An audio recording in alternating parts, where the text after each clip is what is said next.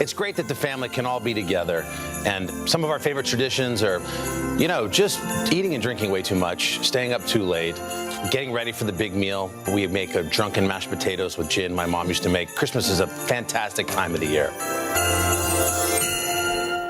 Does that not get you ready for the holidays or what? All right, well, this year the CDC has released a new set of holiday celebration guidelines. Here with what you need to know is Dr. Natalie Azar. Good morning, Dr. Azar. Thanks for joining us. Okay, so break it down for us. If we are getting together this year, what are the things we need to keep in mind? So, Vicki, it's definitely not a one-size-fits-all, but I think that you can break it down into 6 components. And if you do a little bit of all of these things, you're going to keep yourself and your family safe. Number 1 is vaccine. Vaccination is still going to be the best protection for the holidays, and especially making sure that you're vaccinating all the people around your family for those people in the family who are not yet eligible for vaccination.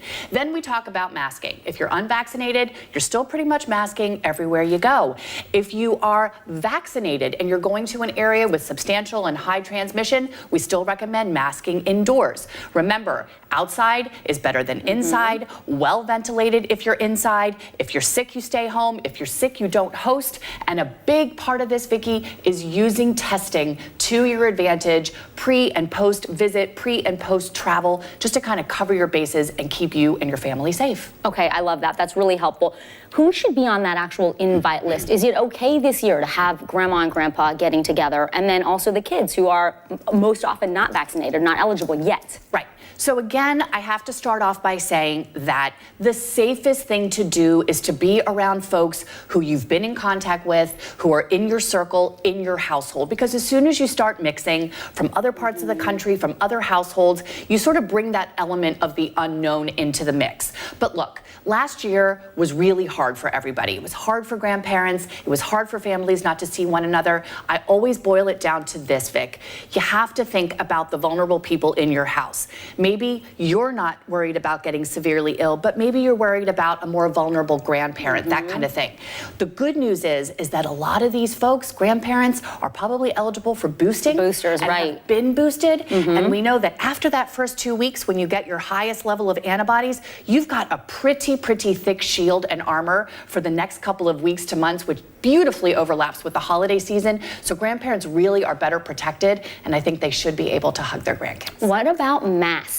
Yes. Because we are kind of in that stage where people are vaccinated, they're letting their guards down. So when we're inside, especially for the meal, you can't have your mask on. What can we do in that situation? If you're indoors, and again, a lot of the country is going to be indoors for the holidays, keep the windows open and you have space heaters. Obviously, nobody's eating with masks on. But again, the good news is that if you look at the map, the areas that are substantial and high transmission right now, they're getting lower and lower and lower. Yeah. So look, realistically, there's going to be a mix of folks, probably vaccinated and unvaccinated in your household. You keep the mealtime to a sort of like a smaller, period of the evening. So not some long leisurely, we're going to pull this out for 3 hours. Let's just eat and put the mask back on inside. And numbers matter, right? Okay. If you have a small dinner party as opposed to a big one, but remember, to the degree that you can, keep it ventilated and keep it outdoors. Keep the windows open, maybe instruct people to wear layers because it's going to be a little colder. Absolutely. I mean, look, space heaters, I know patio heaters were a big sell last year. I don't know what their numbers are doing right now, but these are the kinds of things that you can do. It just adds that extra layer of reassurance as well as safety. And finally, just anything you can do to protect the younger kids. Are there any precautions we should be considering? Look, we know that in all likelihood the vaccine is going to be approved for that younger age group, and there will be probably a quarter of the kids are going to be fully vaccinated by the time the holidays come around in December, but that leaves a significant number who are not.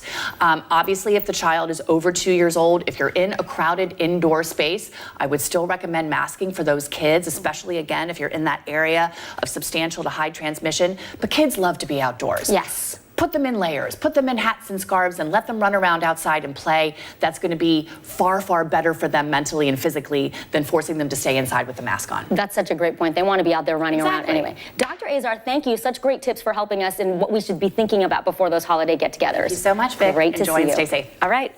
Well, after missing out on the holidays last year, some people really are determined to get together, and that means they'll be hitting the roads, the rails, or even flying. Joining me now is travel writer Chris Elliott. He's going to talk about what you need to know before you make that big trip. Hey, Chris, thank you for joining us.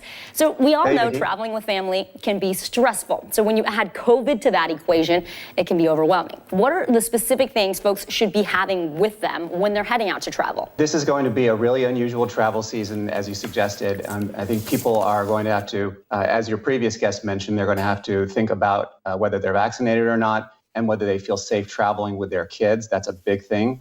And then also the cost of travel. We've seen that go up as the pandemic starts to fade. We see travel prices going higher and higher. We've been hearing about travel prices, speaking of which, they're expected to go up. Is it too late to save money if you're in that time frame after Halloween and you haven't booked yet? Talk to us about the best dates to travel around the holidays and how can you score a deal? Are there last minute deals? What I would say is if you see a deal that you can afford, book it now, because we're really seeing flights that are much more scarce. Flights are flying completely full. Hotels are filling up really fast and prices are going higher. So in terms of where to find those deals, you've got the usual suspects, Booking.com, Priceline, you have Expedia, and then you would also ask about when the best days to travel are. You have to avoid the days immediately before and after the holiday. Those are typically the highest prices that you're going to see and the biggest crowds. If you can fly actually or travel on the holiday itself, I know that sounds really counterintuitive, but if you can travel on the holiday, you're going to avoid a lot of the crowds. And guess what? Prices go down as well. The first week of January is just absolutely dead. So if you want to travel then, you got my blessing. Oh, that's good. I hope people have their calendars out so they can write down those dates. Talk to us about the actual travel kit, Chris. What should you have with you when you are traveling? Well, it all depends on who you're traveling with. I know a lot of folks are traveling with their kids. So, you want to have the sanitizer wipes, extra face masks for sure. But then if you are traveling with your kids, you want to make sure that you're feeding them. That is the biggest mistake that people make, is not bringing enough food. And then you get on the plane and they've got buy on board and you say, no, it's too much. And then your kids start acting cranky. I was just on a flight from Dallas to LAX and we had a kid running around the cabin. I think the child was pretty hungry too. So don't forget to feed your kids. Okay, well, definitely. You do not want hangry kids, that's for sure. That makes it even more difficult to travel. Lastly, let me talk about the negative COVID test or the proof of vaccination that you're required to have when you're traveling in the U.S. or abroad. Give us kind of a breakdown. What do we need to know about testing? Yeah, right now, if you're flying domestically, you do not need a test. You do not need to show proof of vaccination unless you're going to Hawaii. So for Hawaii, you do need a test or a proof of vaccine. If you're flying outside of the country, most countries, some exceptions, there's Mexico, there's Colombia that don't require a proof of vaccine, but all the others, you're going to have to get a negative PCR test. All right, Chris Elliott, travel consumer advocate and expert. Thank you so much for your time. Sure thing.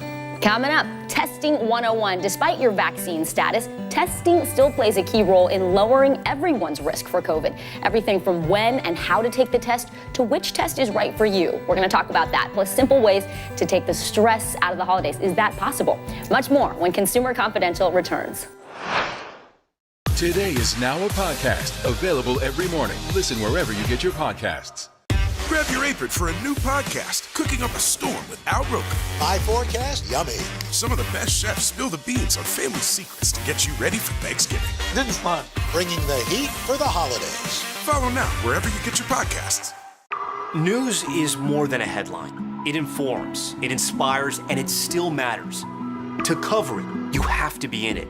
And that's what we're going to do. Every night, we take you to the front lines of the story, where it's actually happening, with NBC News journalists on the ground from all over the world. We cover what you need to know and bring your newsfeed to life. In primetime and streaming live, it's your news playlist every night. Top Story with Tom Llamas, weeknights at 7 on NBC News Now. This isn't about spending going forward. This is about spending that's already happened. Do you accept the idea that we have a crisis at the border? The vaccine mandate. Is this going to work or is this going to backfire? If it's Sunday, it's Meet the Press. Grab your apron for a new podcast, Cooking Up a Storm with Al Roker. My forecast, yummy. Some of the best chefs spill the beans on family secrets to get you ready for Thanksgiving. This is fun. Bringing the heat for the holidays. Follow now wherever you get your podcasts. For breaking news in our changing world, download the NBC News app.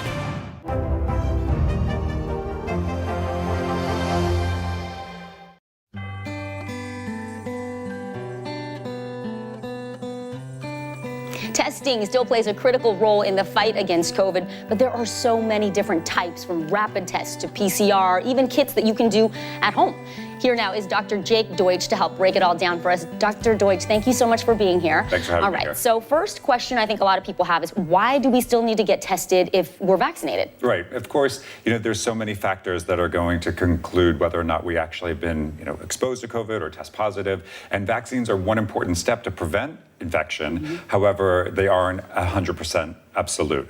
So getting tested gives us information whether people have sort of undiagnosed cases, asymptomatic cases, still a thing. And many people's vaccines, by the way, have started to wane. Right. So we need to really continue to monitor closely, get these tests done frequently, and especially as we head into the holidays. And we're traveling and we're getting together. No, that makes perfect sense. So let's talk about the best time frame then. If you're traveling, when should you get a test? And should you test when you arrive too? It's kind of a factor of many variables, particularly what type of test that you need. So for instance, international travel, you might still need a PCR versus travel within the US. You could get by with an antigen test.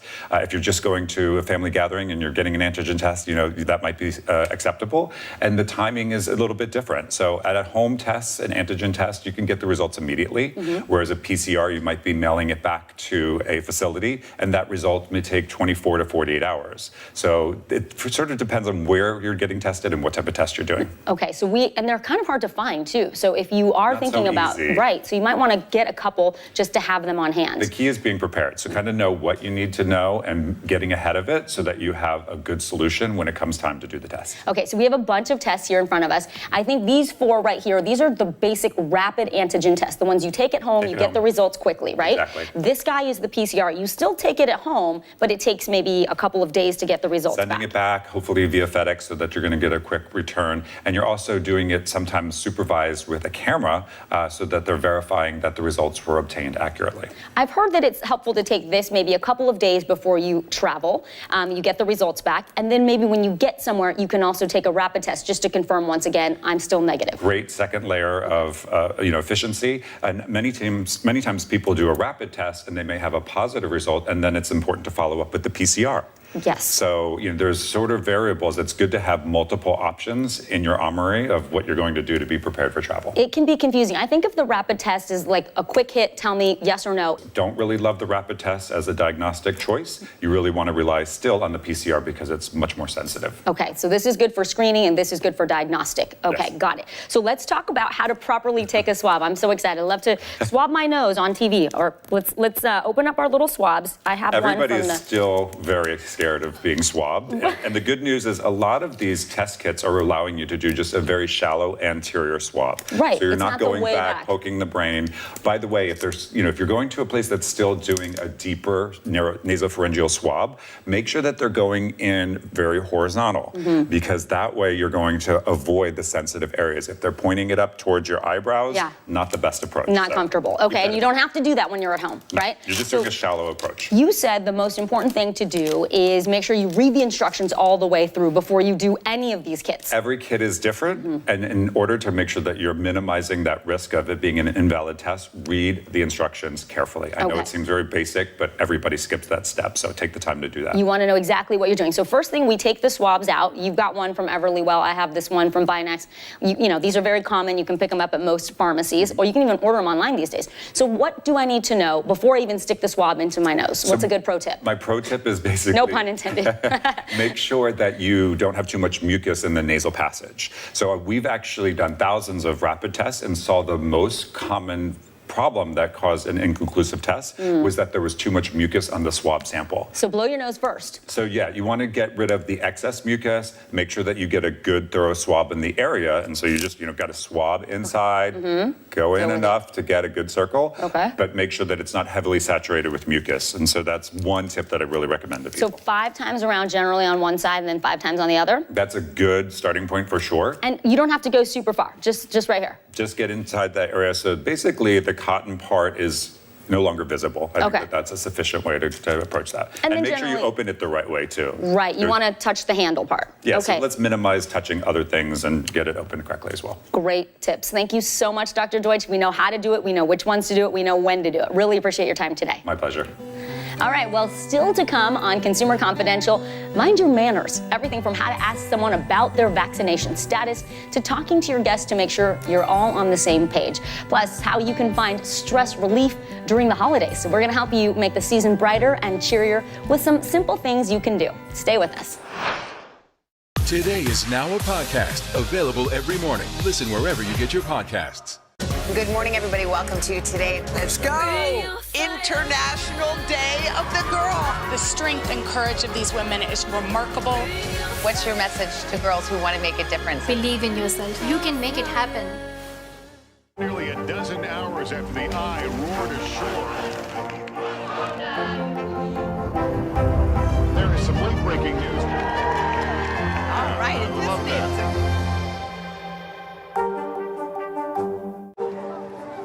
People really don't know what's going to happen. Nearly a dozen hours after the eye roared ashore.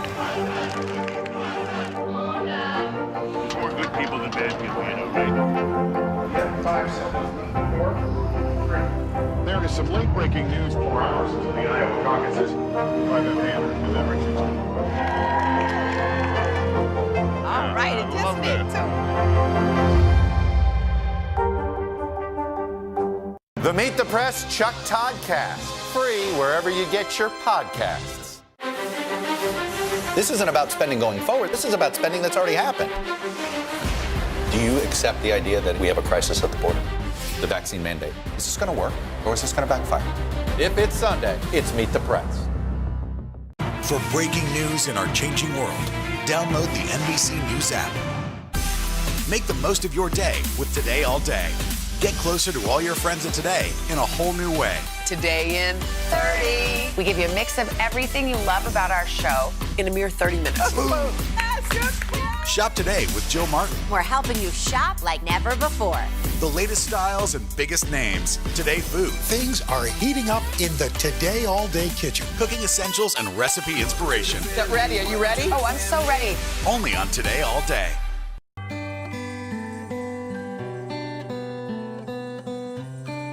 As we approach holiday parties and dinners, I think we could all use a little brush up on our manners. Remember how we navigated the holidays last year with small groups and virtual dinners? This year, holiday celebrations could be closer to normal, but in some ways they could be a little more complicated, a little awkward for families and groups that have to think about people's different health choices.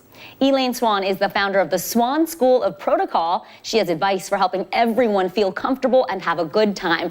Elaine joins us now from her home in San Diego, California. Good to see you, Elaine. We're going to start with a question I think that begs to be asked before any gathering these days. Is there a polite way to ask about someone's vaccine status? There certainly is a polite way to ask about someone's vaccine status. Normally, we would not dive into people's health issues, but because of the current pandemic that we're still kind of working through, this is something that's absolutely acceptable. And so the best way to ask a person is to ask them in a way that is non-confrontational. So you can ask them by saying, how do you feel about the vaccine? Or what are your thoughts on the vaccine? This way they can really feel free to share their thoughts with you, and that will let you know whether or not they're vaccinated. If you're inviting someone to your event, then this is where you're very direct to say, have you taken the vaccine? Yes or no. And my recommendation is to do that before you actually invite them. So this way you're not having to uninvite them after you learn their status. Ooh, that's a good point. As a host, how do you set the health and safety guidelines for your party? How do you let your guests know what they should be expecting? Is that something that you put as an addendum in the invite or the evite? You let your guests know the guidelines before they even get there. So now our invitations are going to look like date, time, location, and here's how we'll be handling things.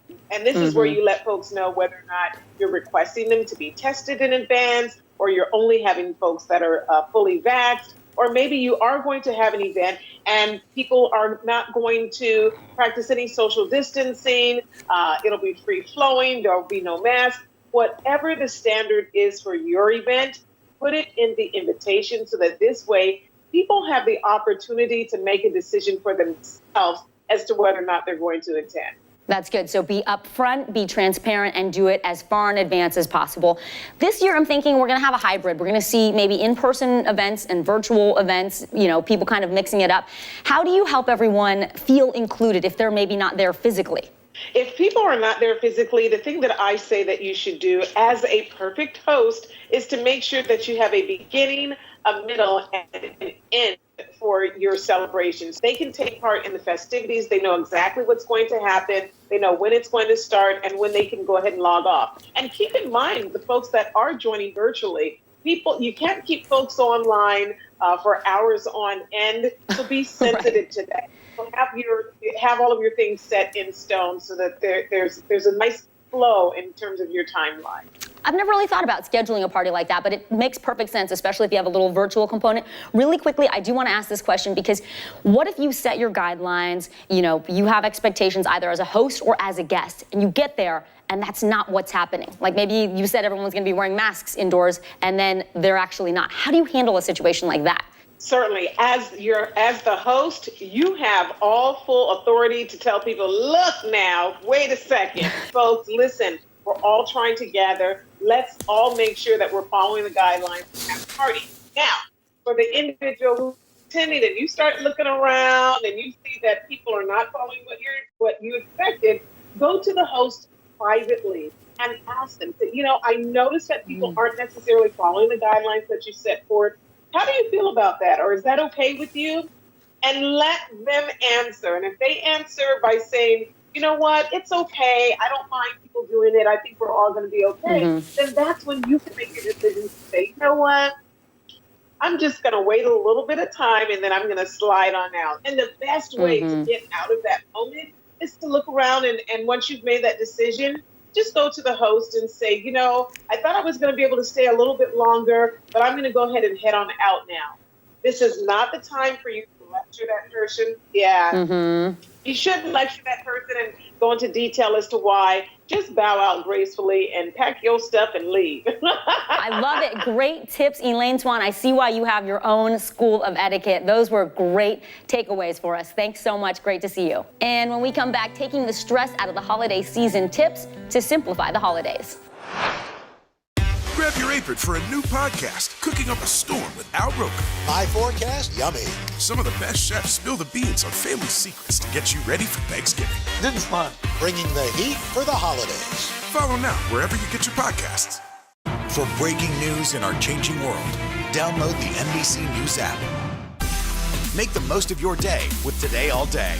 Get closer to all your friends of today in a whole new way. Today in 30. We give you a mix of everything you love about our show in a mere 30 minutes. Shop today with Jill Martin. We're helping you shop like never before. The latest styles and biggest names. Today food. Things are heating up in the Today All Day kitchen. Cooking essentials and recipe inspiration. Is that ready? Are you ready? Oh, I'm so ready. Only on Today All Day. This isn't about spending going forward. This is about spending that's already happened. Do you accept the idea that we have a crisis at the border? The vaccine mandate. Is this going to work or is this going to backfire? If it's Sunday, it's Meet the Press. Grab your apron for a new podcast, Cooking Up a Storm with Al Roker.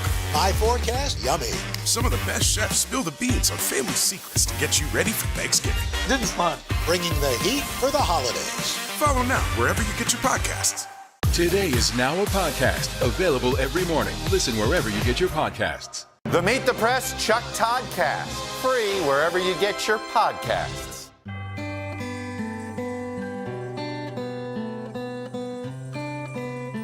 While prepping for the holidays during a pandemic can feel stressful, we have some tips for how to take some of the strain out of that celebration so you can focus on your family and friends. Joining us is Rachel Sylvester. She's the Real Simple senior editor. She has some simple, easy ways to keep the stress level low so you can actually enjoy the get-together. Rachel, thanks so much for being here. Thanks for having me. So obviously preparation is key. What are your tips on how we should prepare before the actual day of the party? Before day preparation is so crucial to maintaining your sanity. So one of my favorite tips is to write out your menu the day before, and don't write it down on your phone. Write it out on a physical piece of paper. tape it up to the fridge, and outline all of the meals that are coming into play, when they will be served, when they need to go into the oven, when they need to come out of the oven. That way you have kind of a reminder right in front of you, and it will keep you on track and kind of keep that stress level to a bare minimum. And there's something about pencil and paper. My mother-in-law does that, and she runs a killer party every year. Yeah. Here's another piece of advice that I love you give. You say get your guests involved in more than just bringing that bottle of wine. What do you mean by that? Beyond the bottle of wine, beyond the homemade hot dish, like basically give your guests a role, a very specific role. So maybe your mother-in-law is in charge of refilling everybody's white wine. Delegate. Maybe, yeah, delegate. Maybe your best friend is like the cookie connoisseur. She makes sure everyone has like a holiday cookie in their hand at any given point. So any role that you can give them that ups that sense of socialness and ups the fun. And it gives them something to do so they're not standing around feeling awkward, like I'm the cookie person, I gotta do this. Absolutely. I love that, that's actually really good. Okay, talk about serving the actual food. What are ways that we can keep our guests and ourselves safe? Well, if you're trying to avoid very like high touch food options, like maybe a buffet, go for individual portions. I personally love like an individual dessert board. You can do kind of custom charcuterie boards, maybe individual puddings. You'll see this in Real Simple magazine. Individual desserts. It gets people involved, it gets them excited, and a good tip for this is double the amount that you make. So if you have 6 guests, make 12, because like I'm not just gonna eat one of these. Yeah, you want to make it feel ample. Yes. Okay, definitely. I like that. And then the last tip is really kind of a social anxiety. You know, you might be getting an invite and you want to go to this gathering. You haven't been out to a big holiday gathering in a while, but you're feeling kind of nervous about it. How do you work through that anxiety? That is a justified reaction. I think you just have to be transparent with the host and reach out to them and say, hey, do you want me to get tested beforehand? Do you want to know my vaccination status? What can I bring? How can I help? So those are kind of the easy questions to ask ahead of time. Be proactive. Very much so. I love it. Rachel Sylvester with Real Simple. Thank you so much for these great tips. For more, we have a lot more for you on today.com/holiday handbook for Rachel's tips and everything else you've seen, plus other extra hacks. That is all that we have the time for today, but cheers to a safe and fun social season. Join us again in 2 weeks for another edition of Consumer Confidential. I'm Vicki Wynn.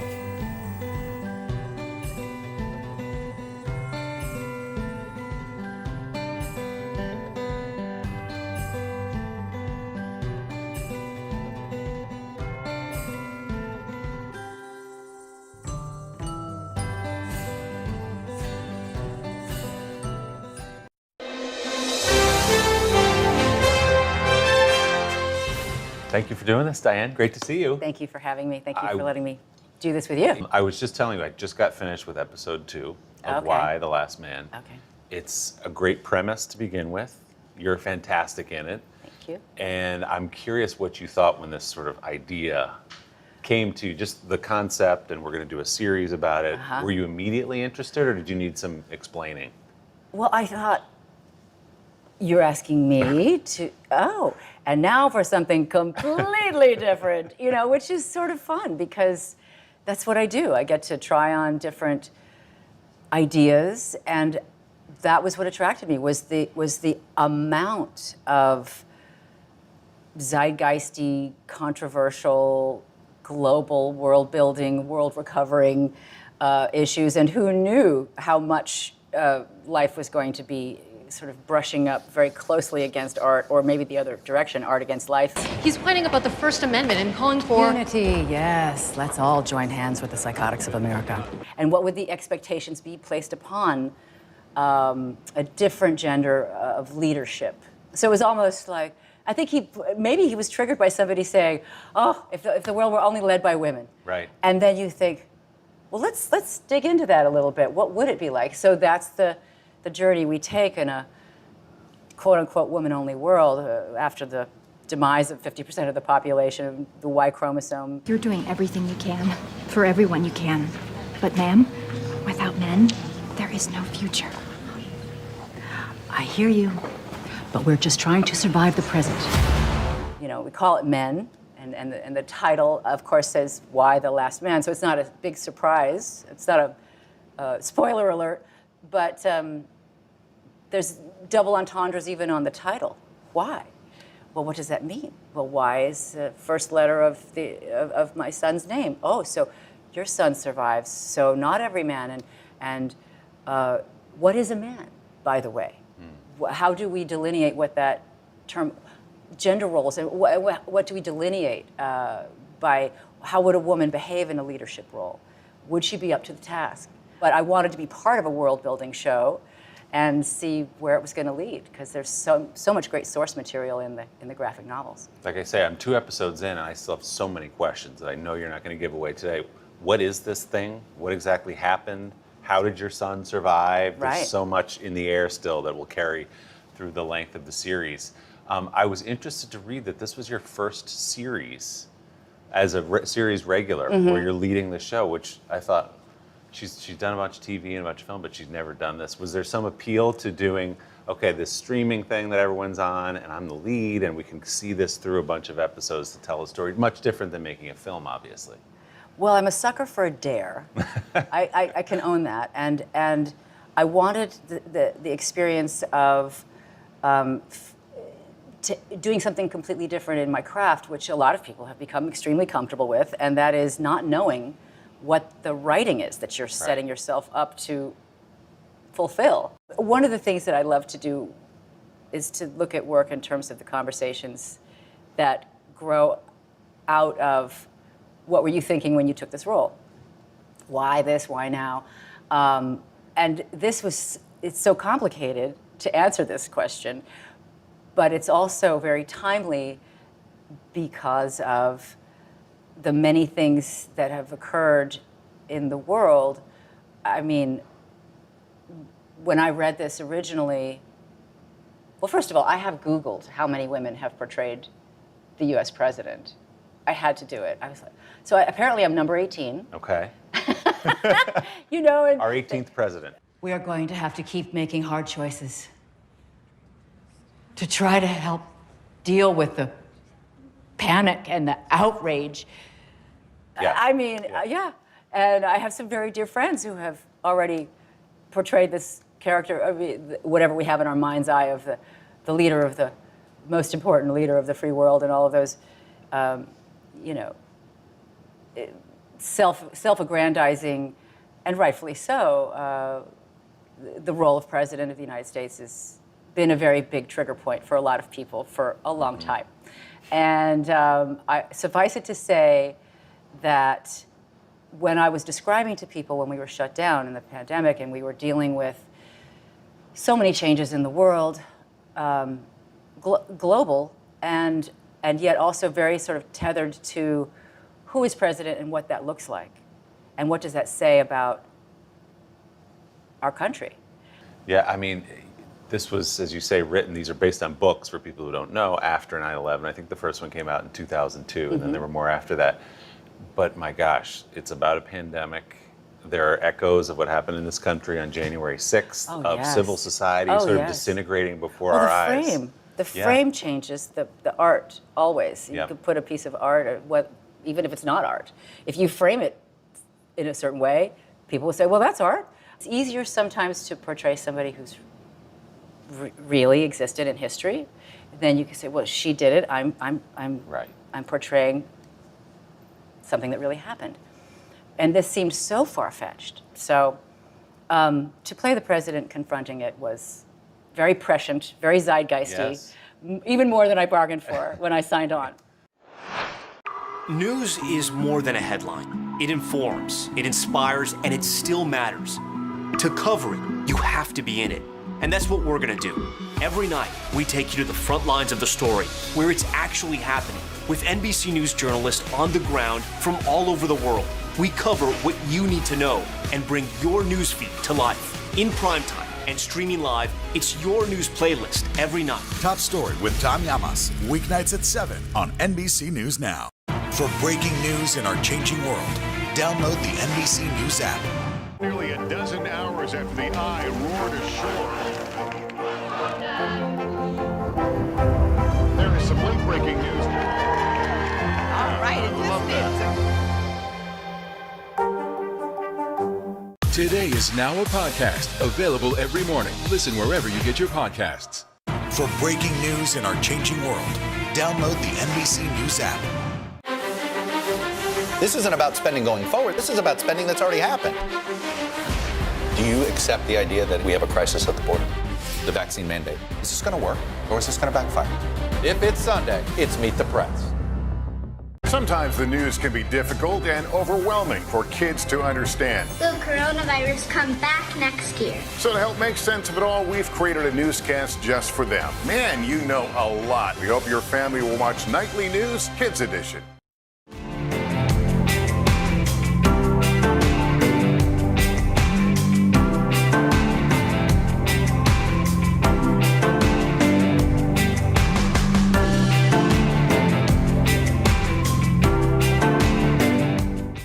What did you want to bring to a representation of a woman being president? Because there she is Well, standing. I'm wearing my patriotic colors. Yes, I noticed that. Very nice. Well, of course, the humanity of it, the shared experience of it. The line of succession was decimated by the amount of death and the amount of grieving that she has. In order to be a good leader, you have to be the best follower, in a way. So she wasn't chosen. She wasn't voted in. So there's a lot of controversy around inheriting the job that she wasn't voted for, you know. And so, hey, that's prescient too this year. Voting became very important, and the controversy around our votes considered authentic. The process, once you begin to have doubt enter into that conversation, now you've tilted the conversation into what is reality? The inner journey of this woman who is struggling to lead while she knows she's violated her ethics in order to do what's right for the world, which is if you have a survivor, don't you want to try to make it possible for there to be more than just one survivor? You've spent a bunch of time in the halls of Congress as an activist, and I want to talk to you about that in just a moment. A small bunch, but Yeah, legally, but I mean, yes, I have been to the halls of Congress. But you've been, yes, you have. There's photos, so I know Yes, it there really are. did happen. I've seen them. Okay. In my day job, I cover politics, and just the way you sort Yes, of you carry do. yourself, some Nancy Pelosi in the way you walk down the hall, and you're surrounded by your staff and your reporters. Did your relationships with people who serve, did you bring some of that to understand what it means to be in a position of power politically? I have enough audacity to bring the little things that I believed in to the Congress people who were willing to meet with me and talk about the issues. And those were conservation issues about the health of our oceans at that point. There's always some legislation, right. that needs help to get the ear of the people who actually turn these things into law. That was my secret ambition when I was a child, was to become a lawyer who could help make laws. We need laws to catch up to the reality of our planet. We only have one. When you do go to Capitol Hill and you knock on the door of Congress people, do you find they're at least more aware of the problem? Are they more receptive to it? It doesn't feel like some radical tree-hugging idea anymore, that like the middle of the country understands that this is a problem because it's happening in front of our eyes. This is science and this is real, and people need to survive and live. And people are scared of the conversations. So you've got a lot of fans who listen to you. What would you say to them about what we need to do different day to day? Forget the big macro, but how do we make a dent in this as we go about our lives? Well, I mean, I didn't bring my book. I was going to bring it and show it to you. It's called What Can We Do? Actually, it's called What Can I Do? And it's Jane Fonda's book. And it's all about her experiences going out of her comfort zone and allowing her fame to mean something on this planet while she's here. And she wants us to all wake up and do what we can. And people are panicked and they don't say, what can I do? So she literally goes through, she's so practical. That's what I love about Jane, among many things I love about Jane. So sure, I went and got arrested for the cause of bringing attention to the conversation. But the conversation is manifold. It's not just recycle or get the plastics out of the ocean, or we have species that are leaving. And everybody gets so scared. They want to go hide under the table and have a cocktail. So do I. But is it going to be our children? So I want us to wake up together and hold hands and make it a positive movement. That's my dream. I think one reason for optimism is that I have a 12-year-old and a 14-year-old who were born into and are growing up in a world where, to them, climate change is a fact. It's not a theory. Yeah. And it's what they're taught, Yeah. and they see it more on the news than certainly you or But it's I not been did growing up. politicized. It hasn't Right. been politicized They for said, well, them. yes, this is happening. Here's what needs to happen. So maybe that's one reason for optimism, is this generational turnover. Yeah. But they don't have to be convinced of it. Right. Most of them, anyway. Right. One thing Jane pointed out, and it's true, is that they make the individual feel bad, but they're supplying us with plastic everything. So we have to revisit and make things so they can be reusable and share more and include more people in our family, I think. And now I'm going to run for office. I was going to say, this is it. This is your campaign launch right here. I'll vote for you.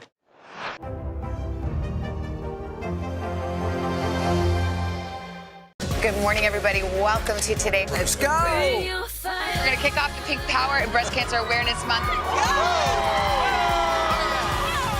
What's the best thing about being this age? You have nothing to prove because you already proved it. What does it feel like to be in a city that you love so much? I am humbly proud that I stuck up for my town. We all have the honor of helping reopen the doors. Broadway is back!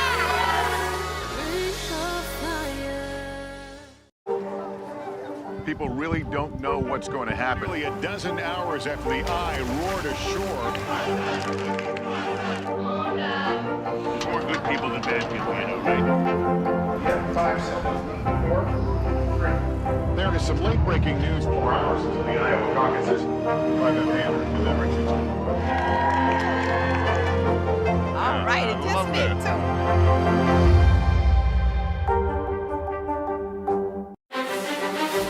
This isn't about spending going forward. This is about spending that's already happened.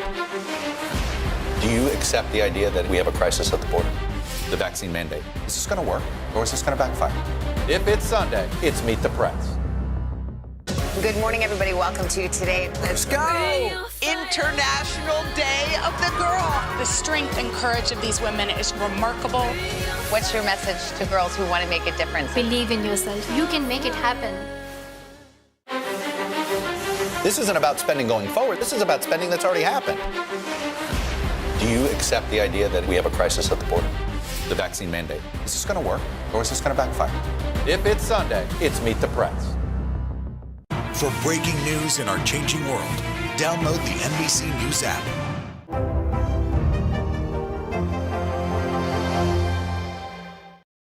I didn't realize until you walked in here, but we're surrounded right now by Diane Lane memories. I mean, where should we begin as you Midtown look girl. out these windows? Somebody had to get raised in the Midtown, right? I went to PS 59, which is on 57th Street. It's the heart of Midtown to me, and of course it's a Whole Foods now. There's so much I could say about that. But anyway, yeah, so that's the building where I had my first audition. It was the Gulf and Western building. When I say first audition, of a job I got, there were plenty of auditions that I've had that I've completely blocked out because who wants to remember those? Those don't count. But this is a Little Romance, your Little first Romance, film. 1978. Delightful spot, but hardly the top of the diplomatic ladder. Oh, that's fantastic. What an incredible life you must have had, Monsieur Santorin. Oh, please, Julius. For people who don't know, you've been acting. I mean, you're 13, 14 years old. You've been already acting since you were like 6 years old. That is true. What were the roles like leading up to, okay, this movie is my big moment, my breakout? You know, it sounds like a joke when I say it, that I peaked when I was 10.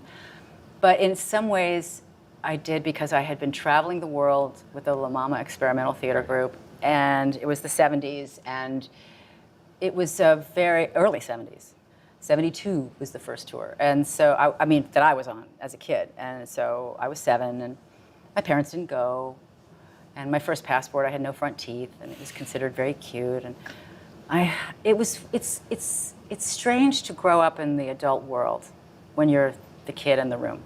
Because if you know too much, you're considered precocious, right? Yeah. But they expect you to know a lot in order to fulfill the task and be a team player and be responsible and don't screw up and make the plane and don't lose your per diem. It was like joining the circus. It was like running away and touring the world with with young people in the 70s, and it was a much more innocent time. So my dad and mom let me have that experience.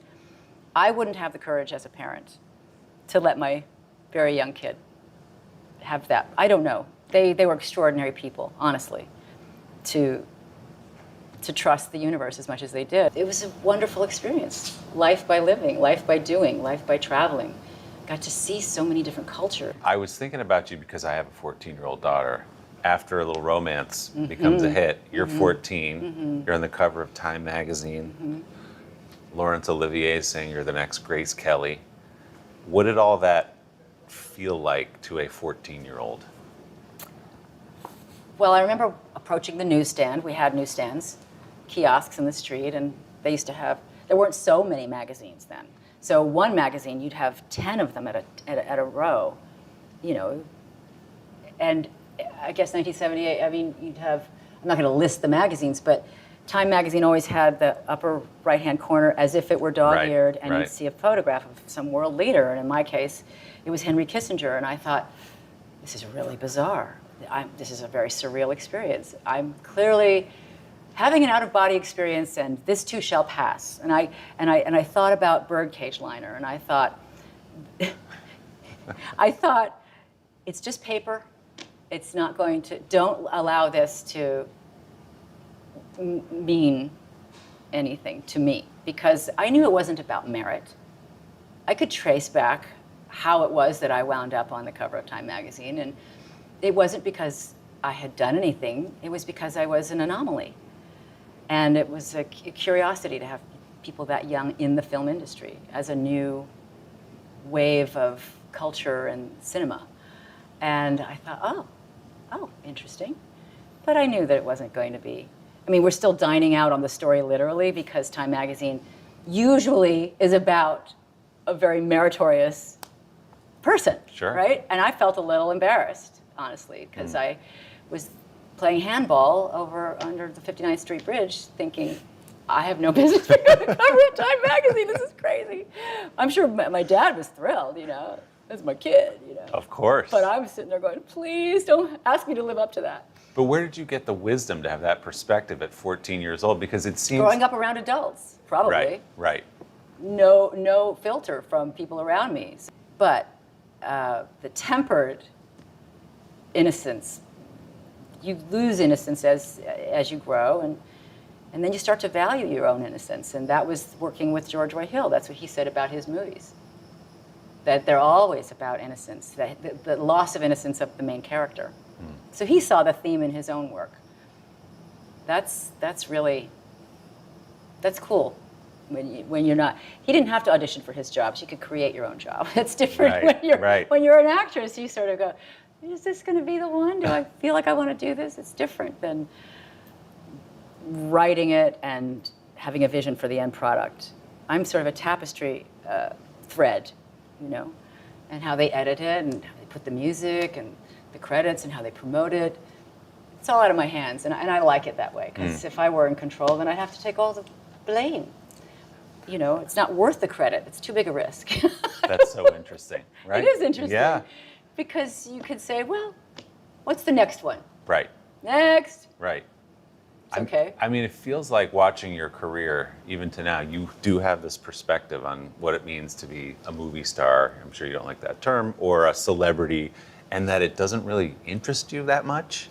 Well, it does in terms of what people like Jane Fonda have done with it. Meaning, if you live a long time, and you can add, you know, something to humanity in terms of what you've done with your fame. Right. That I think is. But the things you went through as a child, becoming a child star, can ruin people, obviously. And then you're in Coppola movie. They push you through, and you have this incredible young career, but you survive it, and then some. And you're being nominated. Isn't it interesting that they use the word survive?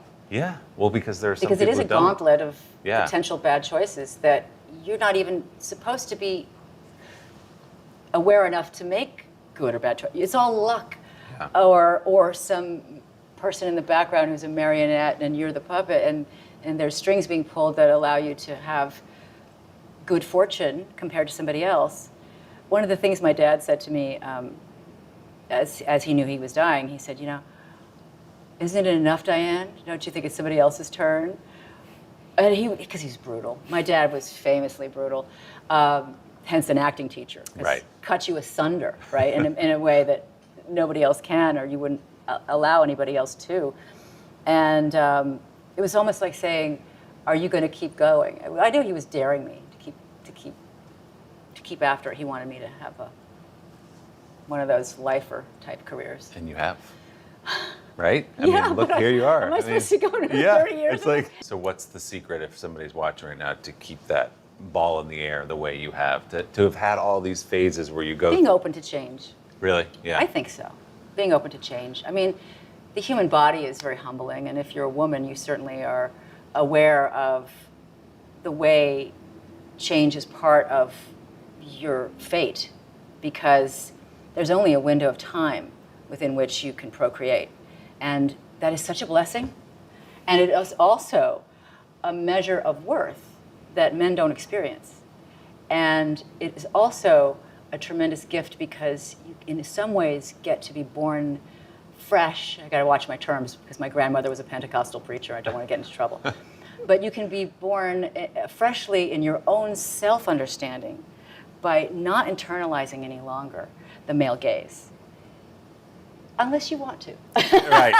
unless it's fun for you now, and you can do it your way, on your terms. And so I'm watching women these days, and I'm very heartened by the diversity of representation that is accessible to young people today. But see, it takes strength. You have to be able to come up against all these things that want you to internalize them and make you an insecure person. So every little lesson that you get and being able to change and adapt and not let it define you is the goal for women, I think. Grab your apron for a new podcast, Cooking Up a Storm with Al Roker. My forecast, yummy.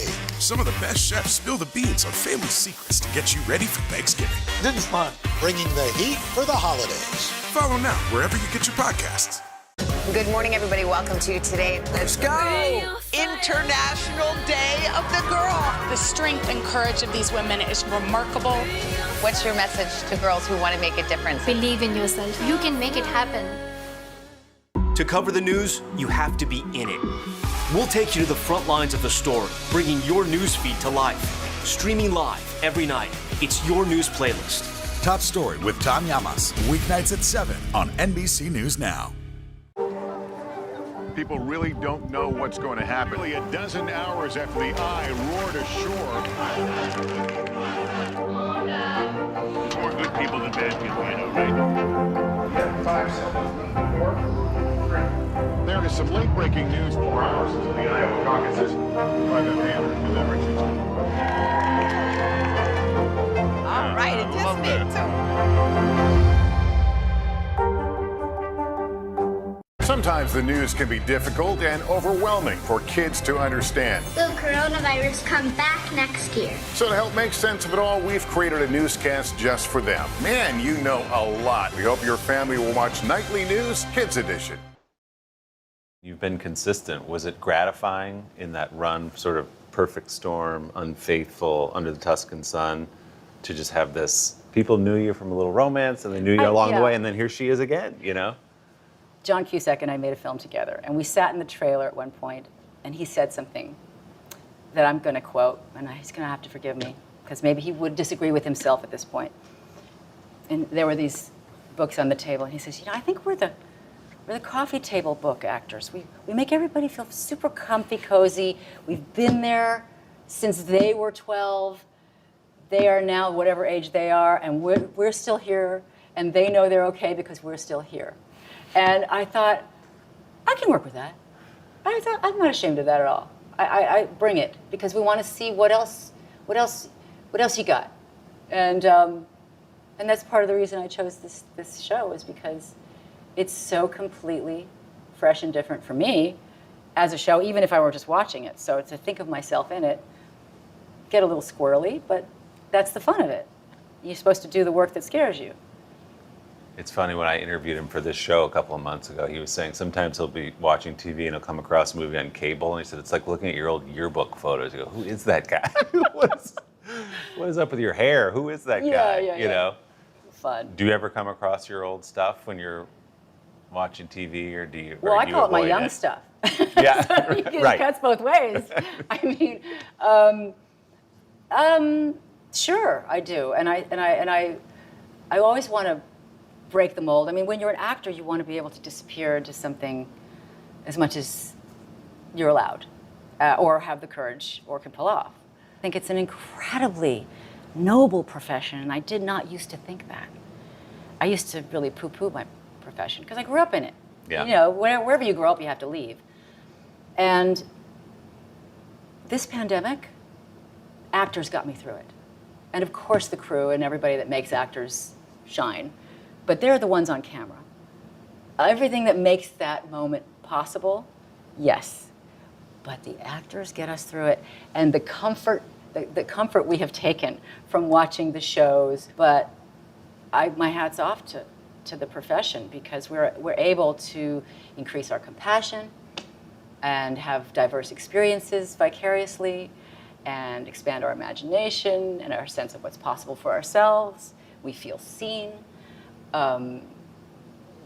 They're championing something that we wish we could champion, so we have champions now. It's an amazing craft, and I see why so many people want to break in, and I'm glad for my daughter, because there's a lot more a lot more access. She's into it, right? She's into and it. You've encouraged her? You know, I discouraged her. Oh, you did? I think most people in my profession discourage their offspring. Because you know too much. I know too much. And she has seen behind the curtain in Oz, as I call it. And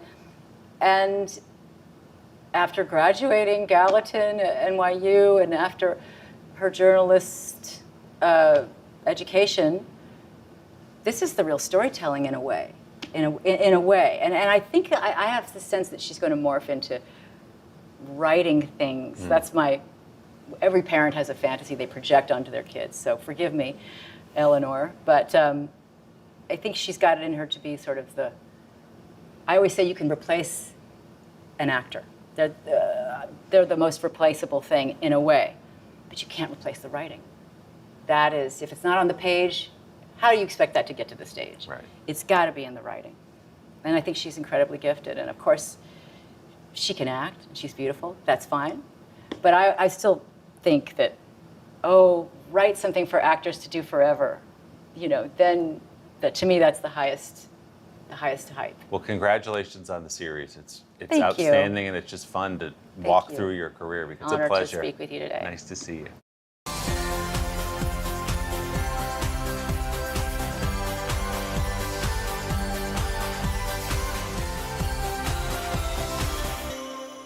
This is Cooking Up a Storm. I'm Al Roker. Today, we are turning to one of the most revered chefs of our time to tackle one of the most popular side dishes of the Thanksgiving meal.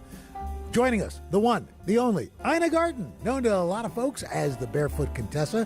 She's so incredibly popular, mainly because she makes great cooking accessible for so many of us. From her popular Food Network show, Barefoot Contessa, to her, I think, 300 cookbooks.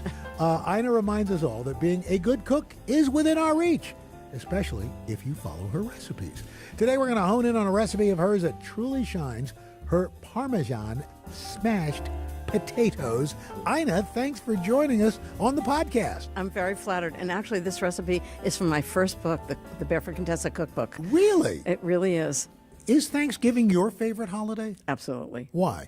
It's just to me, unlike Christmas, which has so much going on. Yeah. It's just your favorite people are invited for dinner, and everything is absolutely delicious. It's old-fashioned, but kind of updated in a nice way, the way that, it's mashed potatoes, but they're done a little better than you expect them to be. When they were coming up with the ideas for what recipes we could get, they said, what's some of your favorites? And after I rattled off a bunch, one of my producers said, what about mashed potatoes? I'm not a big fan of the mashed potato because I'm sure you've tried a number of things. You've probably not had great mashed potatoes in your time. Well, I just think the key to mashed potatoes is what you add to them to make them have great flavor. So it's about the flavor, the texture, and I think two things people really miss a lot in almost every recipe is the salt. It needs a lot of salt to give it flavor, but also it needs something with an edge. Very often it's like lemon zest or something like that. In this one, it's Parmesan cheese. It's something that's a little sharp that kind of wakes up your taste buds. But usually mashed potatoes is potatoes, cream, butter, and not enough salt. And it's boring. So the Parmesan mashed potatoes have texture, they have flavor.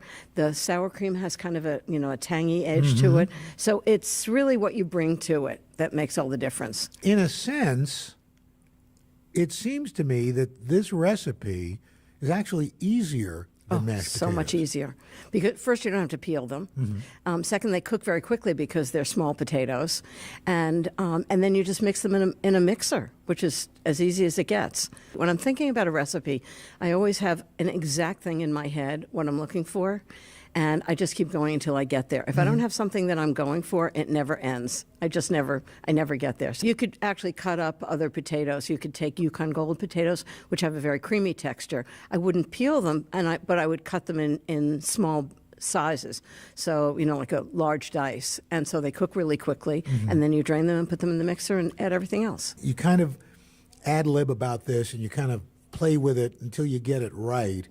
And it seems like, to me, cooking lends itself more to that than baking. That would be harder to ad-lib baking. Absolutely, because baking, you put everything in a pan, you put it in the oven, and you hope it's going to work.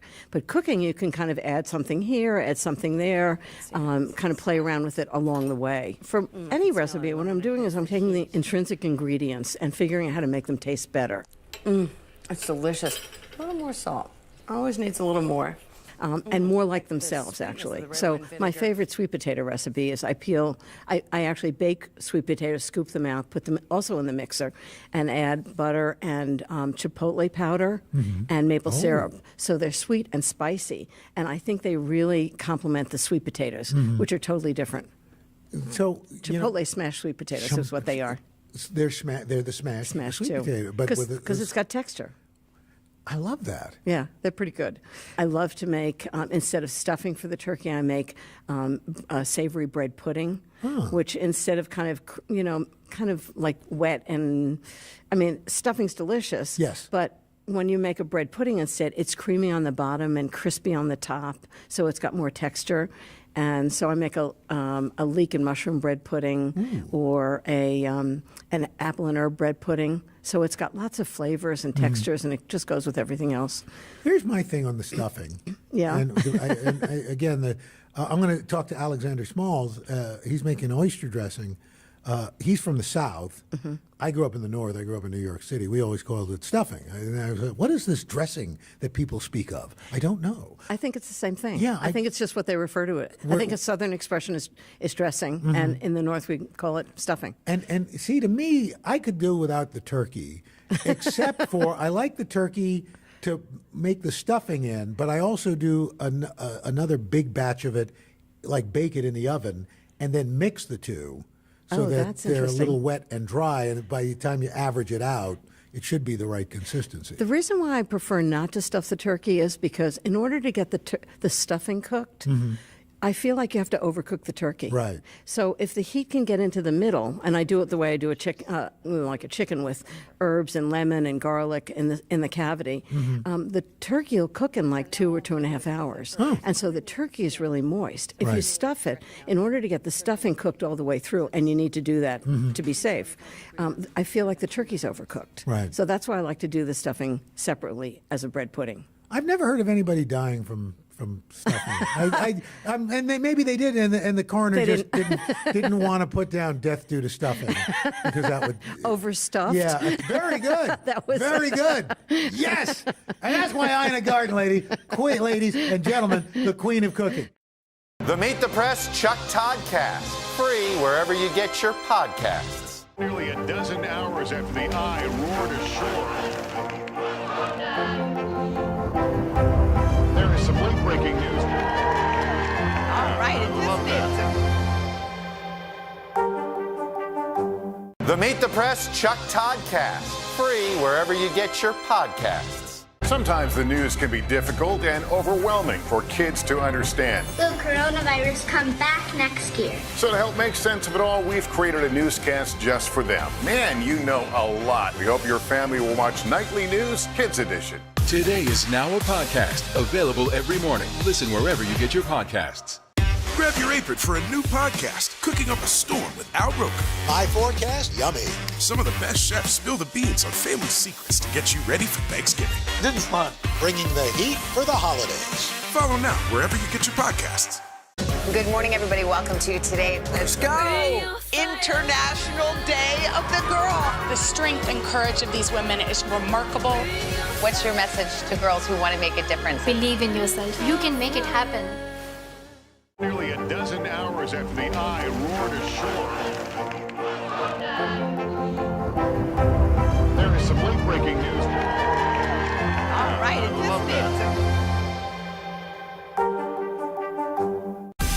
Make the most of your day with Today All Day.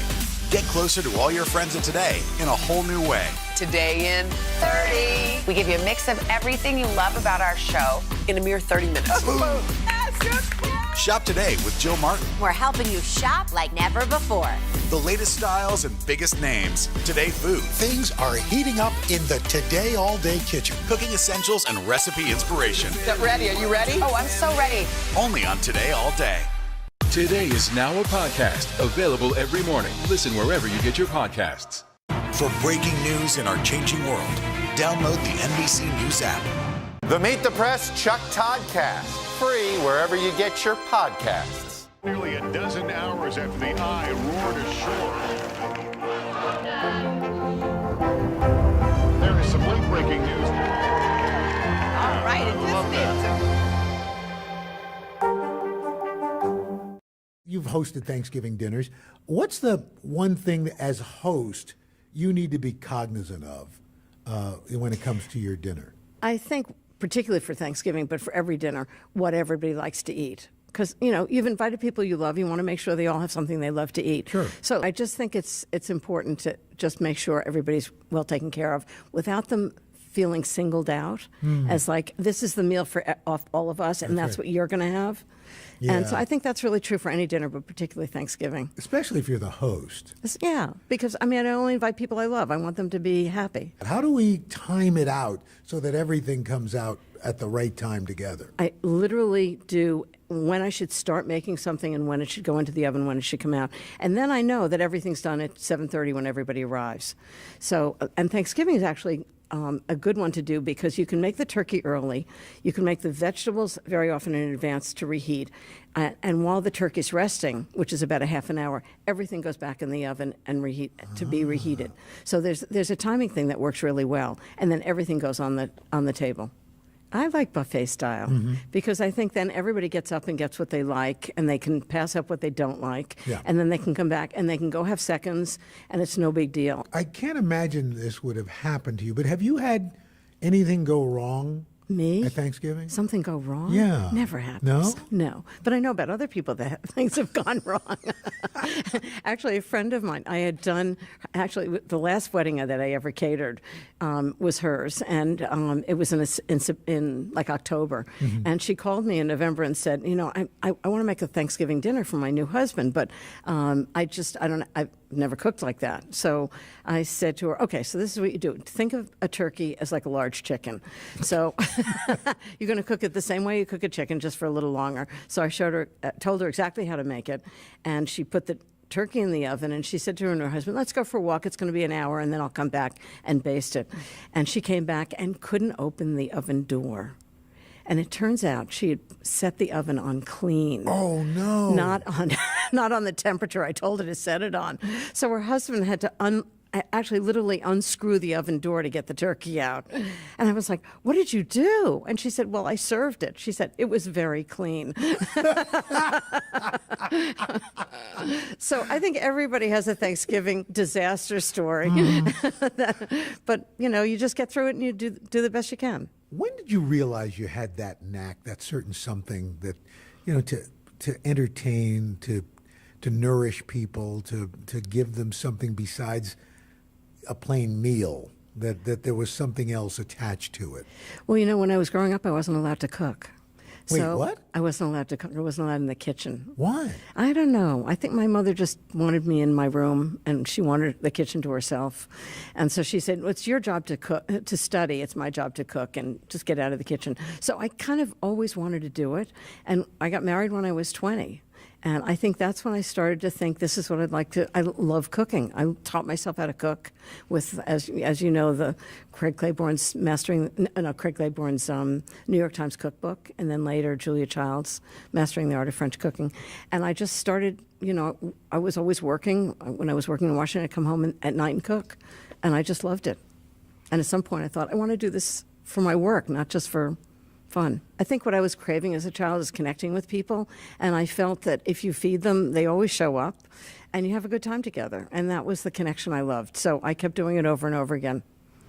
So dinner's over.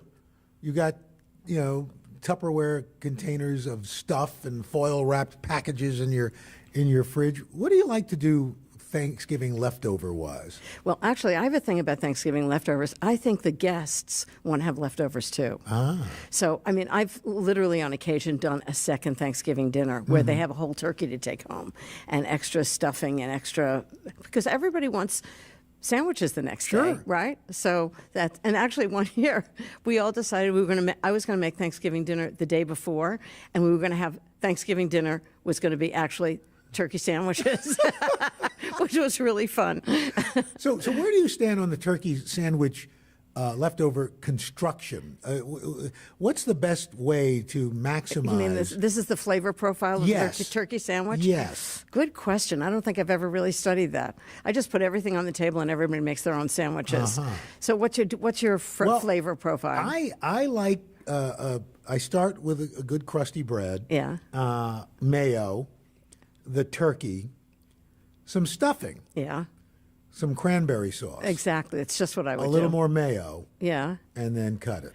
That sounds great. Yes. That sounds really good. A little sweet, a little salty. Every once in a while, I like a little chipotle smashed sweet potatoes in there. Ooh. That might be good, right? Ooh.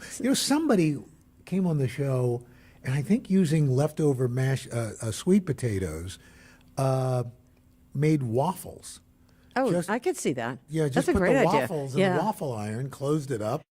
Jeffrey, hey, look, it's no secret. The two of you are, you guys are what I think all of us try to aspire to. Well, and that's not to say that you guys have a perfect marriage. You're pretty human. Great. You're human, but great. You have a great marriage. It's pretty great. I'm sure people ask you, what's the secret? Nora Ephron used to say when people asked her about her marriage, she'd say, it's 3 words. She'd say, marry an Italian. And I would say it's 2 words, marry Jeffrey. He's just a sweetheart. He's just a kind, funny, smart, generous. He just wants me to be happy. And I want the same thing for him. It's really not complicated. And yet you say he's not your best sounding board when it comes to food. If I ask him if he likes something, he always say, this is the most delicious thing you've ever made. So I don't trust his taste. But as a husband, he's perfect. There you go. So do you guys have, what are your Thanksgiving traditions? For a long time, there was a family we were very close to, and I would invite them and the kids and the grandkids, and we would all have a wonderful time. But because of COVID, we couldn't do that anymore. And so it was, it's just the two of us or some close friends that were in a pod with us. But we keep it, I kind of like a nice Thanksgiving for 2, frankly. When Jeffrey and I lived in Washington in the 70s, and, we had to work on Friday. We couldn't go home to our families. His family lived in Florida. My family lived in Connecticut. Couldn't go home for a day. So we would have Thanksgiving just to ourselves.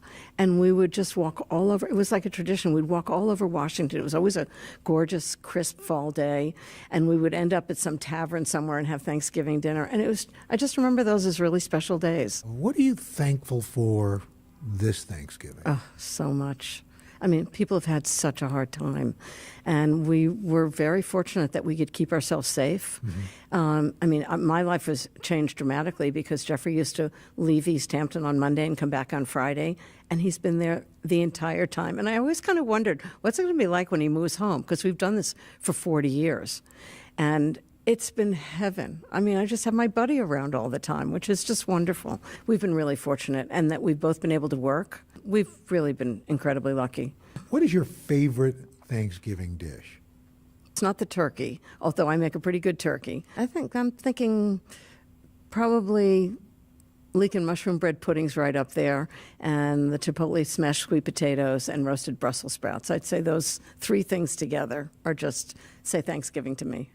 What are your favorites? I would say my mother made this dish. Everybody laughs about it at the show because of the name.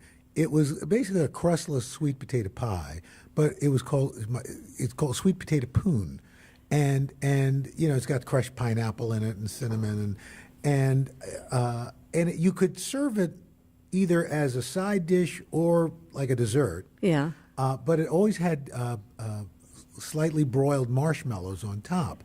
And as kids, we always thought it was funny to distract my mom when she put the poon under the broiler so that it would catch fire. It would catch fire. That's Mom, just hilarious when you're a kid. When you're a kid, and to be honest, when we became adults, we still found it hilarious. For breaking news in our changing world, download the NBC News app. Today is now a podcast available every morning. Listen wherever you get your podcasts. Nearly a dozen hours after the eye roared ashore. There is some late-breaking news. All right, it is. Good morning, everybody. Welcome to Today. Let's go! International Day of the Girl. The strength and courage of these women is remarkable. What's your message to girls who want to make a difference? Believe in yourself. You can make it happen. News is more than a headline. It informs, it inspires, and it still matters. To cover it, you have to be in it. And that's what we're gonna do. Every night, we take you to the front lines of the story, where it's actually happening, with NBC News journalists on the ground from all over the world. We cover what you need to know and bring your newsfeed to life. In primetime and streaming live, it's your news playlist every night. Top Story with Tom Llamas, weeknights at 7 on NBC News Now. For breaking news in our changing world, download the NBC News app. People really don't know what's going to happen. Nearly a dozen hours after the eye roared ashore. More good people than bad people, right? 5 seconds. 4, 3. There is some late-breaking news 4 hours into the Iowa caucuses by the Hammer delivery. All right, it just made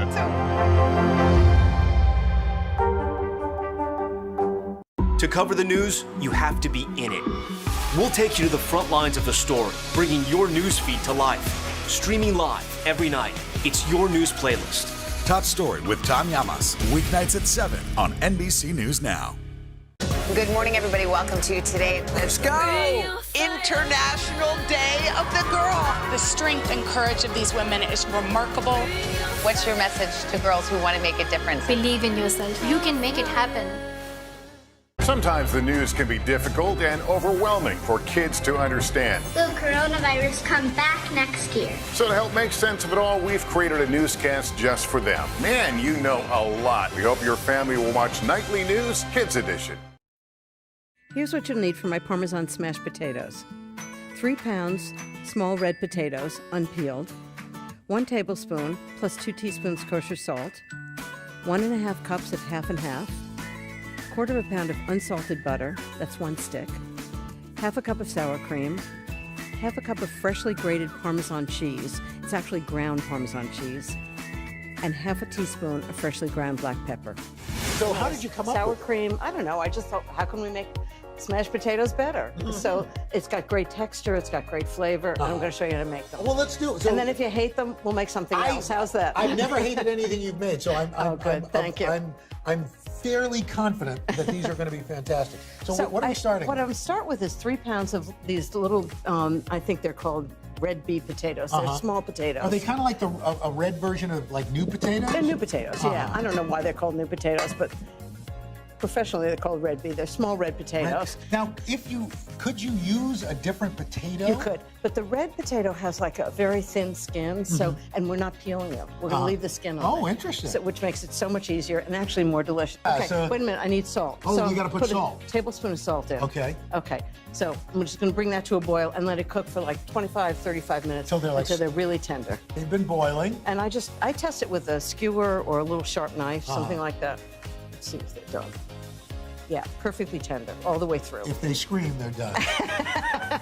So can you hear a potato screaming? Yeah, that's right. If you listen closely. Okay. No, don't do that. Okay, so I'm just going to drain them. So while you drain them, I'm going to combine 1.5 cups of half and half and a stick of butter, quarter of a pound of butter. I mean, they're mashed potatoes after all. Hold on, we're going to listen to this drain. Okay. Oh, into the colander. Don't pour them down the sink. Perfect. All right. And they go right into that bowl. Okay, now you've got a mixer. I gave you the really difficult part, right? I've got a KitchenAid mixer. Okay.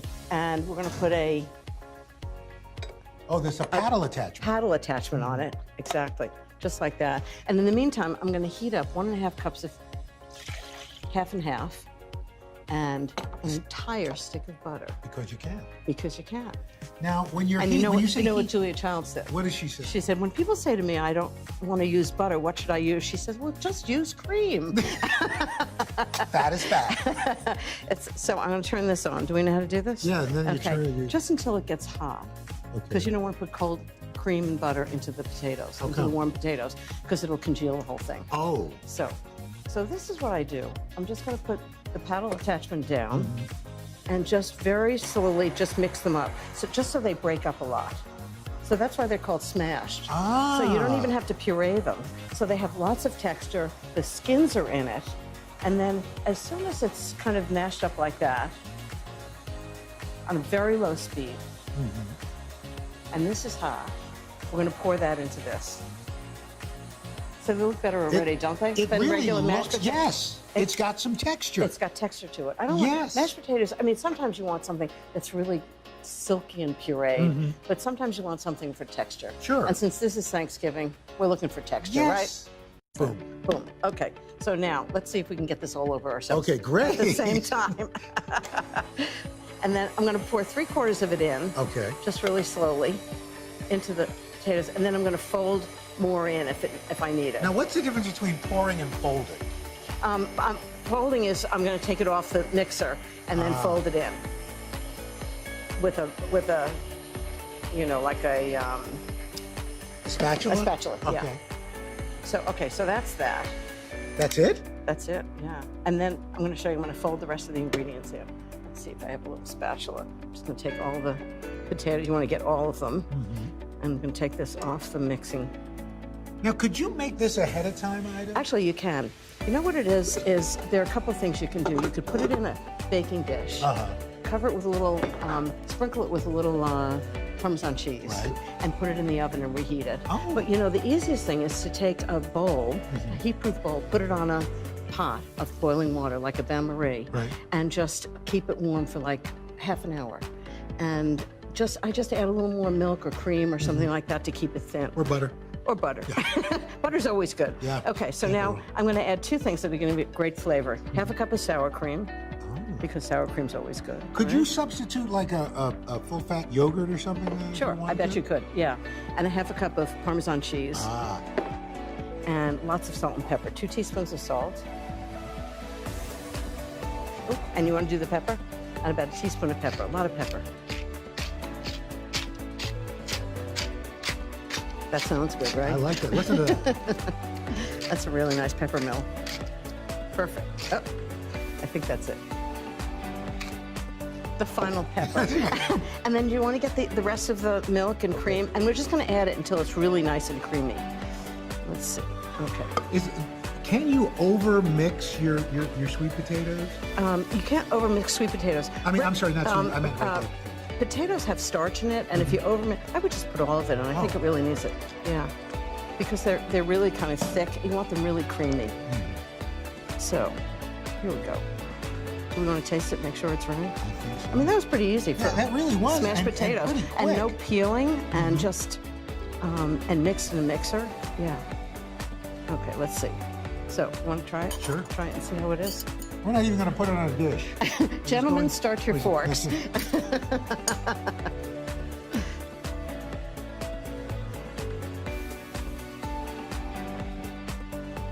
now that's good. It's not so bad, right? No, and it's got a little cheese. And also the sour cream has a little bit of a tang to it, Mm-hmm. and the Parmesan cheese. It's pretty good. I think. See, that's fantastic. Thank you. That is Have really I good. converted you? Thank you. well. So I was thinking we'd put it in a saute pan to keep Okay. it nice and warm. Ooh. How's that? Is that a good idea? Sure. Okay. Here, you got the. Are you in charge of that? Well, I think Okay. You're in charge of that. I mean, you can put it in a big bowl, but Mm-hmm. I thought it's very Thanksgiving to serve it in a pan, and then if you want to reheat it, You're just put it you're right in the there. oven. How's One that? less thing to clean. You've done this before, right? Well, once or twice. Although I'm the type of person in my house, it rarely makes it from the bowl. The chef has to taste it first, right? That looks fantastic. Does that look good? And maybe a little Parmesan cheese on top, or I don't know if we have any left. I used it all. Little salt. I think the difference between great food and okay food is generally salt. We had a. Oh, here we go. Hold on. We have a little more. We have food. We have food fairies right here who bring in this stuff like that, just like that. The food elves. Food fairies, huh? Okay, go. A little Parmesan cheese on top. You know what it is? I like when people know what it is by what's on top. Oh, okay. So So they you know it's kind of- going to be Parmesan. You give them a visual cue. Yeah, perfect. So well done. Oh my gosh. Parmesan smashed potatoes. Wow. Could you put that, like, say, under the broiler and just kind of Yeah, you could. Get a little crusty top, crusty give it a little top? more texture, and actually the cheese would melt a little bit, which would be good. Wow. Good idea. Oh boy. Get out of the way, Jeffrey. I'm coming to town. Well, Ina, this has been just delightful. That's been so much fun. Thank you so much for inviting me on your first podcast. Well, thank you. And I hope you and Jeffrey have a fantastic Thanksgiving. Thank you, and you, Deborah, and your family too. Thanks so much. Thank you. It's been really fun.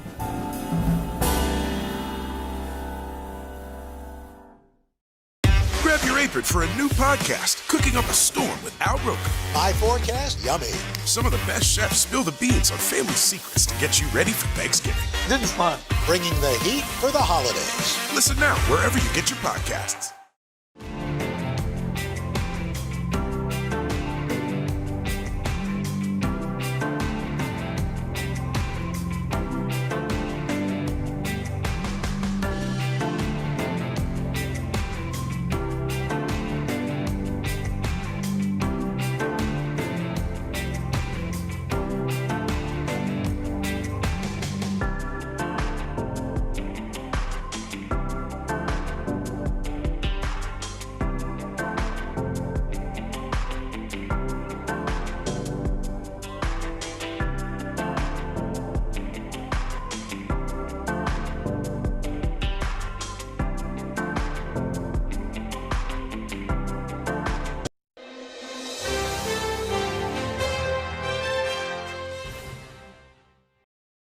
Welcome to the Hoda Show. I'm just bubbling over because it's a beautiful day in New York City. It is sun-splashed. I have only run into great people. It's been that kind of day. You know how some days you're like, oh God, I walked out the door and somebody did. I didn't have that. Today was my day. Like today I walked out. It was a beautiful day. I walked out of my apartment at 4 a.m., which is a little earlier than I normally do. And there was Eddie, the guy who picks me up. He was like standing outside. He didn't want to wrinkle his brand new pressed shirt because he likes to be just right. So when I walked out, he had on like a white tee and he was putting his shirt on. And he was like, I want it crisp. But it put me in the best mood. I rolled in. Everything was good. Every person I ran into was happy. It was just like that kind of day. So it's only fitting that my first guest on the show would be someone who makes me so happy. You guys know Trisha Yearwood. She's won a ton of Grammys and CMAs and ACMs, but more than all of her beautiful music, she's just a good human being. And I feel like Aretha Franklin and Patsy Cline in the blender are Trisha Yearwood. Trisha, are you there? I'm here. Can you hear me? Yeah, girl. I was just playing X's and O's. I can't handle it. And also, I don't know why, but just today, the line Aretha Franklin and Patsy Cline, I feel like you're speaking to me. Like that's me. It's me too. It's you. It's us. It's us. We're an us. Oh my God. Wait, let me just sit with that for a second. I miss you. How are you? First of all, we miss you like crazy. I cannot wait for the day that I get to see you in person, face to face. But just first of all, on this day, I said today I had one of those days where, you know how you wake up and you seem to only run into good people and you're like, I love today. I'd like every day to be like today. How are you doing in this particular moment in your life? I'm good. I'm really good. You know, I don't know. I'm sure we talk about this all the time. I've gone through every emotion there is through this pandemic, you know, of like going down the rabbit hole and not being able to get out of bed in the morning to completely cleaning out my closet to writing a book to, you know, all the things. But I feel pretty good. I feel like, you know, the only thing we can really do is do what we can do.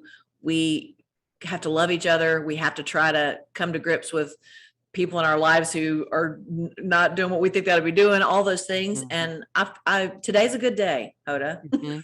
Well, I know what you're saying exactly, because I feel like when you love someone a lot, and we all have people in our lives who we love a lot, and sometimes they, like, especially with the COVID thing, it's like, oh, I don't care. It's nothing. Don't worry. Blah, blah, blah, blah, blah. And I know it's hard to maintain friendships and relationships. And I don't even know what the best way to do it is. I guess you just mind your business and, you know, hope that pretty soon this whole thing blows over. How do you deal with that stuff? Well, it's like, you know, there are people, and, you know, I'm a strong proponent of the vaccine. It's the way out of the pandemic. I believe that. And so there are people that I love dearly who don't see it that way. And so I went through the crying and screaming part, and now I'm at the, you know, like I care about you and I'm worried about you. And if it was just about me, it'd be one thing, but it's about us. Right. But at the end of the day, we're also family. And I think we're all talking about a lot of things that we're not really that qualified to talk about. Like, I mean, as a chick singer, I'm really not qualified to talk about what's in the vaccine, right? So ask your doctor. So I think that's part of it, is I'm shutting up more. I'm trying not to talk about things that I really don't know anything about. Well, I think that seems like a chick singer, and I don't know much about the vaccine. Okay, you crack me up, and that's how you do everything. It's just sort of like with humor and life. You've in the middle of this whole thing, you've managed to put a book out into the world. Did you just take advantage of your time at home? Did you? How did this new book come to be? Yeah, I mean, it's been about 5 years, and I was getting the kind of jabs from my team saying, "Hey, thinking about writing another book soon," you know. And then when and there's so many other things going on, and so when I was home and waking up every morning to a kitchen that was just waiting for something to happen in, I thought, this is the perfect time. And my sister had just moved to Nashville. She's my person. I'm so excited. We haven't lived in the same town since we were in high school. And she's my neighbor now. And so she and I got to really like get together in the mornings and have coffee and talk about our lives. She's a few years older than me, so she's got pieces of memories that I don't have. So we were able to kind of put all that together. And it was really cathartic. It was fun to cook together. It was fun to try out stuff on our husbands. And it turned out to be like a really good thing. And it takes a long time to write a book. So it took a good 6 months. Isn't it so funny that two siblings who live in the same house, like you and your sister, and I was just thinking this about me and my sister and me and my brother, we have our own point of view of what happened as we were growing up. And when you talk to your sister, she was like, wait, what are you talking about? That wasn't how it went down. Or you had a relationship with your dad or your mom, and she had a different one, and my brother had a different one. And what's so funny, Trisha, is just yesterday, my brother found a whole bunch of stuff that was from my dad in the attic. And he was snapping pictures of us and sending it to us. And one of the pictures, I'm picturing it right now. It said Villa Cotby. And my dad and I had constructed this beautiful home for all of us that he had an architect draw. My dad passed when he was 52. He was I was in college, but all of these things. So it made me, my brother, my sister, we were like, wait, what about this? What about that? And we realized we all have completely different memories of growing up. What was it like with you and your sister? What made it cathartic? Well, we have all the, nobody has the same shared life like we do because we were both there for everything, but we also have the same things. Like I've been making Southern sweet tea ever since I left home, and I'm making it the way that our mother made it every day. And my sister's been making it the way that our mother made it every day, and we make it differently. And I'm like, no, you're wrong, because my sister's the one who's going to put less sugar and stuff. She's going to put less butter. I'm going to put more butter. And I'm like, it has a cup and a half of sugar in a gallon of tea. She's like, no, it does not. It's only 3/4 of a cup or something. And I'm like, that's basically unsweetened tea. So it was really funny to learn that we totally had a different concept of how our mother did it or who did it. But we, at the end of the day, I mean, I'm the strong-armed one. So I'm like, I think it's going in the book with more sugar because my name is bigger on the book and it's going in there. Hey, what was your, I love to ask this question because I feel like it tells you a lot about somebody, but close your eyes and picture your childhood bedroom and tell me what you see on the walls. What was it about? It was twin beds with, a chenille bedspreads that were kind of dirty brown with the little balls on the end, the little chenille balls. Beth loved Garfield, so there's a Garfield poster on the wall. I had a Merle Haggard poster on the wall. That tells you how we were different. And it was across the hall from our one bathroom that we would fight over, had to share a bedroom and a bathroom. And we fought over whoever got in bed last had to turn off the light because it was a switch on the wall, right? We didn't have a lamp. So it was flying from the bathroom to get in the bed so you didn't have to be the last one to turn off the light and walk through the dark. That's my childhood, basically. How is it having her close like that, having her now basically across the street?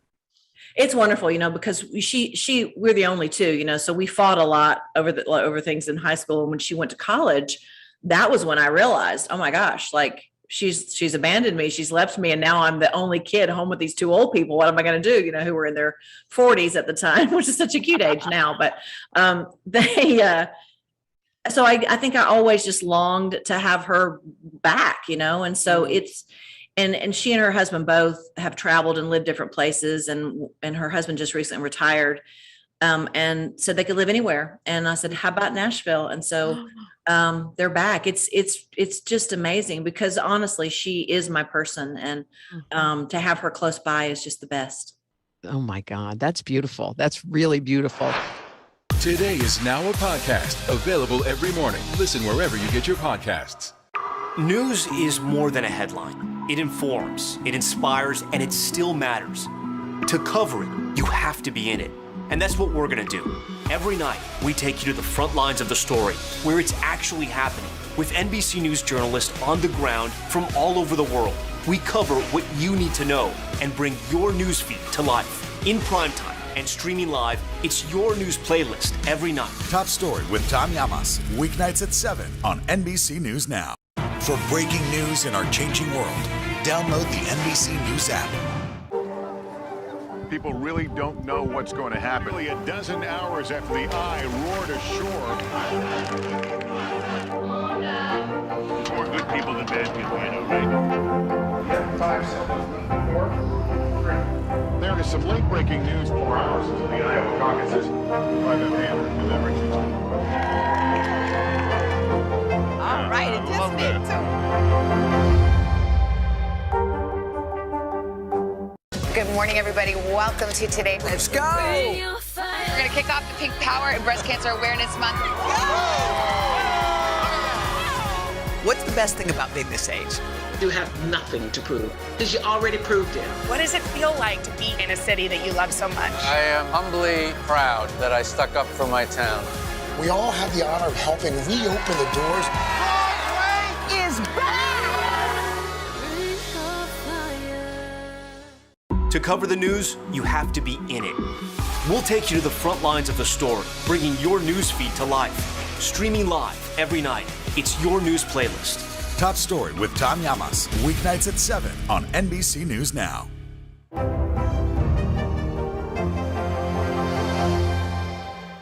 Your other person is a wonderful man who every time he's in Studio 1A, I swear to God, Trisha, we've had a lot of people in our studios. Before he speaks a word about anything, he says your name. Before he speaks about his album, he says your name. It doesn't matter what he's there for. I don't care if it's the launch of something huge. He always speaks your name first. And was that how it was from the beginning? And how did it last coming on 16 years? He's an intense person and he's funny, but he's also he's intense, so I long before we were a couple, when we were just friends, he would call me to come sing in the studio and I would just start stressing. I'd be like, cause he's like, he pushes you in the studio to sing your best. And I had pretty good confidence as a singer, but I'd walk in and I'd just be like, he's going to want me to do something. He's going to want me to wail on this song or whatever.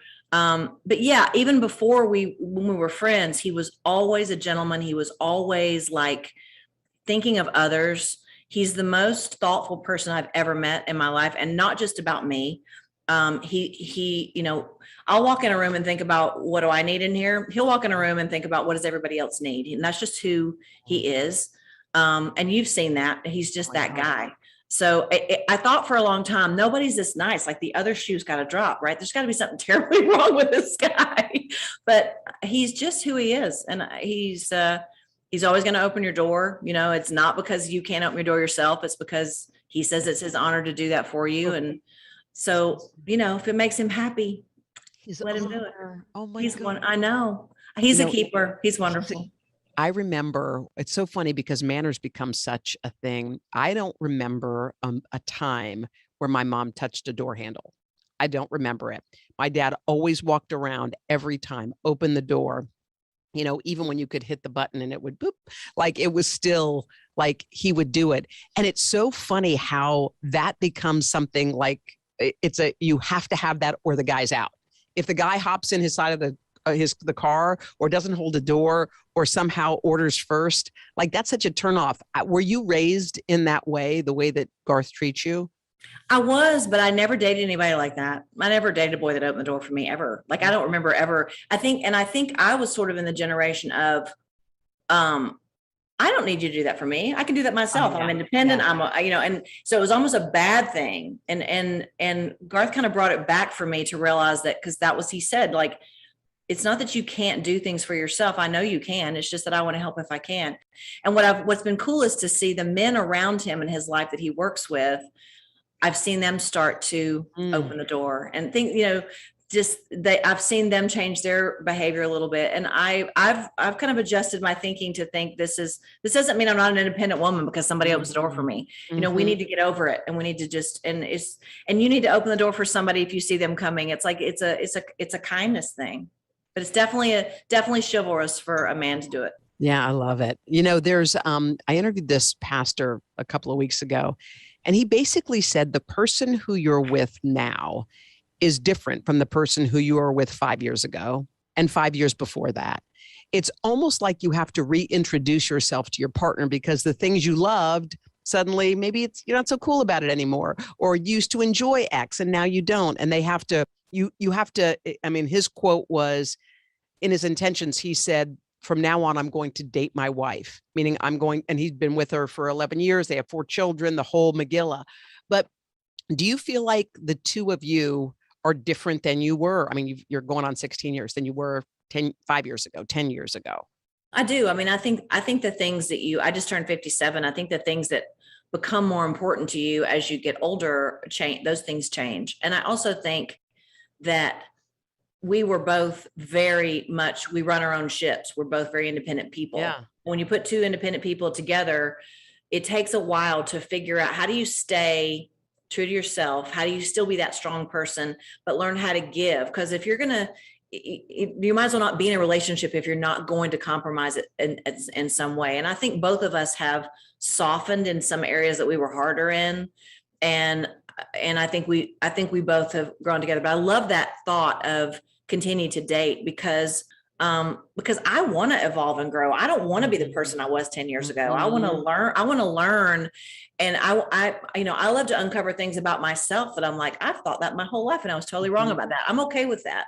I want to keep growing and evolving. And Garth is definitely that guy. I think you'd be in trouble if you were with a partner who doesn't want you to change at all and who doesn't want to change themselves at all. Or if they're never reading anything new, or a friend was saying that you should think of your partner and think about what you are receiving from them. Are you receiving emotional support, physical support, in some cases, parental support, financial support? What are the beats and what are you receiving? Because I think sometimes in your head, you can feel like, well, I'm getting these things. But if you really break it down, because I think that's where some relationships, when you really take a cold, hard look at it. And the other thing, Trisha, she told me, which I actually tried, was she said, take a platter and on the platter, write down on a piece of paper all the different things that take up your time, your energy, and your love. So for you, it may be touring, your book, your charity work, your sister, Garth, all the different things. And she said, lay them out on your platter in accordance with how much time and love they actually receive. And sometimes, and I did that, I mean, Joel was getting as much as my workout. Okay. And you're like looking at it, you're like, oh my God, but you didn't realize it because you say, no, he's number one. He's number one. But when you actually look at time, effort, and attention, you realize, wait, this is getting a ton and this is getting zero. My girls are getting almost all the attention. And it kind of makes you kind of reevaluate your life. Yeah, I think it's not hard for most of us to think about, what do I need? But we don't always think about, well, what does he need? And I think this is the first relationship I've been in that wasn't all about me. I mean, it's hard to say, but that's the truth. It was really like, you had to kind of fit into my life. I got a career going. I'm traveling the world. If you can fit into that, cool. And when I met Garth and we decided to try this relationship, we had both been married before. So we were like, we don't want to be together to be apart. If we're going to do this, and I had to learn to consider someone else and what they're doing, and that I don't always get to do everything I want to do because there's give and take. And we try to frame our careers and our lives to work for our marriage, not the other way around. And marriage doesn't work if you don't prioritize it. But I also think that everything's on a sliding scale, because I have workout girls and I don't know where they'd be on the platter, but they're pretty high. They're pretty big on the platter. Yeah. That it's a sliding scale. So sometimes when you're focused on work, something else down here is going to suffer a little bit. And then that's going to take priority. And then work's going to go down here. So to me, it's almost like it's a sliding scale, but the husband can never be on the sliding scale. He's got to be the priority. Did you have the conversation? Did you say, we have two big careers, here we are? Or did you just say, well, as we go, we'll figure it out? Because I feel like as we go, we'll figure it out. And then it doesn't go well until, you almost have to have a plan. I am a, let's try not to even talk about it and let's just hope it works out. And Garth is where do you see yourself in 5 years? He's very focused on wanting he'll ask the hard question. I'll never ask the hard question. Right. But then once we've had the hard conversation, I'm glad we had it. So he I think it's good. Instigates. He always instigates. Yeah, that's like Joel. He does that too. He's like, so I'm like, oh God, here we go. I know. When Garth says, hey, do you want to sit outside? Like, or let's take a walk. I'm like, oh, this is like, okay, all right. It's going to be great. Be good. One thing, this is so funny because Joel was just on a long trip and it was a little bit more than 2 weeks, the longest that he's been on a trip since probably we've known each other. And I interviewed this one woman who she and her husband both travel. And she said one of the things that they did to stay connected was they would write each other letters while they were away. And I was like, well, how does that work? And she said, then we'd snap a picture of it and send it. So I did it for this podcast. I mentioned this. So all of a sudden I look on my phone and there's a handwritten screen grab letter from Joel. And he said, hey, I was listening to this really cool podcast while I was gone. And some lady who works at NBC, he was talking about me. He said, interviewed this couple and they had a great idea. And I thought, maybe I'll try that. Trisha, this is so weird. But in the exchange of these letters, because we've been doing it for the last 5 or 6 days. He got home last night, but I still want to do it. You don't I didn't realize how much more intimate you are when you actually take a pen and put it on a piece of paper and write. I mean, I knew it, but all of a sudden you're reading squiggly handwriting as opposed to a text that you're like, oh, I missed that part. You know, how you just fly through it. Right. I thought that was such a smart and interesting, and it kind of worked, because when he came home, it wasn't like, sometimes when someone's been gone, you're like, hey, everything changed. The kids have their driver's licenses and we don't live here anymore. It's like, we have a routine. Try not to mess it up. Yeah. Try just to fit in. No, we don't do it. No, we don't throw the trash there. Okay. We moved it. It's over here now. And he's like tiptoeing in like, yay. But that's a great idea. I love that. Cool one. I'm going to steal that one. I'm going to try that. It works, and it doesn't take that long. It's actually quicker than texting. For breaking news in our changing world, download the NBC News app. To cover the news, you have to be in it. We'll take you to the front lines of the story, bringing your news feed to life. Streaming live every night. It's your news playlist. Top Story with Tom Llamas, weeknights at 7 on NBC News Now. Make the most of your day with Today All Day. Get closer to all your friends at Today in a whole new way. Today in 30. We give you a mix of everything you love about our show in a mere 30 minutes. Shop today with Jill Martin. We're helping you shop like never before. The latest styles and biggest names. Today Food. Things are heating up in the Today All Day kitchen. Cooking essentials and recipe inspiration. Get ready. Are you ready? Oh, I'm so ready. Only on Today All Day.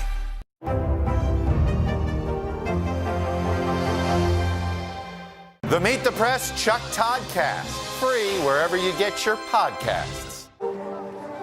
People really don't know what's going to happen. Nearly a dozen hours after the eye roared ashore.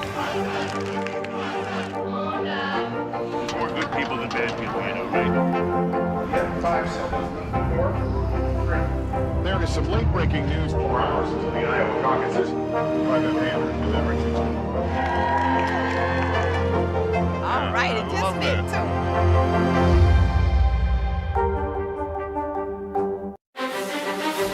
This isn't about spending going forward. This is about spending that's already happened. Do you accept the idea that we have a crisis at the border? The vaccine mandate. Is this going to work, or is this going to backfire? If it's Sunday, it's Meet the Press. For breaking news in our changing world, download the NBC News app. Today is now a podcast, available every morning. Listen wherever you get your podcasts. For breaking news in our changing world, download the NBC News app. So wait, what else is cooking? Tell me. Okay, tell me a little bit more about your book. Okay, again, we should say what it's called. It's called Trisha's Kitchen, Easy Comfort Food for Friends and Family. Does your sister get any cred on this? She does. She's credited as a co-writer, and I mentioned her a lot in the book, and she helped me with. My sister's just the best, and she helped me with anything I had a question about, or it'd be like, because we're home, normally you have like a team kind of helping test, tweaking, and I really didn't. So I had one girl in New York who was helping me, Michelle, who's worked on my show for years, and she's amazing, and then Beth. And so it was like, hey, here's 5 things. Can you make these tonight? Because I'm making these 5 things, and Michelle's making those 5 things, and then we're gonna powwow and talk about what worked and what we need to change. Because, and I think recipes continue to change. Like I would just continue working on recipes. They never, when I started cooking, I followed everything to the T. And now after doing it for so many years, now it's like, it's a guideline. Sometimes it needs to be changed a little bit. So, that was fun too, but yeah, that's what we did. And there was a lot of food, and most of them were successes. I don't think we had some tweaks, but no epic fails this time around. That was good. So on your platter, how big is your cooking portion of your life, and how big is your music portion? Which one's bigger? Well, it rotates. I mean, right now my cooking portion is bigger because music is a little more complicated.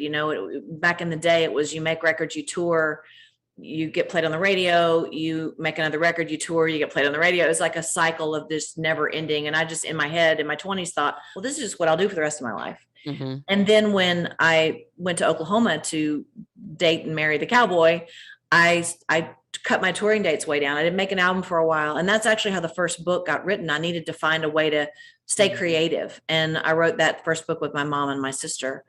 And then I realized that and at first, if somebody came up to me and said, I love your cooking show, and they didn't mention music, I would walk away going, well, nobody knows I'm a singer anymore. My life is over, and then I finally realized I can do more than one thing. And this is just this is a wonderful world of connection, just like music is. It's just, it's not that different, except instead of creating music, you're creating food and sharing it with people. And I found a way to kind of intertwine them both. But singing for me is the thing that feeds my soul. I really believe with all my heart that was my calling in life, is to be a singer. So if you made me pick one, I would pick music, but I just want them to both fit on the plate, There's plenty of room. And lastly, I know you've got to run and we love you, but what do you do to calm yourself down? Like if you need to make room for yourself just to chill out, how would you describe that kind of a day or that kind of a moment? I'm a lucky girl to live on a farm. Basically, we have some land and we have a lot of trails, and I have a couple of rescue dogs, and animals have always been calming for me. So I'll take my 2 dogs out and hike, and just getting outside is so important. If it's too hot or too cold to hike, I will take a farm vehicle and let the dogs hike, and I'll bundle up or whatever behind them, because sometimes just getting out and getting fresh air. Everybody, when people say, I just got to get out and get some fresh air, it's real. It's a real thing. Yeah. And I do also recharge by reading. I have a little corner on it with my coffee and my book, but getting out of the house and getting out in the air and just letting the ground underneath you be different is my go-to. Beautiful. Trisha, we adore you. I know you're going to be on the Today Show with Jen and me tomorrow, and I can't wait. I can't wait. I adore you. You know that. I miss you guys. We miss you. I'm happy to see you this way, and we'll hopefully we'll be together again. We will. Oh, good. I'm waiting. Trisha Yearwood, guys, coming up. We got Nicholas Sparks. He's got another bestseller about to be launched. We'll talk with him coming up after this. Sometimes the news can be difficult and overwhelming for kids to understand. Will coronavirus come back next year? So to help make sense of it all, we've created a newscast just for them. Man, you know a lot. We hope your family will watch Nightly News Kids Edition.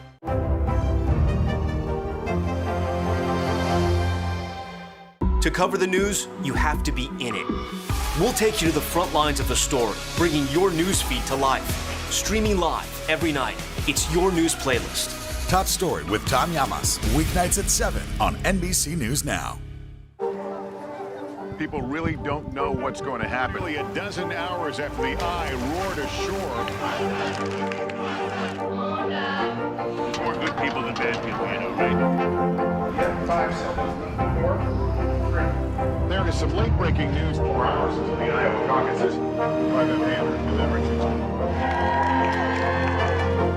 All right, it just me too. The Meet the Press Chuck Toddcast, free wherever you get your podcasts. Sometimes the news can be difficult and overwhelming for kids to understand. Will coronavirus come back next year? So to help make sense of it all, we've created a newscast just for them. Man, you know a lot. We hope your family will watch Nightly News Kids Edition. Good morning, everybody. Welcome to Today. Let's go. We're going to kick off the Pink Power and Breast Cancer Awareness Month. What's the best thing about being this age? You have nothing to prove because you already proved it. What does it feel like to be in a city that you love so much? I am humbly proud that I stuck up for my town. We all have the honor of helping reopen the doors. Broadway is back! Today is now a podcast, available every morning. Listen wherever you get your podcasts. Nicholas Sparks is our next guest. So excited to have this man with us. He has written them all. I mean, we've wept to the movies. We've read the books. We've felt touched. We've wondered why we haven't loved like that. I mean, we're like, why can't I have that? You've made us feel bad about ourselves and great about, and hopeful, Nicholas, hopeful too. Nicholas, welcome. Is this seriously novel number 22? Is that right? Yeah, it's somewhere around there. I gotta ask this question. I don't know. I think so. I've written memoirs. I've written other books, but yeah, I think it's novel number 22. Well, the love lane is a beautiful lane, and this book is called The Wish. And, we always thought, we've been to the mountaintop with you with your beautiful love stories. Do you ever wonder, what's another kind, or are there as many loves as snowflakes? Are there a million of them? Yeah, that's boy, you pretty much put the nail on the head of my daily life and struggles thank you for that. Yep, that's pretty much what it is. Is there another version of this? Yeah, that is tough. And so over the years, right, I've tried to vary things, right? Young love, middle-aged love, elderly love, everlasting love. I've added themes, love and danger, love and mystery, love and adventure, right? So I've tried to mix and match. But thank you for reminding me of what I'm going to confront now with my with my next novel. Well, you've done a masterful job, and this novel is called The Wish, and it starts off with Maggie and Bryce. And will you tell? This starts off as young love.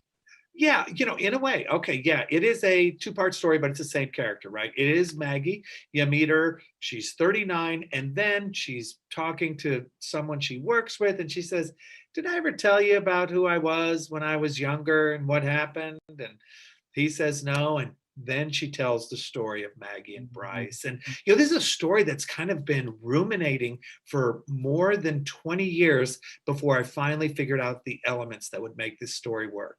When you say ruminating, does it just come to you, the concept, or? No. Okay. So I finish a book, and in this case, I finished A Walk to Remember. This is way back in the 90s, right? So I finish A Walk to Remember, and I say, I want to do a story, a novel about a teenage girl who gives a baby up for adoption. Okay. And can she fall in love and all that? And that's all I had, but I couldn't come up with the story. So I wrote The Rescue. So then I thought about it after The Rescue, couldn't come up with the story, wrote A Bend in the Road, and on and on and on until 2020. And then finally, after all that time thinking about it, in between every book, the story came together. And it came together because it combined with another idea that I wanted. Part of me thinks if you're an American novelist, you should do a Christmas story, right? We all know Dickens wins, right? He's won the all-time best Christmas story. But can you write one that people will want to read year after year, like A Christmas Carol? So, okay, I think it's a good challenge. Don't know if I made it, but I combined this idea, Christmas, and this idea, this pregnant teenage girl, and the idea suddenly melded, and I thought I came up with this wonderful story, right? So when it's, when she's reflecting back, it's during the Christmas season, and, she wants to make this Christmas particularly special. And so I do my best to do that too. Do movie studios and stuff knock on your door once you start writing a book? Are they like, we'll take it. We don't even know what it is, but we'll take it. Yeah, I'm pretty fortunate in that world. Sometimes I kind of pulled away from film just for a few years. I thought, there'd been too many movies too fast. So, hey, let's just move them back for a little bit. So now I'm getting back into it, and there's lots of action going on now. I've already sold The Return. That's gonna. We're in the screenplay process now, then we'll get a director. And then sometime in October, I think you'll probably hear some news regarding The Wish for movies and all that stuff. And maybe some other ones too. When you say we choose a director and we do casting or whatever, how much of a part of it, Nicholas, are you? How much of a role do you get to play? Sure. Well, as a general rule, I'm either one of the producers or an executive producer. And the thing about films, unlike novels, is you're one of you're seldom the only one making the decision, right? If you're working with a studio, you have studio executives, and they have input into everything from the screenwriter to the cast, the director, because they control things like the budget.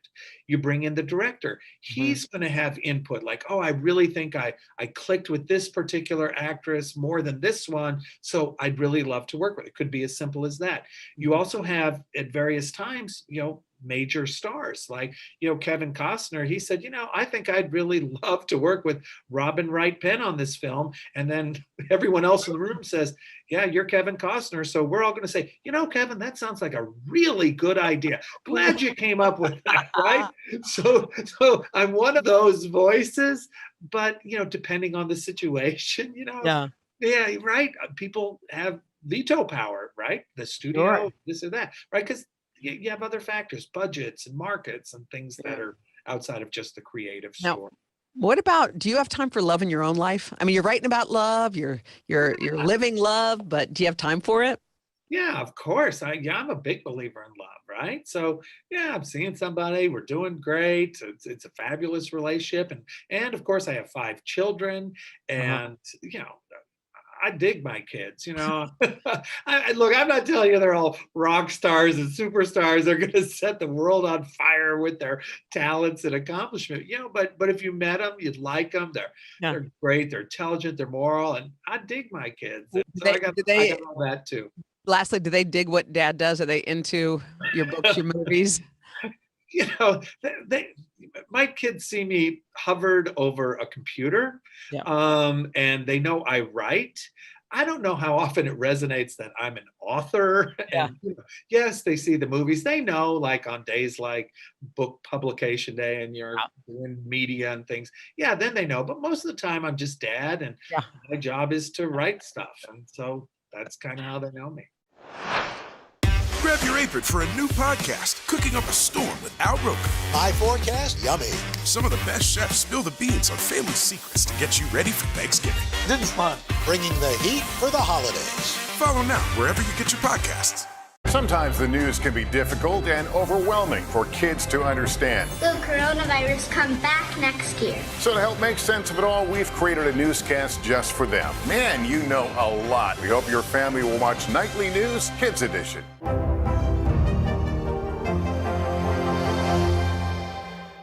Grab your apron for a new podcast, Cooking Up a Storm with Al Roker. My forecast, yummy. Some of the best chefs spill the beans on family secrets to get you ready for Thanksgiving. This is fun. Bringing the heat for the holidays. Follow now wherever you get your podcasts. News is more than a headline. It informs, it inspires, and it still matters. To cover it, you have to be in it. And that's what we're going to do. Every night, we take you to the front lines of the story, where it's actually happening, with NBC News journalists on the ground from all over the world. We cover what you need to know and bring your newsfeed to life. In primetime and streaming live, it's your news playlist every night. Top Story with Tom Llamas, weeknights at 7 on NBC News Now. For breaking news in our changing world, download the NBC News app. The Meet the Press Chuck Toddcast, free wherever you get your podcasts. News is more than a headline. It informs, it inspires, and it still matters. To cover it, you have to be in it. And that's what we're going to do. Every night, we take you to the front lines of the story, where it's actually happening, with NBC News journalists on the ground from all over the world. We cover what you need to know and bring your newsfeed to life. In primetime and streaming live, it's your news playlist every night. Top Story with Tom Llamas, weeknights at 7 on NBC News Now. Hey, Kristen, they just were asking me, what song do I sing to my girls at night? And that's a random song. It's called Sing a Rainbow. And all I was thinking about was your glorious chapter of your life that you are smack in the middle of. Oh, Hoda, thank you. It's so good to see you, first of all, Hoda. I was listening to you sing that song, and it was soothing, and I thought, I need to sing this to Margot. She would love, actually, better yet, I'm going to have Hoda come sing this to Margot. Wait, can you believe right now as we sit here, and I've watched you on screens for years because we always throw to you in front of the White House.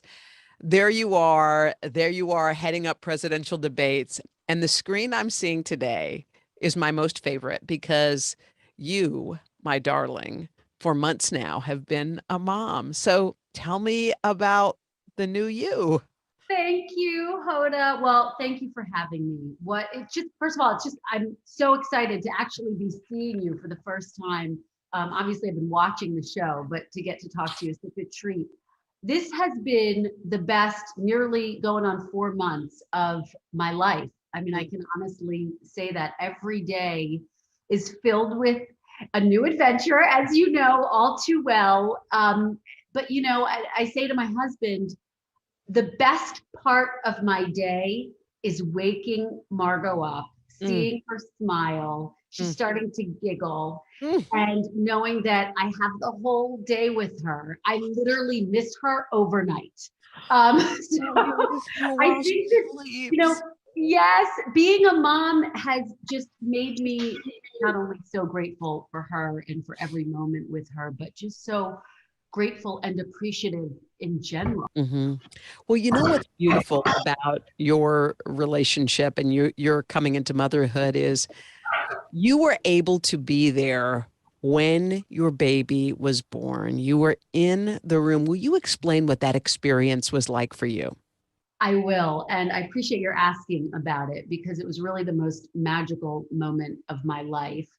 I can honestly say in the weeks leading up to the birth and the delivery, I was a little nervous, because I hadn't carried her and I was still feeling sad about that. And I think you feel a little sad about that right until you walk into that delivery room. Why were you a little sad about that? Well, I worried. I had this little seed of self-doubt. Will I have that maternal instinct? Will it kick in if I haven't carried her? I wonder if you had some of the same thoughts and feelings, Hoda. I mean, you're such an inspiration to me, to kind of keep going if you want to be a parent. And so I was a little worried. And when we got to the hospital, I was excited, nervous, everything. And when the doctor said, you're going to be able to help catch your daughter when she is born. Oh, I didn't know that. It was breathtaking. And first I said, am I going to know what to do? Are you sure I can do this? And the doctor and the midwife actually, who was in the room with me, said, absolutely. I'm going to help guide you. We're going to do this together, but your hands will literally be the first thing that she feels when she arrives into this new world. And so as she was being born, I stretched my hands out, and that moment, feeling her beautiful, incredible being, was just really the most magical moment of my entire life. And in that moment, Hoda, all of that self-doubt went away. And all I felt was this bond and this overwhelming sense of love and connection that I have, never felt for another human being before. And it was incredible. It was a blessing. Oh my gosh. So you caught her. I helped catch her, yes. And when she was born, we had kind of kept her name a secret from everyone. I announced her to the room and to the world. I said, Margot Lane, Welker Hughes, welcome to this world. And the midwife who was in the room with us said, Margot is not a tiny baby. So when you took her home, which is the car seat and the whole thing, and they're like, okay, bye-bye now. Okay, get to it. Yes. Were you, what did you know? What were you feeling in that ride home? Because that's probably one of the most stressful and also exciting rides of your life. It is. I mean, you're holding on, I was telling John, drive 5 miles an hour if you can. You can drive in not just the slow lane, but the, emergency sidewalk lane. Yeah. Yes, exactly. And so we took it very slow, but just filled with nerves, anticipation, excitement. But I was sitting in the back seat with her, Hoda, and I just talked to her the whole ride home, and we held hands. I mean, she just immediately just grasped on, her little finger grasped onto my finger. And we just sat like that the whole ride home. And it was incredible. And I stared at her and thought, I can't believe she's mine. And I just hope I don't ever let her down. I just want to give her the world. And it's such an incredible feeling. It's a daunting feeling. And get her home and you realize there are no nurses here. You've got to change this diaper by yourself. And John and I, together figured out, remembered everything that the nurses had told us, remember everything that we'd read, and we just figured it out those first few days. Really the most incredible days of my life. Those first few days where Why were those? Yeah.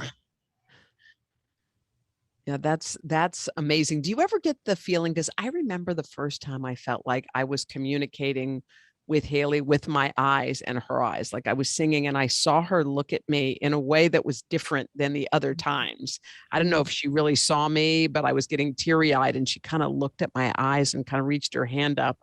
And I wondered, like, does she understand how much love I'm putting out right now? It's so incredible that you bring that up, because I have that thought all of the time, because I stare at her all day long and she stares back. I have to tell you, she has a very focused stare, and almost from her first moment when I first held her and we went into a room privately and looked at each other and we just locked eyes. And now when, I feed her, I often have that thought, does she understand a little bit of what I'm trying to communicate to her?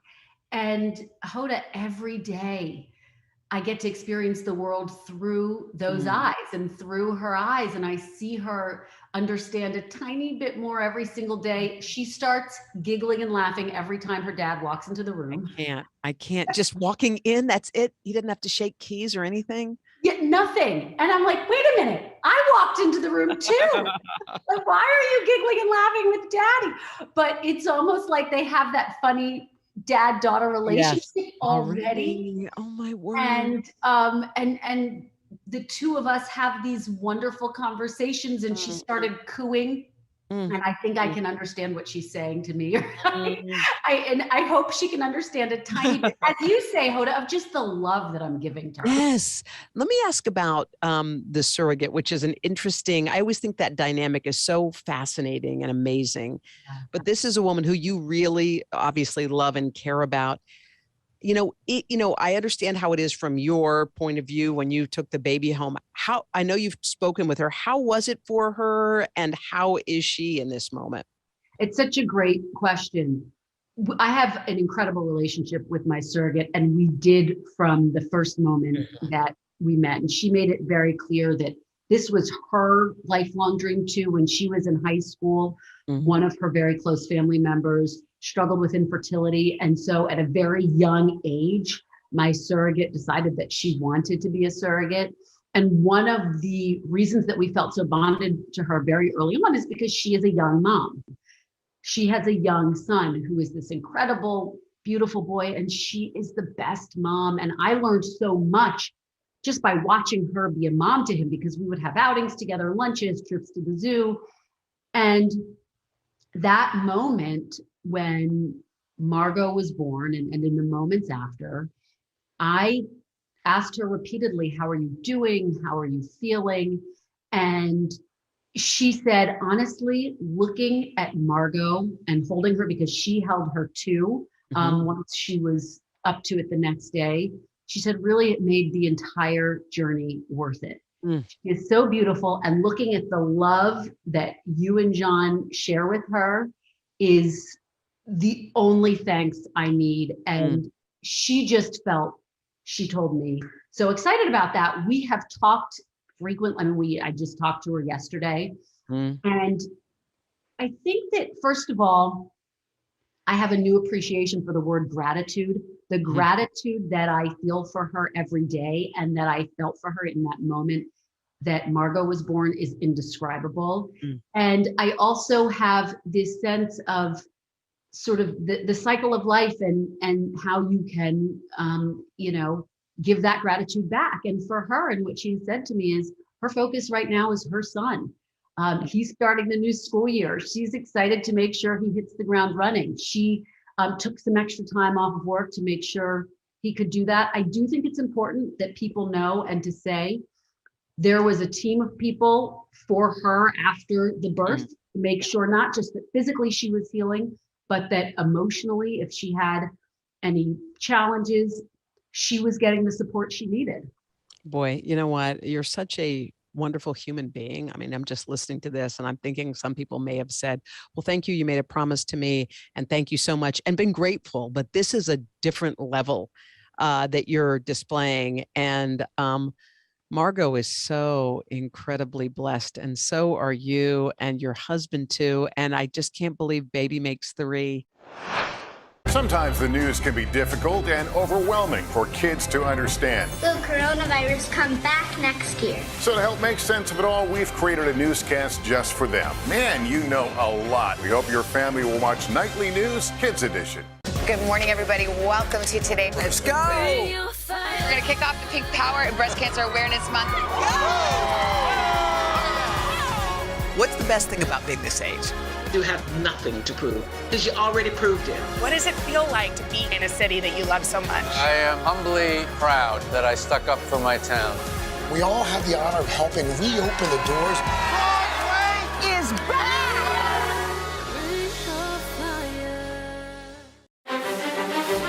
This isn't about spending going forward. This is about spending that's already happened. Do you accept the idea that we have a crisis at the border? The vaccine mandate. Is this going to work or is this going to backfire?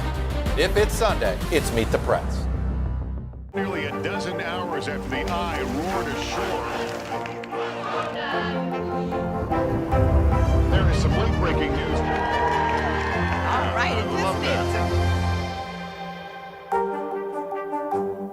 For breaking news in our changing world, download the NBC News app. News is more than a headline. It informs, it inspires, and it still matters. To cover it, you have to be in it.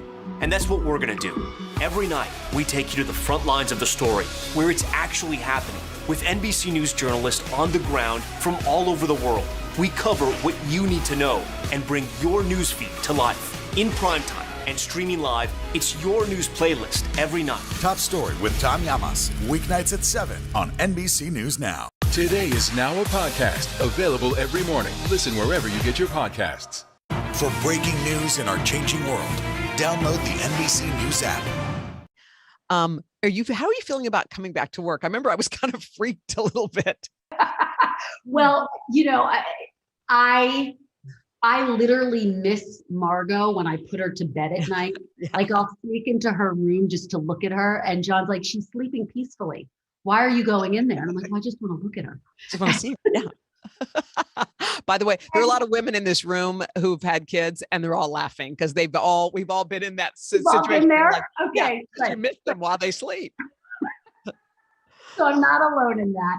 And so I worry about missing her. Yeah. I do feel lucky, Hoda, we have careers that we've poured our hearts into and that we're passionate about. And so I think I'm grateful to come back to what is really a family. Yes. You all made that clear, and my Today Your family made that clear before I went on maternity leave. The support, the love you guys gave me was unbelievable and really lifted me up.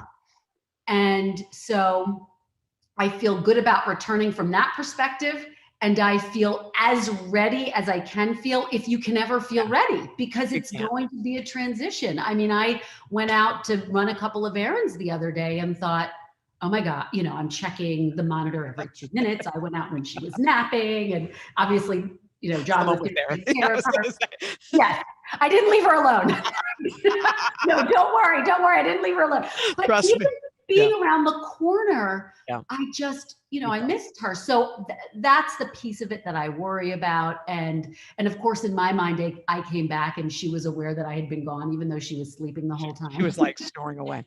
Well, first of all, we adore you. Thank you for sharing these beautiful stories. You made me feel so good, made all of us feel so good.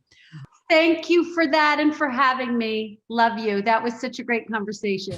When you've had somebody who's gone through the birth of all your children with you, right? Your marriage, your divorce, the death of your parents, the death of yourself, the rebirth of yourself, the evolution of herself, the change of herself. You just step back and you're like, damn, how blessed am I to have that? Maria Shriver and Oprah Winfrey have spent the last 42 years spiritually connected, as Oprah calls it. and to this day, continue to grow and evolve together. What's the best thing about being this age? I remember, Oprah, you telling me, like, when you turn 60, people are gonna start treating you different. And I was like, no, they're not.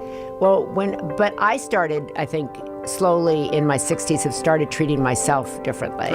And started to be kinder to myself. Oprah, what about for you? What's the best part? The thing about Hoda, you want to get to this point. Anything you do, you choose to do it because it's going to bring you pleasure, meaning, enjoyment, fulfill some kind of purpose that you want or desire, but you have nothing to prove.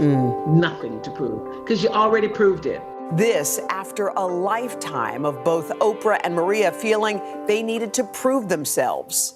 When you talk about your own mom who was like, you got to go, go, go. What's the next thing? What's the next thing? What's the next thing? I mean, rest, vacation, relaxing was not part of the plan, wasn't part of the routine. When I have gone to visit Oprah, when I went, she would, this sounds so kind of silly, but she would say oh, here's a cup of coffee I made for you. I brought the coffee and paper to your door. And I'm gonna cry. It was so moving to me because that's not how I grew up. Even though I had a very close relationship with my mother, I wasn't mothered in that way, right? And she wasn't mothered in her own way. But I think in a way we have mothered each other. It was Oprah who needed nurturing in the midst of a career hardship as she transitioned away from her successful 25-year run on The Oprah Winfrey Show to launching the Oprah Winfrey Network. Every newspaper, everybody was saying you should have kept your day job, the struggling own, what'd you leave the Oprah Show for? It was really a bad time for me. I was taking it so personally, like this personally means that I have failed. People don't give you any grace space, that it was, a moment where she had to, in a way go back to her grit that built, her career, and people forget that. Maria supported Oprah then, and in turn, Oprah supported Maria during the most challenging times in her life. What was the most difficult thing you had to let go of in your life? Probably my marriage. Yeah, or my vision of whatever I thought my marriage was. And prior to that, the loss of their mother. If you had told me that at the age of 52, I would finally get up the nerve to crawl into bed with my mother, hold her, and tell her that I love her, I would have said, you were nuts. After my mother passed away, and Oprah had been at my wedding, she was at my mother's funeral, and then she called me right after my mother died and said, I'm gonna have a gathering for you. We're gonna call it Team Maria. And it was just this really sweet, loving, moment of we're here, we love you, you're gonna make it through. As Oprah and Maria so fondly look back at the 42 years past, they also look ahead together. What's the most recent kind of revelation or life lesson you've learned at this stage in the game? The last time Maria was here, we were walking around and we were just talking about our lives and the fact that everything that has happened to me, I actually earned it. I'm just so pleased to be in a space where I'm no longer, Maria and I talked about this for a while, no longer having to make decisions that please other people and don't please you. If I think back, 20, 30 years, I thought I'd be cooked by this time. Yeah. Or I thought I'd knew everything there was to know. And I actually feel, so alive at this age. I feel lighter, I feel freer. I am surprised by how awake in my own life I feel.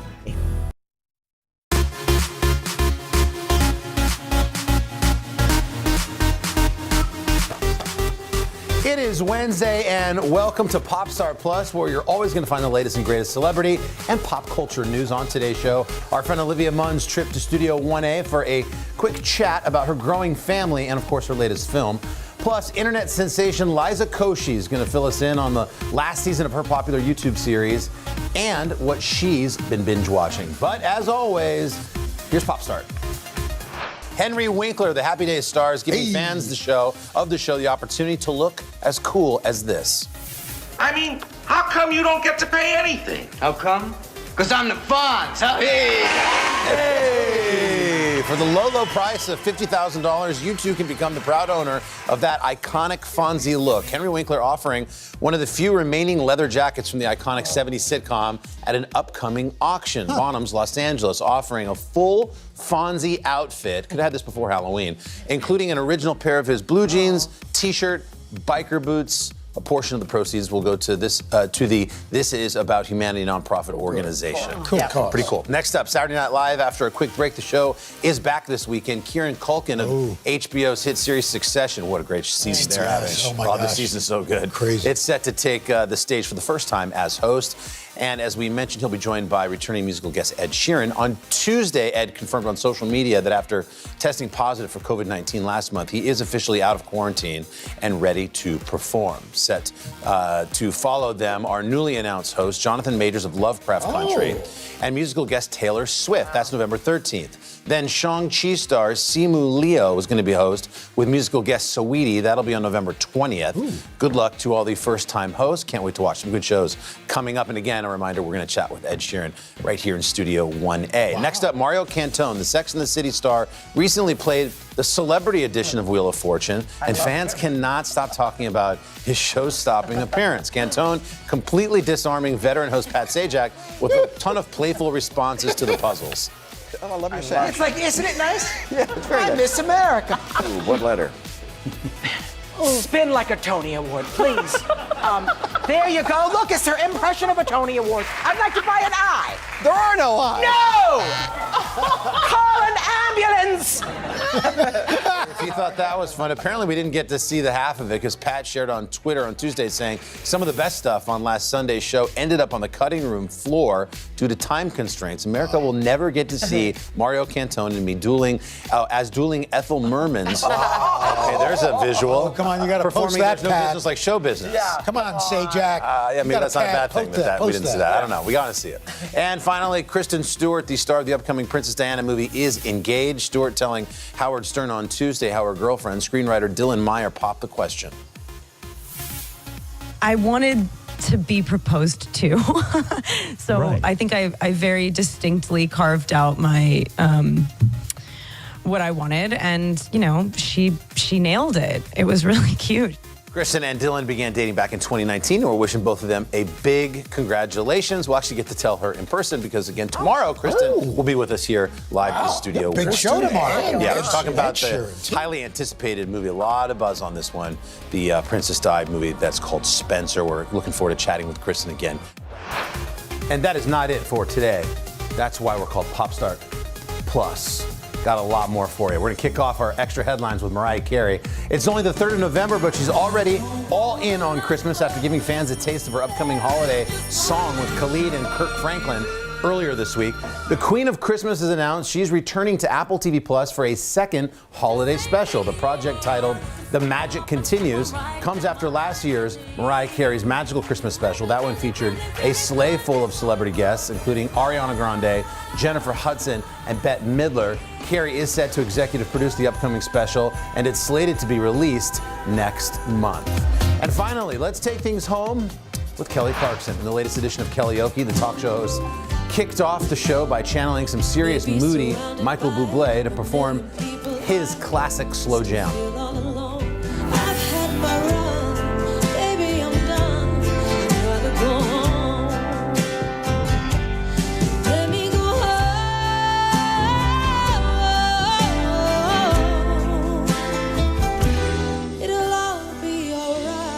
It's just impossible to not sway when that song is on, especially her rendition of it. Love it, Kelly. Blake Shelton, by the way, side note, does a nice little cover of Bublé's Home as well. Those are your headlines for today. Coming up, we've got more. Olivia Munn's visit to Studio 1A. Keep watching.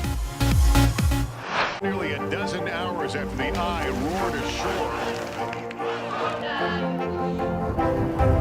There is some late-breaking news. All right, it just is. The Meet the Press Chuck Toddcast, free wherever you get your podcasts. Good morning, everybody. Welcome to Today. Let's go. International Day of the Girl. The strength and courage of these women is remarkable. What's your message to girls who want to make a difference? Believe in yourself. You can make it happen.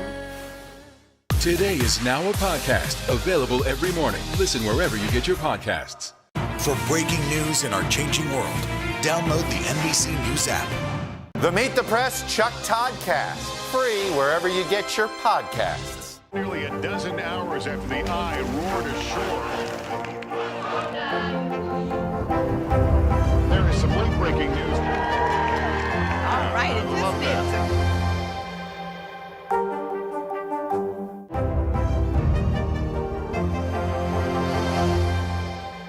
is. To cover the news, you have to be in it.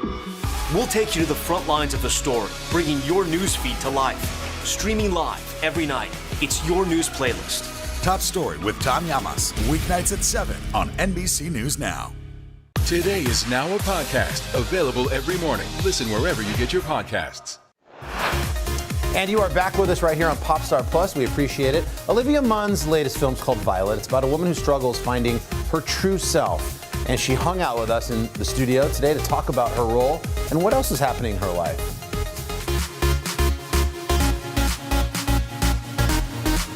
Well, we are back with Olivia Munn in the new movie Violet. She stars as a film producer who realizes she can no longer live with that constant negative thoughts that pop up in her head. And by the way, those thoughts are voiced by Justin Theroux, and they're holding her back from living a full life. Take a look. I feel weird lately. Don't tell her. Are you sick? No, I just, the committee in my head, just never really noticed it much before. What committee?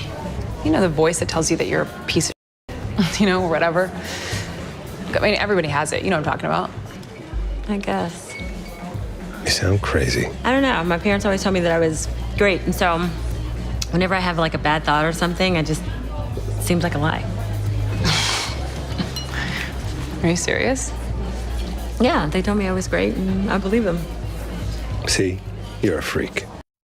Okay, every woman watching this, Olivia's nodding her head going, I know that feeling, I know that feeling. I can't wait to talk about the movie, but I'm more excited to talk about the fact that you're about to do something for the very first time. You, my darling, are about to become a mom. How do you feel? I feel good. I feel scared. I feel nervous. And I'm excited. I think I feel every day the feelings are just kind of rotating through. I came home recently to a bunch of boxes, and I'm looking at everything that I have to open up, and it's overwhelming when you think, I'm like, I know this is a small thing, but I just don't know like how many of each item I need. Like, how many blankets does a baby need?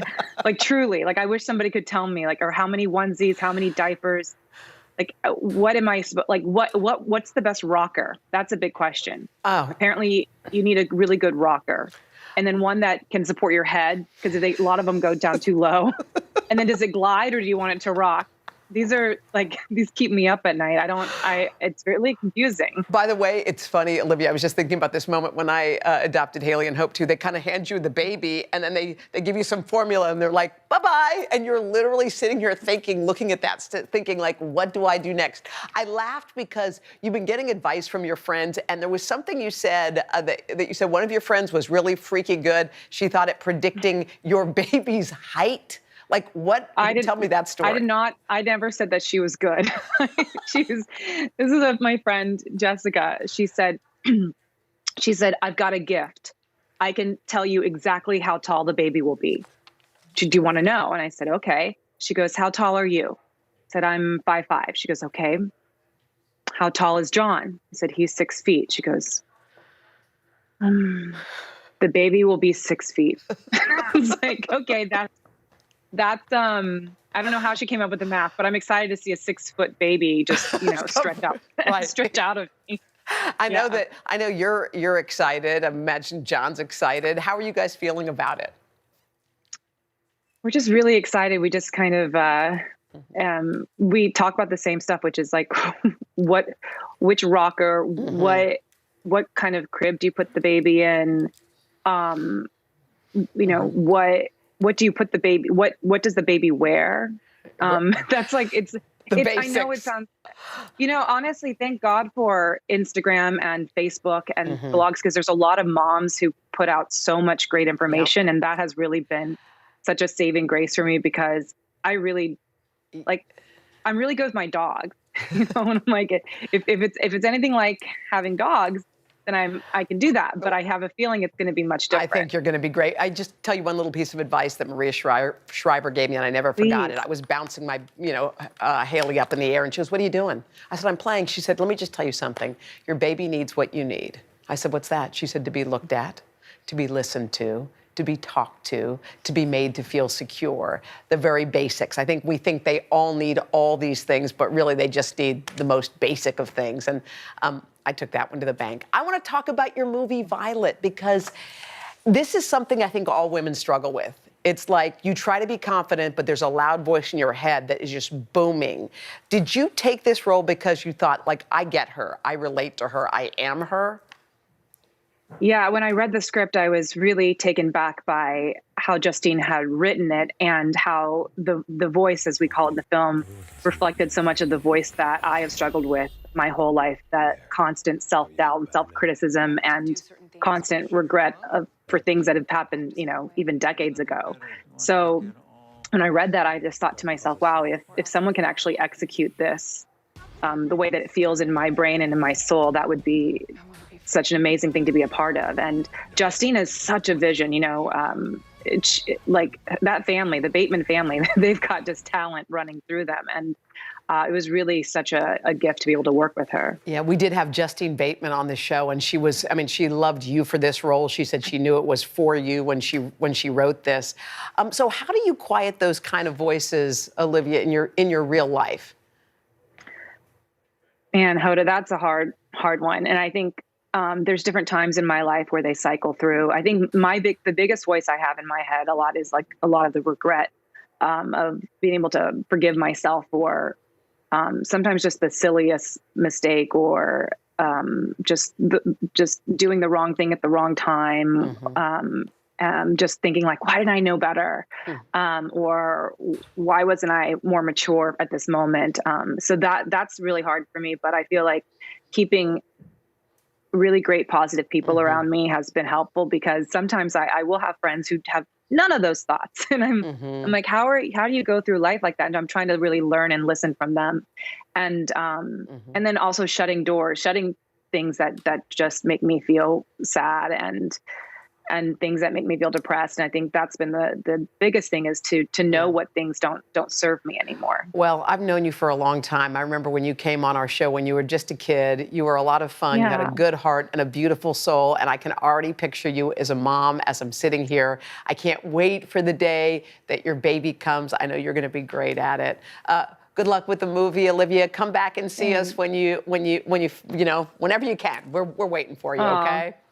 That means a lot, Hoda. Thank you so much. We should do a play date one day. Oh, yes. All right. Well, Violet, by the way, in select theaters with a wider release on Friday at home and on demand. It starts on November the 9th. Violet is out now. Good to see our friend Olivia doing so well. After the break, right here on Popstar Plus, a fun conversation with internet star Liza Koshi.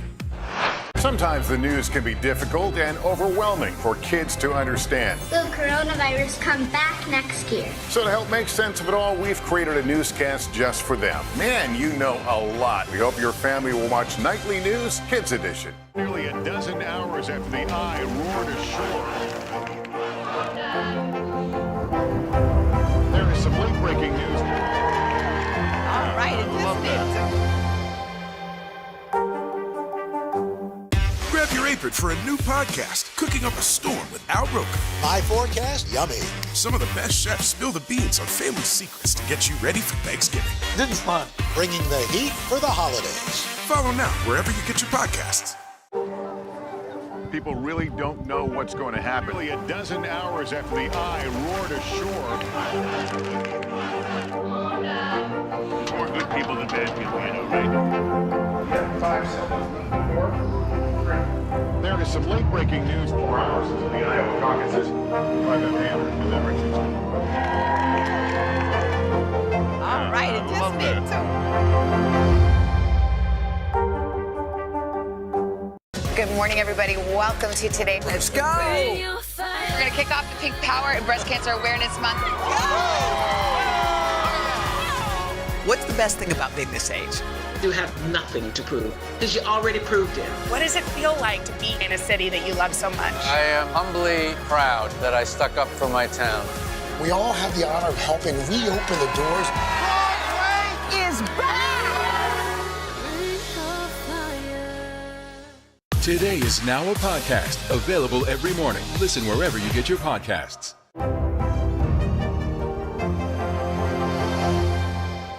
The Meet the Press Chuck Todd Cast, free wherever you get your podcasts. Welcome back to Popstar Plus. Liza Koshi began her career on Vine before creating her own YouTube channel, a channel that's now grown to count more than 17 million subscribers. And on this edition of What I Watch, Liza tells us about the inspiration behind her show, Liza On Demand, and a whole lot more.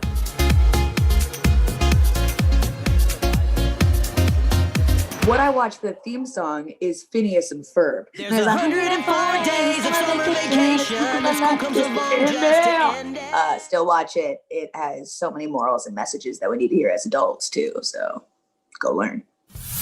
What I watch when I need a good laugh is a show called The Other Two. It's hilarious and kind of parallels my life when I started out in the industry as an influencer. Still am? I don't know. What I watch when I need a good cry, it's a cry laugh. It's Fleabag, Phoebe Waller-Bridge. My dog's named after her. Her name is Phoebe Waller. Bleh. Can't say it on the Today Show. But Phoebe Waller-Bridge is just a brilliant actress. I love Crashing. I love Fleabag. But she brings you through all the emotions, and she just makes me like yodel cry in my living room with laughter and with sadness for her character. She's very good at getting us to empathize with her. So why do you think your father suggested you come for counselling? I think because my mother died and he can't talk about it. And my sister and I didn't speak for a year because she thinks I tried to sleep with her husband. What I watch when I need comfort food is Gilmore Girls, all right? Yeah. I love Amy Sherman-Palladino. We love Marvelous Mrs. Maisel, Rachel Brosnahan.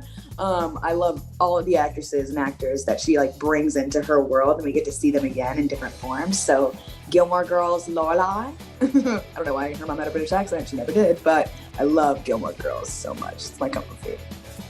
What I watch that reminds me of my childhood is literally my childhood. Cat Dog, Courage the Cowardly Dog. It just clicked with me the other day that Courage's name is Courage. I just like, as a kid, you just like understand that to be their name. But his name is Courage and he was cowardly. It all makes sense now. But Courage the Cowardly Dog, SpongeBob SquarePants, that has evolved. Can we like golf clap for Sponge? Because that has evolved as the times have evolved too. And like it was evergreen then, it's evergreen now. It doesn't die. What do I do to get out of jail? You have to roll a 6. Hey! You can't roll a dice when you're in jail! Yeah, play by the rules. Well, if the only way to get out of jail is to roll a 6 and I can't roll if I'm in jail, just how am I supposed to get out of jail? What I watch when I need to de-stress is, Greatest British Bake Off. What am I saying? How dare I disrespect Paul Hollywood? I love that show. That is just peace within. What I watch that I'm currently obsessed with and previously obsessed with is Broad City. I love Ilana. I love her so much. Both of them, they're a dynamic duo. So rewatching that. And then shameless plug, Liza On Demand.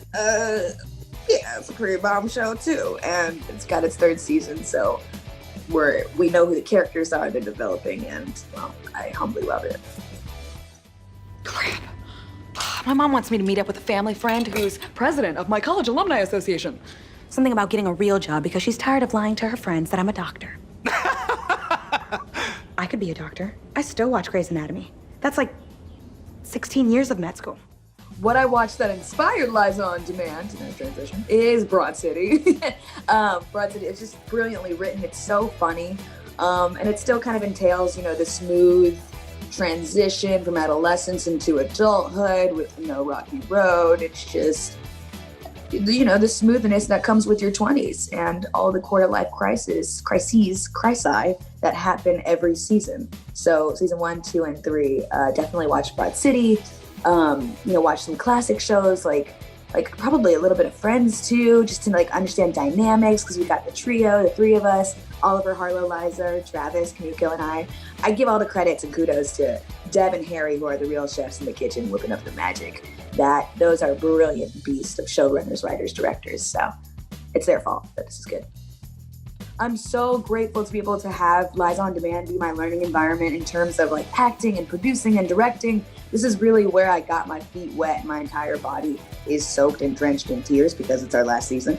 Go check it out. But it really was like my playground. I got to learn how to act from these amazing actors that, you know, we reeled into the show. I don't know how we got them. We didn't pay them that much, but we got them into season 1, 2, and 3 and got to learn from Travis Coles and Kamiko Glenn, who are just both icons in their own right. And like, I'm fortunate to have been able to be in the writer's room and then understand what it's like to be a director and help, or have so much help from Deb and Harry and all the other producers whenever I was directing, but also acting in a scene. It's a very hard thing to like separate, compartmentalize your brain. You kind of go look, okay, and just get a little lost sometimes, but man, every time they manage to find me and help me and guide me, and yeah, I'm really lucky that I got to play with all these incredible talents.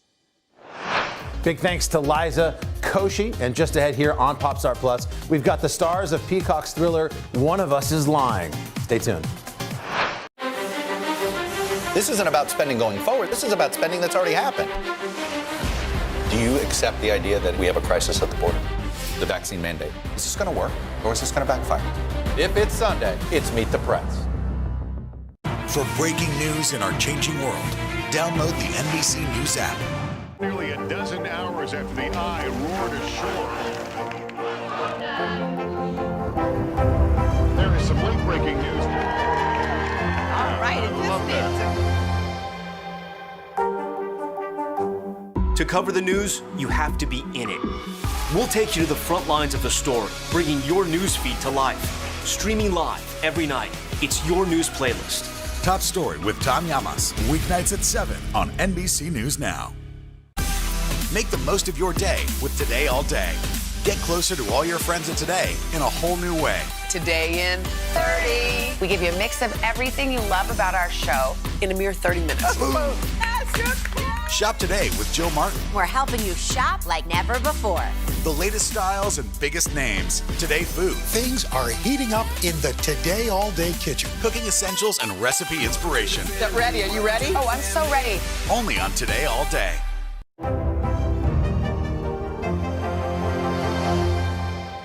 The Meet the Press Chuck Toddcast. Free wherever you get your podcasts. So great to have you back with us here. This is Popstar Plus. You know, the new thriller, One of Us is Lying, is a small screen adaptation of the best-selling book by Karen M. McManus. And one of the stars of the show, Annalisa Cochran, told us what to expect. Check it out.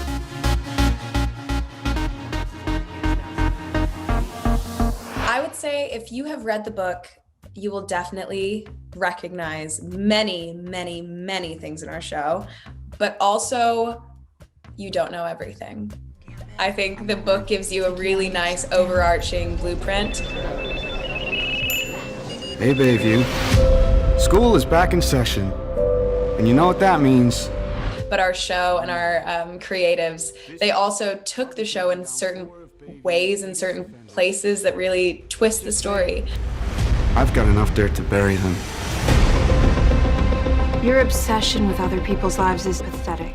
So One of Us is Lying is basically the story of 5 students who walk into detention and only 4 walk out alive. And it's kind of a fun little spin on The Breakfast Club meets a murder mystery.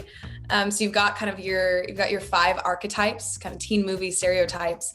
And throughout the journey of watching them be murder suspects, you get to see them kind of break out of those molds and really discover who they are. Some of the theories people are posting are pretty insane. Like what? Addie, what do we say? Don't read the comments. Or have others read them for you. Just that 4 big posts got teased and then 4 people are in detention with Simon. You think those 4 posts are about us? Are you saying that one of us killed Simon? Either way, it's insane. Addie is your teen movie princess stereotype. You know, she kind of seems to have everything in her life together. She's quote unquote that girl. That's the trend really popular on TikTok, where she has the hot boyfriend, she has her popular group of friends, but underneath it all, you realize that she's barely holding everything together. I mean, truly, the stress and pressure of trying to be perfect has actually resulted in her making really sometimes bad decisions, but ultimately, I think maybe good, because it gives her the courage, when everything is destroyed, it gives her the courage to break free and find out who she really is. One thing that I struggled with a little bit was just, she's dealing with so much internally, just with her mental pressures. And I think that, you know, as an actor, you try to tap in and tap out of it at the end of a day, but it will stick with you if you kind of let your thought processes go with you. So, you know, a lot of, in the beginning, her insecurities and her worries about her future and her life, you know, you kind of maybe almost internalize some of those. And I totally relate to some of the things and struggles that she deals with. And so that was kind of a component that I was excited to play, and I didn't quite realize how challenging it would be until I was dealing with it in the moment. But at the end of the day, that's what keeps me alive, right? And that's what keeps the sparks of the show alive, is doing things that scare you and hopefully overcoming it. Oh, hey. What are you reading? Sorry, it's the scrapbook I just found. It's called One of Us is Lying. When I first got the script, I picked up the book to kind of just skim and take a look at, and then I ended up reading it at one sitting. And I think I just resonated so much with what Addie was dealing with in terms of just like even now, not even being in high school, but feeling like on the surface you have to have things together and look perfect and be perfect, and then feeling so much inner turmoil and so much shame about different things. And so learning, as Addie did, to let go of that, right? And be vulnerable and lean into your true self. It was just this message that I felt really resonated with me at the time. What I would say to young adults about social media is get off your phone, go out into the world. I think just remember that social media, it may feel like life, but it's not. And there's so much more to life, and there's so much more than just the box, that square image as you scroll through. So I think for kids, just to continue to be yourself and truly tune out and go off. There's too much information. Our brains are not capable of all of this information. And when you let yourself go away from all of it, I think you discover and you come back to who you are.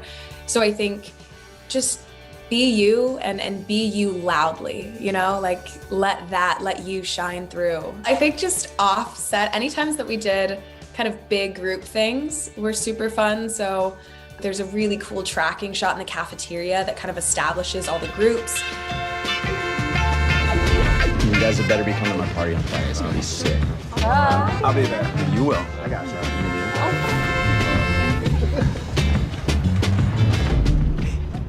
And I think even visually, that was one thing I remember seeing it and being like, oh, it's so beautiful and so cool and so true to life in a way, you know, like as you go through and you see these different groups and what they're doing. So I'm very excited for that. And then also just anything, as hard a day it was our very first day of filming, but shooting the detention scene and shooting it with these people that I made such an enormous connection to right off the bat, and then going and shooting the scene with them, I felt it was scary to be stepping in, but you felt so supported. I think the show says a lot about growing up, and that it says as you start your kind of next phase of life, out of high school, after high school, don't be afraid to be yourself. The show empowers each of the characters, and it empowers them in being themselves and in relying on those people that you can be yourself with. And also, you're never alone. Like, no matter what, find the people that your heart sings when you're with, you know, and like live with and grow with those people. So I think it's some really good lessons in resilience, in community, in relationships. One of Us is Lying is now streaming on Peacock, part of our parent company, NBC Universal. There's been a lot of talk about that. And there you have it. That is your Popstar Plus for today. Please tell a friend. Join us again tomorrow. We'll be speaking with one of the stars of the hit HBO show Insecure. Again, that's tomorrow here on Popstar Plus. We'll see you soon. Oh, Oh, I'm sorry. Welcome to this midweek edition of Today in 30. It's our favorite streaming channel today, all day. Yeah, I'm just limbering up. Yeah, you are. You got to get ready. We've got a packed half hour ahead, starting with an election night filled with surprise results, some too close to call, what it says about the mood of the country, and the fallout for President Biden and the Democrats, because the Republicans had a big night. They sure did. Plus, the Today exclusive, our conversation with the attorneys for the woman in charge of the weapons on the set of Alec Baldwin's movie. And we're taking a look at the soaring popularity of Pickleball. Team Today, we picked up our paddles and we threw a tournament of our very own. So let's take a wiffle ball and serve underhanded to start Today in 30. Let's turn to NBC's chief White House correspondent, Kristen Welker, who was up late co-anchoring election night coverage. Kristen, good morning. I mean, Democrats are waking up. This is a gut punch in Virginia, but also a potential surprise in New Jersey in terms of how close it is, no matter how it turns out. What do you think this means now for this agenda that's been stalled in Congress with Democrats fighting amongst each other? The implications are massive, Savannah. Look, while traditionally the party in power does struggle to energize its base in off-year elections, there is no doubt that alarm bells are going off within the Democratic Party. There's more pressure than ever to get something done. So you can expect the president to use the Virginia loss as a way to galvanize Democrats, the progressives and the moderates who've been fighting to try to act on his agenda.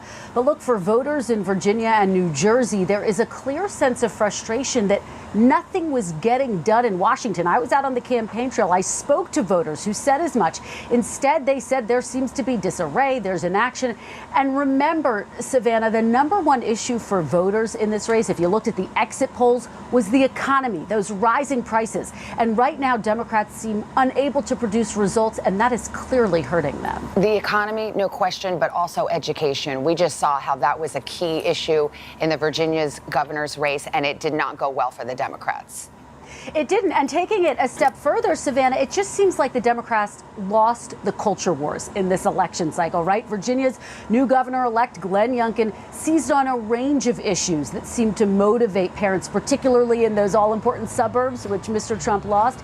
Issues from the controversy over mask mandates, what kids are taught in school, like critical race theory. Democrats, Terry McAuliffe in particular, tried to downplay those issues, to some extent ignore them altogether, to say that they weren't relevant. And the lesson is they may need to find a way to talk about them ahead of the midterms. The Virginia race polls showed was going to be tight as a tick. In New Jersey, people did not think it would be too close to call the next morning. What is the takeaway from that? No, you're absolutely right. This is perhaps one of the biggest shockers of the night. This is a state that Mr. Biden won by a whopping 16 points, Savannah. So the expectation was there would be an early call, but incumbent Governor Phil Murphy is viewed as part of the Democratic establishment, and clearly voters are rejecting that right now. Now, it's worth noting that Jack Ciattarelli kept President Trump at an arm's length, just as Youngkin did in Virginia. So you might see Republicans use that as we approach the midterms as a playbook. But the bottom line, Democrats are doing a lot of soul searching about all of this morning, Savannah. There are lessons for Republicans and Democrats in those races, Kristen, as you point out. Thank you very much. To cover the news, you have to be in it. We'll take you to the front lines of the story, bringing your news feed to life. Streaming live every night. It's your news playlist. Top Story with Tom Llamas, weeknights at 7 on NBC News Now. Today is now a podcast available every morning. Listen wherever you get your podcasts. To cover the news, you have to be in it. We'll take you to the front lines of the story, bringing your news feed to life. Streaming live every night. It's your news playlist. Top Story with Tom Llamas, weeknights at 7 on NBC News Now. People really don't know what's going to happen. Nearly a dozen hours after the eye roared ashore. More good people than bad people, you know, right? 5 seconds. 4, 3. There is some late-breaking news 4 hours into the Iowa caucuses by the Hammer deliberations. All right, it just did too. Sometimes the news can be difficult and overwhelming for kids to understand. Will coronavirus come back next year? So to help make sense of it all, we've created a newscast just for them. Man, you know a lot. We hope your family will watch Nightly News Kids Edition. The Meet the Press Chuck Todd Cast, free wherever you get your podcasts. Today is now a podcast available every morning. Listen wherever you get your podcasts. And joining us now are Jason Bowles and Robert Gorence. They're the attorneys for the movie's armorer, Hannah Gutierrez-Reed. Good morning to both of you. Good morning, Savannah. Good morning, Savannah. Before we get into the facts of this case, you had released a statement last week. You said Hannah was beside herself and devastated by what had happened. How would you describe her state of mind right now? Savannah, I think she was absolutely devastated. She remains very emotional about everything that's happened. As you can imagine, coming on the scene after and everything that she saw, she's heartbroken. And she's just devastated by what's happened. Well, the key question in this case is how on earth a live round got into that weapon on set. It was your client who loaded the gun. So how does she explain how a live round got into that gun? I think that's the most pivotal question in this case, and I think that is going to be the question that we want the FBI, want the sheriff, want the district attorney to all address. We know they're going to address it. We both are former federal prosecutors. The FBI is super competent. That is the central question as to this case, which is how did a live round get on set? And who put that live round on the set? Well, let me put a fine point on it. She loaded the gun. Did she load a live round? Well, we don't even know that, and let me tell you why, Savannah. There was a box of dummy rounds, and the box is labeled dummy. Hannah did take from that box, which she, by all accounts, should have been able to rely on. That contains only dummy rounds. She loaded rounds from that box into the handgun, only later to find out there is and she had no idea, she inspected the rounds, that there was a live round. Now, we don't know, however, whether that live round came from that box. We're assuming it did. We're assuming somebody put the live round in that box, which if you think about that, the person who put the live round in the box of dummy rounds had to have the purpose of sabotaging this set. There's no other reason you would do that you would mix that live round in with the dummy rounds. Well, let me just stop you right there. Is that your theory of the case, that someone intentionally placed a live round into a box of dummies for the purpose of it ending up in a weapon that would be used on set? We don't have a theory yet. We are investigating, and we were trying to get all the facts. That's one of the possibilities, admittedly, that you have a round that's supposed to contain only dummy bullets, prop ammunition, that have a projectile but are incapable of being fired. And they resemble a real round. Why and the would reason someone for that, do that? Savannah, is that when you look down... Why would someone do that, Well, and who in your mind maybe had they the wanna- motive and the opportunity to do it? I believe that somebody who would do that would want to sabotage the set, want to prove a point, want to say that they're disgruntled, they're unhappy. And we know that people had already walked off the set the day before. And they had been, and they're unhappy. And the reason they were unhappy is they're working 12 to 14-hour days. They were not given hotel rooms in and around the area, so they had to drive back and forth an hour to Albuquerque, and they're unhappy. I just want to be crystal there's clear. Are you saying that potentially those that were unhappy, this disgruntled crew members who had walked off the set, that they're potential suspects in your mind of intentionally placing a live round to prove a point, in your words? Well, I think, Savannah, that you can't rule anybody out at this point because we know a couple of facts. We know there was a live round in a box of dummy rounds that shouldn't have been there. At least one live round. We have people who had left the set, who had walked out because they were disgruntled. We have a time frame between 11 and 1, approximately that day, in which the firearms at times were unattended. So there was opportunity to tamper with this scene. And yes, we're looking at that possibility because, I'm sorry? Was the gun ever left unattended on the day of the incident? Savannah, it was left unattended from 11 to after 1 o'clock. Hannah actually took the guns are locked in a safe. The prop ammunition was in a truck, the prop truck. That was completely unattended at all times, giving someone access and opportunity. But the answer to your question is that that the tray was outside the church for over 2 hours unattended after she had prepped that for what was going to be an afternoon filming session outside of the church. So the gun was on the tray. So the answer to that is yes. Okay, so the gun was on the tray. She had loaded it. It was unattended for a period of 2 hours. Now, as the armorer, was it her responsibility to maintain custody and control of the weapon? She had two roles on that film set, and that's another thing we want to emphasize, that she was an armorer, but she was also a key props assistant. She was only being paid for an armorer part-time, essentially. She was doing two roles. So what had happened, Savannah, is that at 11, nothing was going on at that point. She had the guns prepped. She had them laid out on the cart. They then went to lunch. She came back. She had another duty and responsibility as key props assistant, and so she had gone to do that right after she had provided the handgun to Mr. Halls. So Mr. Halls took custody of the weapon, and at that point she was doing her other duties as a key prop assistant. Let's set aside for the moment how the live round got there, which obviously to you is a matter of great dispute. Once it was time for that weapon to go onto the set, did Hannah inspect the gun, the chamber? Did she look at the cartridges and determine that they were dummy cartridges? She did not, and this is really, Savannah, a really critical fact. What happened and what transpired in the church was not a rehearsal. It was not set to be filmed. This was what was called a tech prep, and they're positioning cameras. Hannah was not in the church, and that's really significant because if there was something that was going to involve one of the firearms, she had to be there.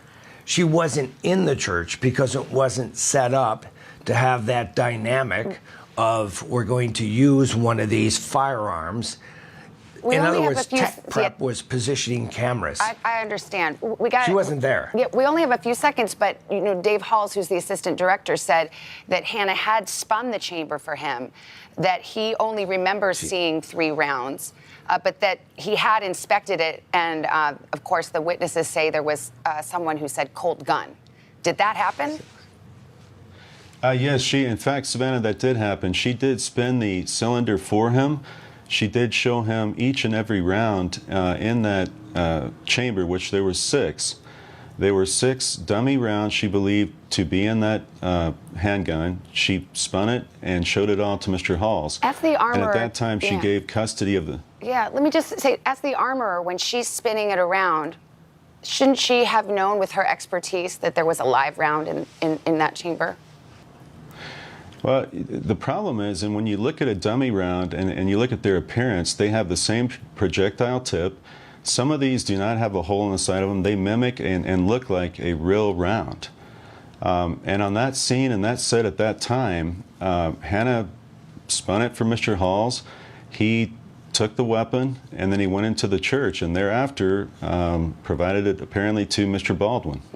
And finally, before I let you go, she gave an initial statement to the investigators. If they request another interview, will you allow her to cooperate? And are you fearful that criminal charges could be forthcoming in this case? We are definitely cooperating with the authorities. We will have another interview with authorities. We are appreciative of what the district attorney has said and what she's doing, which she's looking at this, taking her time, and really getting all the facts. And again, we think the FBI is going to be very important, their forensic analysis, and what they find regarding those live rounds, how they got there, and who put them there, the DNA, the fingerprint, and all of that evidence. Well, Jason Bowles and Robert Gorence, it's very good to have your perspective and get this information. Thank you for your time this morning. We really appreciate it. This isn't about spending going forward. This is about spending that's already happened. Do you accept the idea that we have a crisis at the border? The vaccine mandate. Is this going to work or is this going to backfire? If it's Sunday, it's Meet the Press. Grab your apron for a new podcast, Cooking Up a Storm with Al Roker. My forecast, yummy. Some of the best chefs spill the beans on family secrets to get you ready for Thanksgiving. This is fun. bringing the heat for the holidays. Follow now wherever you get your podcasts. Nearly a dozen hours after the eye roared ashore. There is some late-breaking news. All right, Good morning, everybody. Welcome to Today. Let's go! International Day of the Girl. The strength and courage of these women is remarkable. What's your message to girls who want to make a difference? Believe in yourself. You can make it happen. Make the most of your day with Today All Day. Get closer to all your friends of today in a whole new way. Today in 30. We give you a mix of everything you love about our show in a mere 30 minutes. Shop today with Jill Martin. We're helping you shop like never before. The latest styles and biggest names. Today food. Things are heating up in the Today All Day kitchen. Cooking essentials and recipe inspiration. Get ready. Are you ready? Oh, I'm so ready. Only on Today All Day. News is more than a headline. It informs, it inspires, and it still matters. To cover it, you have to be in it. And that's what we're gonna do. Every night, we take you to the front lines of the story, where it's actually happening, with NBC News journalists on the ground from all over the world. We cover what you need to know and bring your newsfeed to life. In primetime and streaming live, it's your news playlist every night. Top Story with Tom Llamas. Weeknights at 7 on NBC News Now. This morning, we are catching up with a Grammy Award winner who happens to work right across the street here at 30 Rock. Amir Thompson, drummer, DJ, co-founder of the legendary Roots Crew, official house band on The Tonight Show with Jimmy Fallon. He's a very familiar face. He also directed the new film Summer of Soul, which took home top prizes at Sundance. It showcases forgotten footage from the 1969 Harlem Cultural Festival. It featured performances from some all-time greats, including Gladys Knight and the Pips. We're going to bring out some folks. I was nervous. We were so excited about being there. Gladys Knight! Now, when I stepped on stage, I was totally taken aback because I didn't expect a crowd like that. And the Pips! You know that I heard it through the grapevine. I'm just about. How much fun that would be to be in that crowd. And if that isn't enough, he also has another bestseller. It's called Music and History. Just a busy man. Questlove, good morning. Thank you for coming in. How you guys doing? Hi. So let's start with this concert first. I was just telling you, it was like 7 years ago. I was at that same amphitheater, and somebody said, did you know there was a black Woodstock? And my husband and I looked at each other, and everybody was like, nuh-uh. And we thought it was almost like an urban legend. Like, nobody believed it, because we'd never seen any pictures. So what a gift now that it's true. It really happened. Yeah, the two gentlemen that approached me about this festival, like it was this mythical, magical festival that allegedly had Stevie Wonder and Sly and the Family Stone and all these acts, and I didn't believe it. And I'm supposed to be the music snob of all time. So thus, once they gave me 40 hours of footage, then, it humbled me real quick. Wow. So yeah, it happened. But it was the little boy that cried wolf for a lot of people. Like, a lot of people, said they went to this festival. No one believed them. Right. So. Yes. I mean, I watched this. It gave me chills because I'd never seen this imagery before, and then come to read that it had been sitting in someone's literally basement for 50 years. Yeah. Finally, it's come out. It's won incredible awards at Sundance and other places. I'm sure it's going to be really well received widely. But can you talk about what it means to you? You're now a historian. You are now bringing this to the masses and capturing video that kind of, I think, could have shaped a generation and may still shape a generation. Once I realized the importance of what this film represented, to me, it just wasn't about me curating a bunch of songs together from a performance. This was my chance to restore history. So in the beginning, I was a little intimidated, why would they let, a first-time driver behind the wheel? But, I felt an obligation and a little bit of pressure to get history correct. And I think that the producers chose me because I have a fresh set of eyes. They wanted a musician's eyes to tell the context of the story. So. But as you're watching this, you are now this historian, but you're also a musician and a lover of this music. And you see collaborations of Mahalia Jackson and Mavis Staples. How does that feel when you're watching this for the first time? It gave me chills. I mean, what I did was basically for 5 months on a 40-hour loop. I was given 40 hours worth of footage. And for 5 months, I had this playing 24/7 on my television, my bedroom, my kitchen, my living room, my bathroom, my office, everywhere. And if something gave me like chills, then I marked it down as, okay, this has to be. And this was one of those moments? This moment almost didn't happen. I found out later that Aretha Franklin was an 11th hour no-show. Wow. And at the very last minute, Mahalia Jackson, sat in for her. But, I wouldn't have had it any other way. Yeah. So. How amazing is this? Yeah. And you buried the lead, Al. Al wanted to go. That's right. I was 15, and my dad said, no, you're not going. Really? He just, he was afraid I would get lost on the subway. I don't know what it was. But I was 15. But I think this is the season of Questlove, because not only do you have this, you got this great book, Music is History.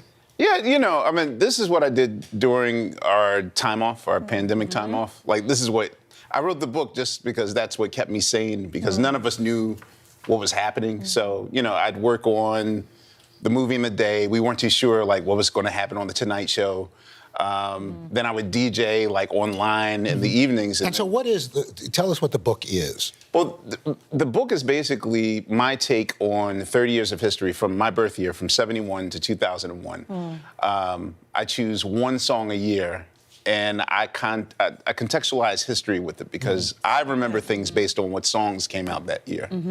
So it's a soundtrack of your life. It's a soundtrack of my life, but also a history lesson. How cool is that? So one day when we have time, if we give you a year, could you probably know an album, know a song, all that good stuff? Instantly, yeah. So my birth year, 1978. 78. Highlights. I would instantly think of the Jackson's Destiny. And that's There you go. We could do this all day. Jackson grows up, Yeah, all It's a new game we'll be playing.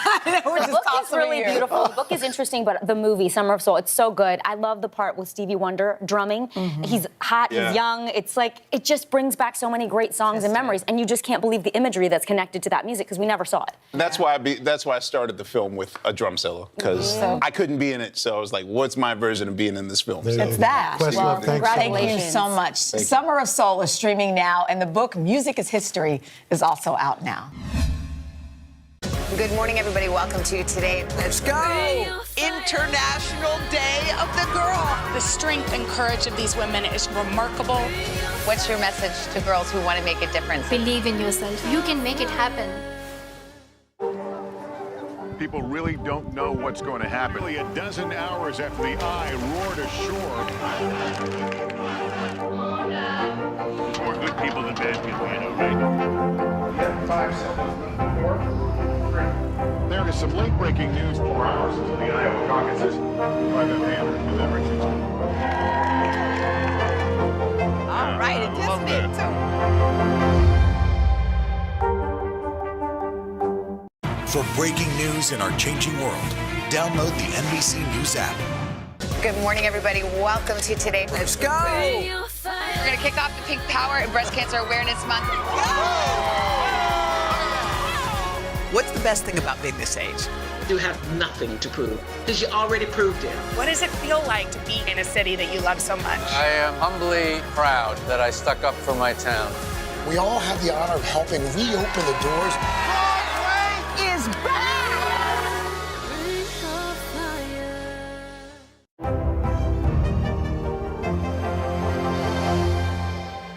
Today is now a podcast, available every morning. Listen wherever you get your podcasts.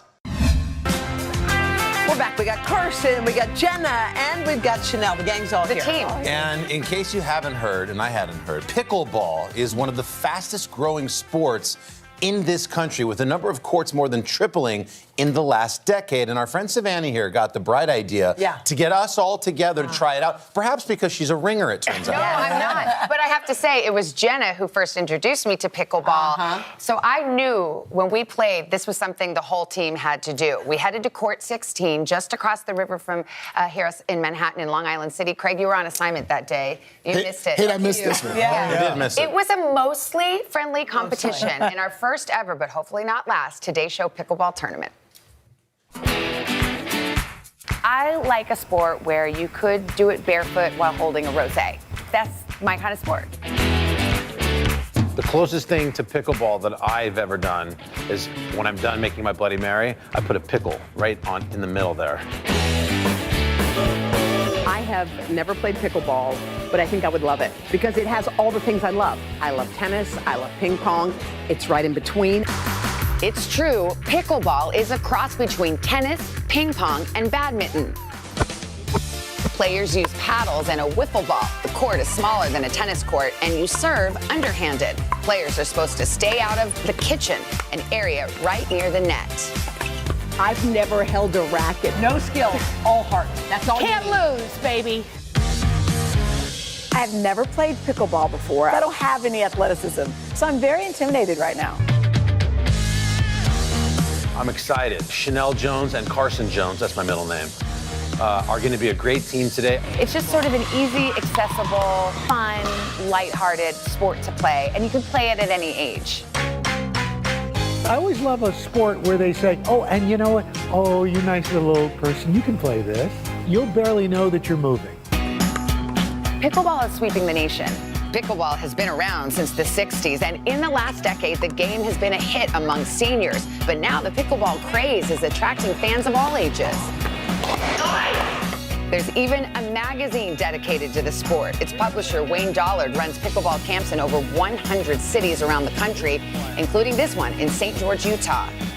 There is a huge pickleball boom going on. Last year, the numbers came in at 4.5 million now. It's not just fun, it's a heart-healthy activity that lowers blood pressure and strengthens agility, and it's extremely social. Wait for it. Seems like a perfect combo for our Today Show team, so we took a swing at our first Today Pickleball Tournament. Go Team Blue! Hey, blue team! I will look out for us. Team Orange. Go Team Orange. Go team! We're gonna get up. Before we faced off in doubles matches, a little warm-up and some pointers from the pickleball pros here at Court 16. You always have to be back behind this yellow line. This yellow one. It has to be underhand. Yes. Okay, so it needs to stay straight. Most games are 11 points, but we're kind of in a pickle with an early wake-up call tomorrow. So our round-robin game is first to score 5 points. So it's Al and I against pop starters Carson and Chanel. Oh! Ooh, nice depth, Carson. Go, Carson! Come on. Let it go, let it go, let it go, let it go. Oh. You're better than this. I know, I am. Oh, All right, There we go, there we go. come on, Chanel. Yeah! Oh! That's it! That was a good one. That was a good one. We woke the sleeping beast. I know. Okay. 5-2. Congratulations. Nice, good game. Well played, yeah. Well done. Let's go, partner. I want to play. Now I feel like I've got my ceiling. Bronze medal for last. Chanel and Carson advance to round 2 against the fierce fourth-hour duo, Hoda and Jenna. Yes. Yes, queen. That's how you do it. That was pretty good. Come on. Oh, good try. It's okay, JBH. Got it in. Go hard. Oh, good try, Chanel. Jenna, way to go. See? Yes, You got it, baby. Let's go, Miss Jones. Oh, You were you talking. got it, Okay. Jenna. Yes, let's go! All right, feeling it. Oh. Game, 5-1. Darn it! That was one. That was not my pop star best. Let's see some action. Good game. Go get a drink. Hoda and Jenna for the W, but it wasn't over yet. The two of us take you two on. Yeah, you should. Okay. We mixed it up, and Jenna and Hoda challenged Carson and me for one more final round. Come on. Yeah, there you go. Let's go. One ball at a time, baby. We're not dinking around. No, we're not. Oh, no. Let's I took it go. out of the air. I got it out of the air. for you. It's okay. Come on. Oh, no. Let's go! Go. Oh! Wow. A little too much. Go.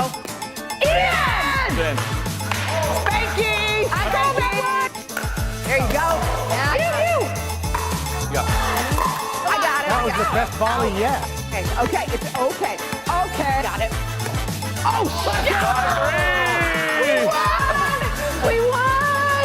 That's a pop star plus, baby! Hey guys, let's have a dink. Good one. That's pickleball humor, friends. Pickleball joke. I love it. Love it. Cheers. We hope you come back tomorrow. Another great morning on tap on Today when Ed Sheeran pays a visit to Studio 1A. Oh, and remember when we beat you in pickleball? No, Anyway. I don't remember it. I blacked out. See you tomorrow. Goodbye.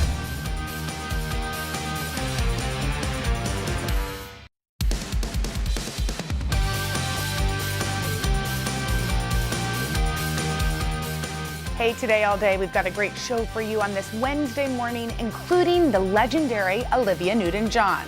But let's kick it off with pop star. Ariana Grande is a woman of many talents, and on last night's episodes of The Voice, she nailed a celeb impression that you won't forget. Check it out. All right, guys, up on Pop Star first, we'll start with Nicole Kidman. The Oscar-winning actress has transformed into Lucille Ball in the first teaser we're getting for the upcoming biopic, Being the Ricardos. The preview shows Kidman stepping into the shoes and on the grapes of the beloved TV icon. It also gives fans a peek at Javier Bardem taking on the role of Desi Arnaz. Here is a look.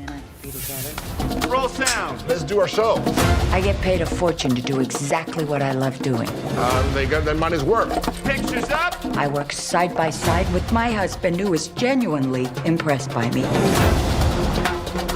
And all I have to do to keep it is kill for 36 weeks in a row. Okay, let's go. And then do it again the next year. You know, I did this show so Desi and I could be together. Ladies and gentlemen, enjoy the show. And action. I had no idea it was going to be a hit. Wow. You see what happened there? See what you all just did? What'd you say? We didn't see it. Oh, it's like, where is she? Where is We're all she? like, Where's her voice? Nicole Kidman. That's the thing. That's People are the like, tease. That's the teaser. But why not show her? Well, because that was her in the moment in the grapes. But and J.K. Simmons as Yes. Fred Mertz. Is that who's playing Fred Mertz? That's J.K. Simmons. Oh, Fred Mertz? That's right. Aaron Sorkin, writer, director of it. But people are wondering, like, I'm where, in. they want to see her. Brilliant. I'm in. Being the Ricardos is set to hit theaters on December 10th and will be streaming on Amazon Prime Video later that month. Next up, Beyonce and Jay-Z. The couple's been featured in the latest campaigns for Tiffany & Company. Beyonce recently becoming only the fourth person to ever wear the jeweler's famous yellow diamond. And in a new spot for the brand, Bey and Jay recreate another iconic moment from Audrey Hepburn from the classic Breakfast at Tiffany's with a little help from Blue Ivy. Take a look. Monty, can you pull over, please? This is so sweet. Shall we have pizza?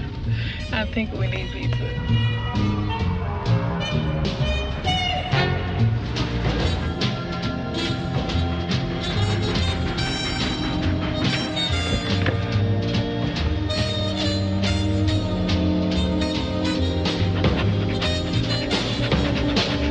The Tiffany & Company short film, it's called Date Night, channeling Holly Golightly's iconic New York City backseat moments from the 1961 film. And in case you were wondering about the jewelry, Beyonce rocking a 10-carat diamond ring and a 6-carat diamond pair of earrings. Why not? Next up, Ariana Grande, our coach of The Voice, is a woman of many talents, not the least of which is her ability to nail a good impression. Every time she does it on the set, we're all on the floor laughing. Last night's episode of the show proved that she could do that even with her own advisor, Kristen Chenoweth. Watch this.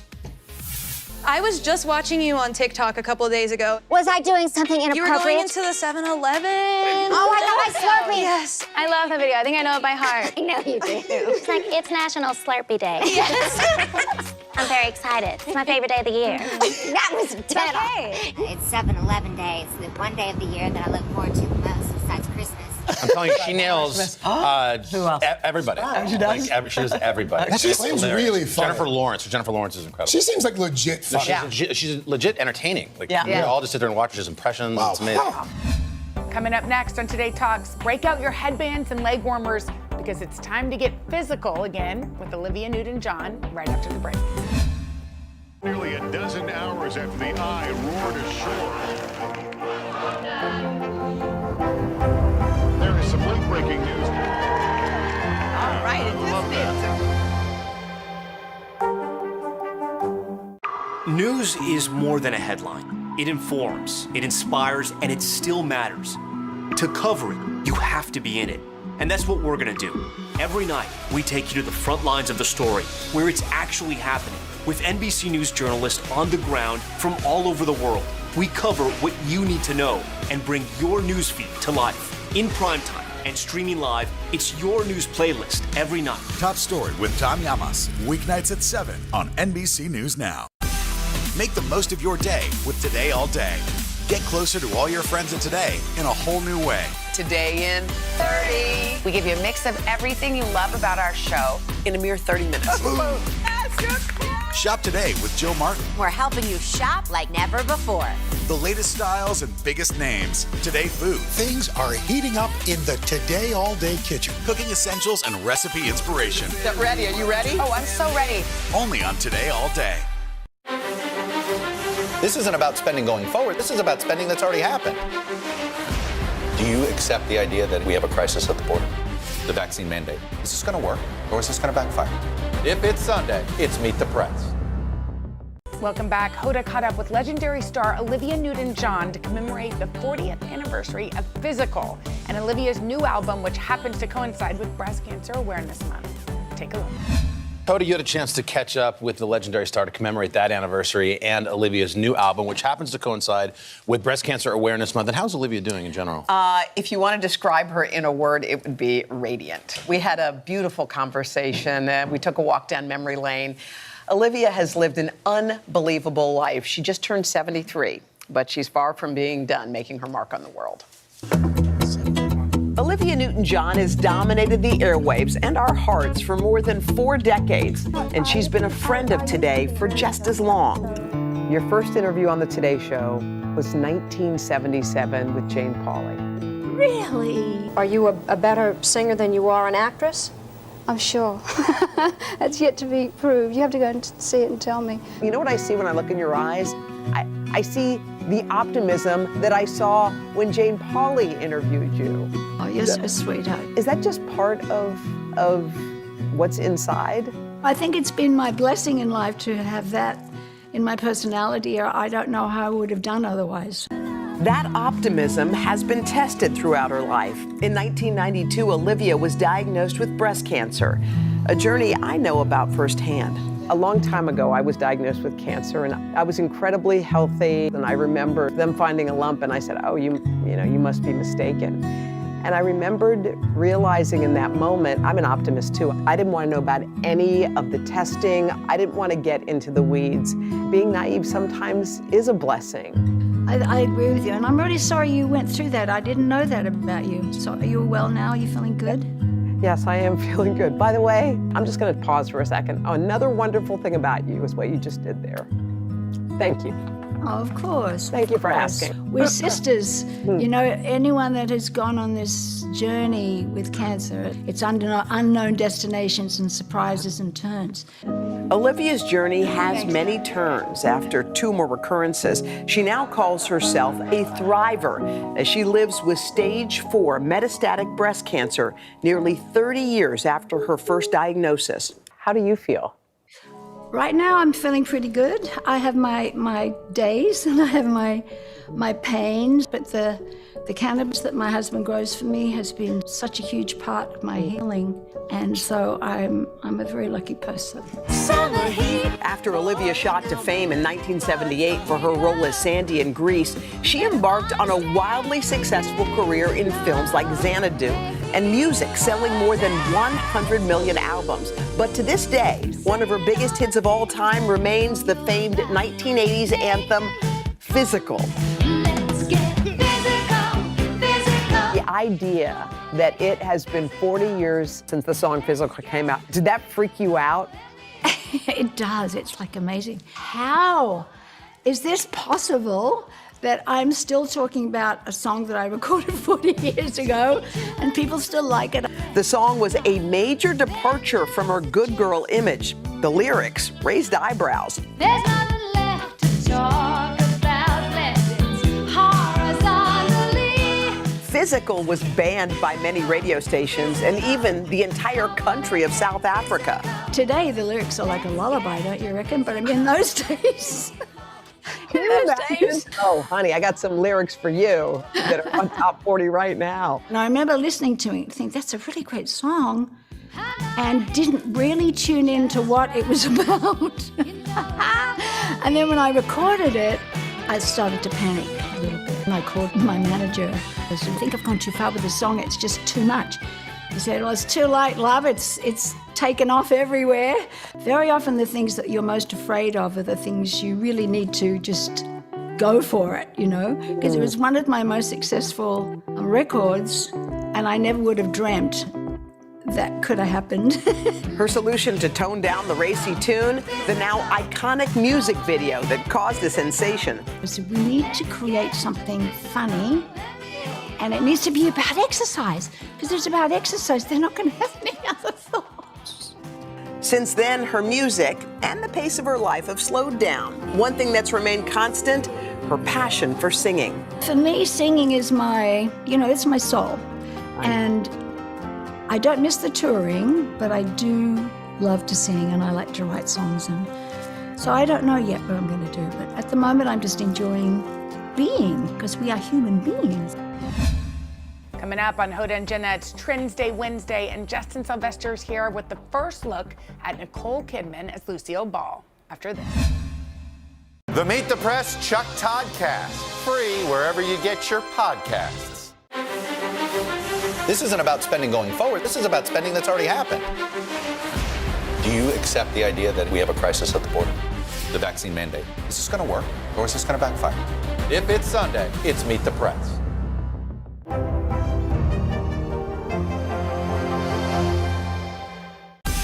Make the most of your day with Today All Day. Get closer to all your friends of today in a whole new way. Today in 30. We give you a mix of everything you love about our show in a mere 30 minutes. Shop today with Jill Martin. We're helping you shop like never before. The latest styles and biggest names. Today food. Things are heating up in the Today All Day kitchen. Cooking essentials and recipe inspiration. Get ready. Are you ready? Oh, I'm so ready. Only on Today All Day. Sometimes the news can be difficult and overwhelming for kids to understand. Will coronavirus come back next year? So to help make sense of it all, we've created a newscast just for them. Man, you know a lot. We hope your family will watch Nightly News Kids Edition. Nearly a dozen hours after the eye roared ashore. There is some late breaking news. All right, it is. Good morning, everybody. Welcome to Today. Let's go. International Day of the Girl. The strength and courage of these women is remarkable. What's your message to girls who want to make a difference? Believe in yourself. You can make it happen. The Meet the Press Chuck Todd Cast, free wherever you get your podcasts.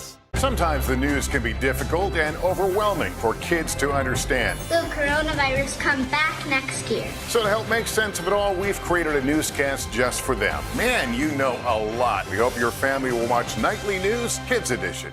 Welcome back to Diane, Hoda, and Jenna. Ashton Kutcher calls out his wife Mila Kunis for a parenting fail. Plus, we show the results from this week's Tuesday Tuesday. Take a look. It is Tuesday, and we like this because we're like someone who people like to tell us what to wear, like paper dolls. Let's be honest, What? they need to tell us what to wear. Yeah, we don't know. Okay. Anyway, this week's chooser is our friend Allie Berger. Allie's one of our producers, and everyone always looks at Allie and goes, Look at boy, her. I want to be cool like Allie. No one can be. That's life. So that's the way we do it. So anyway, she chose our look. So Allie picked for me. These are Hoda's picks These are right here. one of these the first, three. The glitter jean- shirt with the kind of mom jeans. Yes. And then that cool motorcycle Yeah, jacket downtown. leather look. And then the third is sort of color blocked. Okay, and then here are Jenna's picks. Jenna, she chose, beautiful. Like a cool, you got a couple of biker looking outfits and something in between that's cute. Okay, Right. so are we doing these together? Sure, let's do the drum roll. Ready? All right, so let's reveal our outfits. And 1, 2, 3. Ta-da! You look good. I'm sorry, downtown Julie Brown. You look cute. You know what I feel? And you know what I love? The pants. They're sweatpants. They're cozy. They're kind of sweatpants. They're sweater pants. I love those. So I know what I'll be doing this afternoon, laying in bed watching some television. By the way, and I like the jacket and the bodysuit. And okay, look at you and turn around. I like these jeans on you. This is what all the young people are wearing. Okay, wait. We need to get Allie on FaceTime. Allie, are you available? Hi, you ladies look so hip. Oh, look at Allie. You know we're the opposite of hip. I cannot believe that you picked this. Now, is this what you were hoping? Are these the outfits you were hoping we would have chosen? I honestly loved all the looks for you guys. You're so cool as it is. I just wanted to make you a little more casual. See how and cool she is? casual. Casual. Maybe we do need to be more casual. Why are we so formal? You know what though, Allie, the bodysuit was a very interesting choice because it feels progressive down there. You know what I mean? Down there? I mean, it's a little hard to buckle. I haven't worn a bodysuit since 7th grade. Since you were like a kid. Okay, can I just tell you though, don't undo the buttons because then you're gonna walk outside and they're accidentally gonna fly up and everyone's gonna know you're wearing a bodysuit. Okay, that's good. Well, tips. Allie, thank you for putting a little of your fairy dust on us and making us. Amazing. Thank you, Allie. Thanks. Bye. Okay, so I love this out. By the way, I really like you in the biker I do too, thing. and can I just say that I couldn't buckle the bodysuit, so it will fly up. Will fly. So if it does, just watch I'll let out you for know. me. All right. Okay, one of our producers Yeah. is having a little bit of a conundrum. Yeah, a little friendship dilemma. And I think a lot of us have been in these situations. We've been on both sides of this thing. So her friend is single, and she wants to go out and have fun and do cool things that single people do. But she is married with kids. Go out late. Go out late, yeah. Do all Party, the fun stuff. do fun things. And then the other friend, our producer, is not in that situation. She's got kids and wants to kind of be cozy at home and chill. And work obligations probably, So- which means she can't stay out as late. So what's the question is what do you do? And I think we've all been in friendships where we're at different phases in our friendships. I've been, single without kids for most of my life, and most of my friends have been married with kids. So did that ever? How did that play out in friendships? For me, it didn't really my really close besties. Nothing changed. Yeah. But only because they adjusted to mine and I adjusted to theirs. Like I wasn't going to be like, let's go out and meet guys if they didn't want to do that. Yeah. Like I wouldn't have done that. But I think it does change the dynamic. I think a little bit because when you have kids, you're all consumed with it, and then you need to carve out time for your girlfriends. You need to do things. Yes. But I think it's like having honest conversations and saying, look, I'm at this phase right now. Yeah. How about and you look, your sister was single for a long time too without kids. My sister was single for almost my whole marriage. Yeah.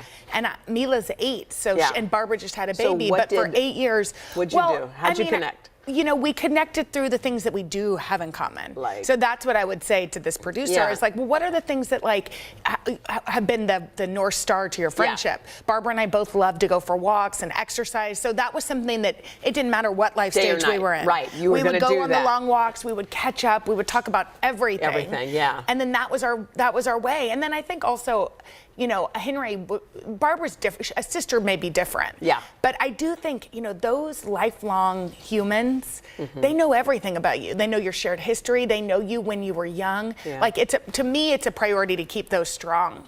Well, someone once told me, your friendships and relationships are like you're in a boat, and some people come into your boat with you for a while, and then they go back on the shore. They had their, it was like a moment. Some people stay for a long time. Some people stay for a day, and some people are in the boat till the end. Yeah. And you just, for the ones who are going to be there till the end in the boat with you, then I think you have to treasure them and bend a little. Yeah. We all have to bend. Yes. Like, you can't just say, well, this is how I live, so fit into my life every now. once in a while, do go dancing if people Right, still just do pick that. one. Yeah, just pick one. Say, I'm going to get a babysitter. We're going to go out tonight. Or on the other hand, if you're the friend who wants to go out and party, recognize and say, okay, she's Let's not go to an digging early that. dinner. Let's do an early dinner. Let's catch up. Yes. Well, maybe we'll do a little happy hour since I like to have a few. Yeah. Let's do that. Are you talking for yourself or the friend? I was just talking. Okay, well, on we and want on. y'all's advice too, because Yeah. I feel like sometimes you share the best advice. I on get the our best advice. Sometimes even on our Insta page. Right? Like, people will write something, I'm like, that was so Profound. brilliant. All Okay, right. so give us your advice. What should these friends do? Head to our social media and let us know, and we're going to fill you in tomorrow on your ideas. So how should the friends make it work? And maybe you'll know if you don't want to continue the friendship, you might realize that maybe that friendship has already run its course. Like sometimes that happens. Yeah. You can't have so many people crammed in your boat. That's just the way it doesn't Also, work that way. might be bigger than life stages, Yeah, right? yeah. That's not just because you're in Yeah. a different life Yes, stage. that's a good point. That's a bigger thing. All right. All right, and if you have a dilemma and you're not sure how to handle it, we're here for you. Yeah. Right? So you can ask us anything. Head to our social media page and ask away. All right, so here is an interesting thing. So Mila Kunis and Ashton Kutcher are obviously their parents. And Mila Kunis has this place where she gives parenting advice. I think and on it's Ellen, like on, right? Yeah, well, I I don't know, was it on Ellen? I don't know. Anyway, she has some page where she does it. So the question is have you ever given parenting advice and then wondered, like, what does your spouse or your partner think? Like, and how do you work that out? And what was the right thing to say? Yeah, and sometimes it's like you've asked me something and I've told you something, and then afterwards I've been like, wait, is that even true? I mean, nobody knows what to do. Nobody knows how to parent. So Mila Kunis recently admitted to this. Take a look. So there was a little kid in my kid's preschool that wasn't very kind and pushed my daughter. My daughter came back and she was like, such and such little kiddo pushed me. And I instinctually said, did you push her back? And my daughter's like, no. And I was like, push her back next time. You push her back and you say, no, thank you, and you walk away. And I turned around and I see Ashton's face and he was like, no. But I was like, you stand up for yourself and you say, no, thank you. I was like, don't push him off. I think there's nothing wrong with saying no, thank you. Right. She said that she thought that was a parenting fail on her part. Because pushing back is like you're doing the same thing you're doing. But you get it. Like, every person was parented differently. So when we come in, we're like, you parent that way. The way that you were taught is like deep in you. Yes. Like, we both have the cheerleader in us where somebody says, well, I'm nervous. And then you're like, you don't need to be nervous. You're good. You can do it. I mean, Haley got 3 shots from the doctor's office and was crying, and it was horrible. Oh, wait, tell your parenting plus. This is the best. Oh, this is what I did. Okay. Yes. So she's crying in the doctor's office. I feel terrible. I had to hold her down. It was like the worst. I can't unsee it. It was 3 of them. And so when she gets the lollipop, tear stained, I put her in the stroller. I said, and I'm pushing her. And all of a sudden, I see these guys in this Fresh Direct truck, and I go, hey! And they go, look at me. I go, she just got 3 shots, and she's 42 inches tall. And they go, oh, cool, yeah. And then all of a sudden, she was like, oh. And then she goes, tell that lady. So some lady was walking. I go, hey, excuse me. And she goes, yes, headphones. I go, she just got 3 shots at the doctor's office. She's super brave, and she's 42 inches. The lady goes, good for you. And all of a sudden, when we got home, the tears had dried. She was home. She felt good. And what was her story that she shared? She was like, and she told people at school, I was brave. I got 3 shots. I knew it hurt, and I knew it was scary. And she was doing the fight or flight. Like, she wanted to run out the door. Yeah. She kept screaming, I want to get out of here. I want to get out of here when it was happening. But I kept saying, you did it. You did it. The cool thing is, like, I think what you could have done is been like, oh, Haley got shots. It hurt. Oh, yeah. You changed the narrative. Yeah. You empowered her. You're awesome. Oh, my God. Because I'd made so many mistakes since then. But it was good. That was the one moment.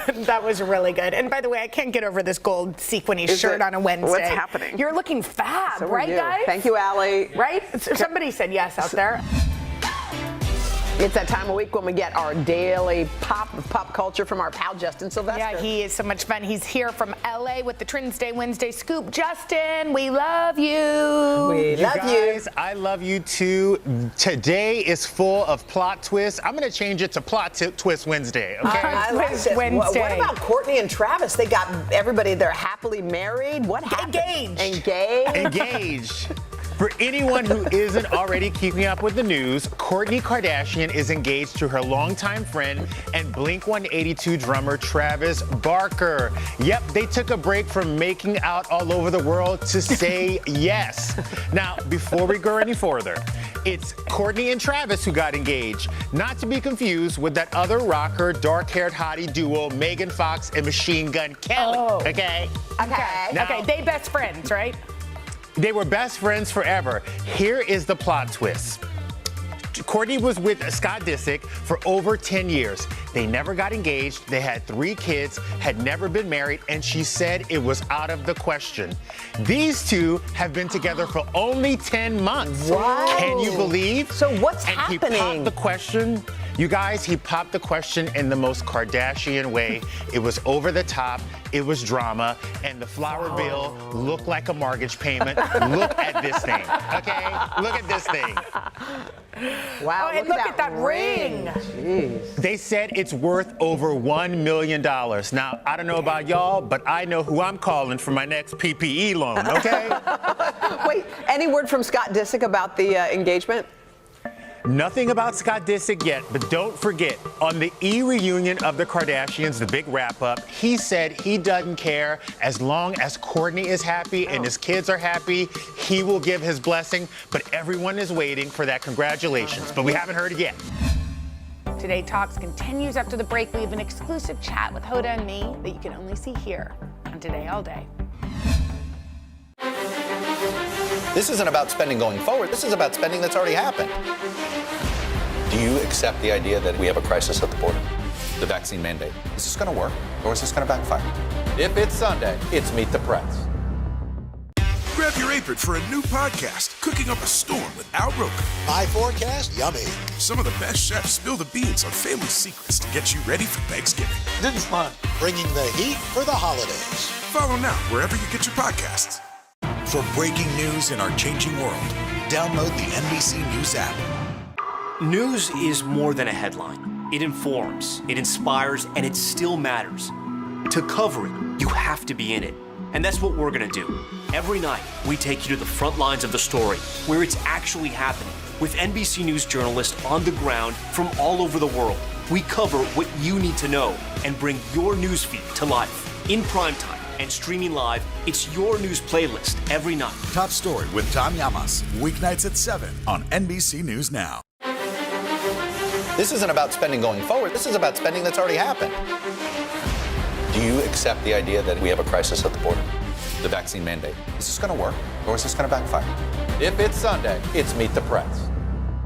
Today is now a podcast available every morning. Listen wherever you get your podcasts. The Meet the Press Chuck Toddcast. Free wherever you get your podcasts. Welcome back to Today Talks and our exclusive content you can only see here on Today All Day. How are you?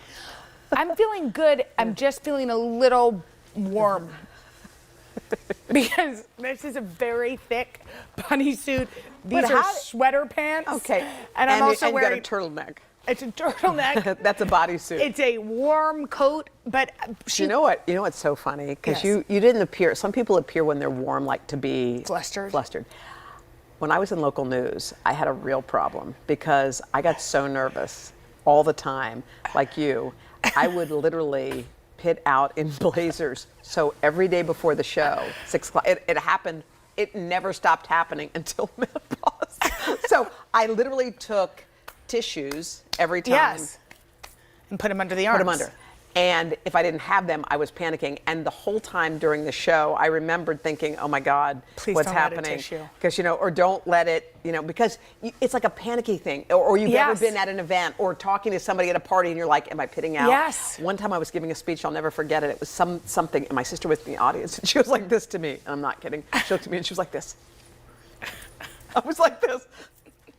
How many times have you had to blow dry my armpits? A lot. We have a blow dryer. I think it actually just prepared us to work together because there was one time I was filling in with Chanel on the 9. Yeah.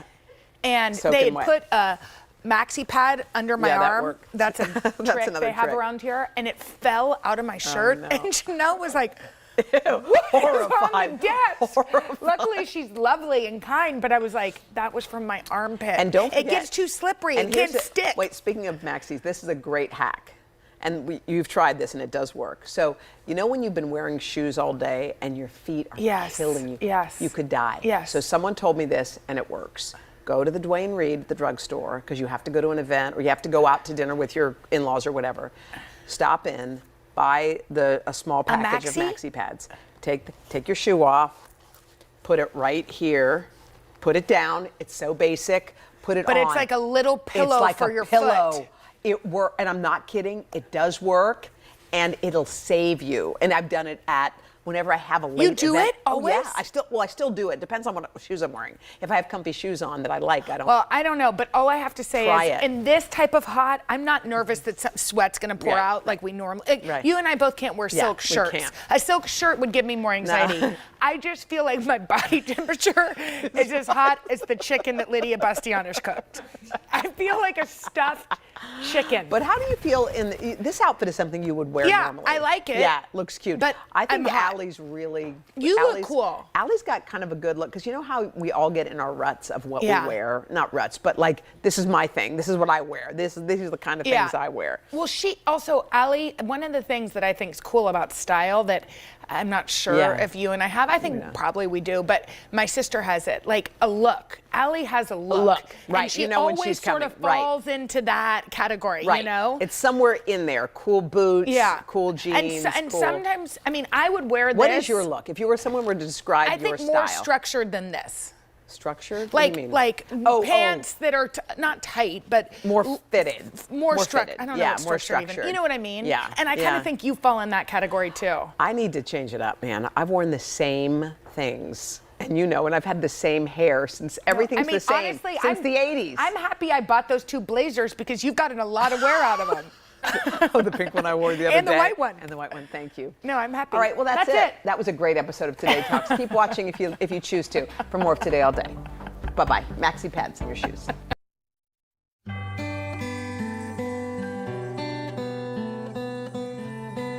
Hello, I'm Vicki Nguyen. Good to have you with us for Consumer Confidential, our holiday handbook edition. With the holiday season underway, for the next 25 minutes, we're focusing on how we can get together with friends and family safely. Unlike last year, we have COVID vaccines to help lower our risk for getting sick. But nothing is foolproof, so before you send out that invitation or say yes to a party, what do you need to know? In just a moment, Dr. Natalie Azar is going to help break down the new guidelines. But first, in anticipation of the most wonderful time of the year, our Today Show family shared their favorite things about the holidays.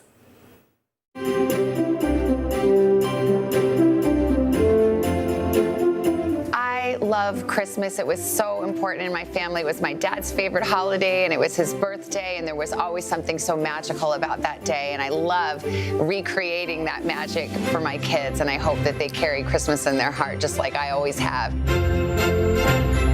My favorite thing about the holidays is Haley and Hope, watching them get up, the wonder, the tree, the presents.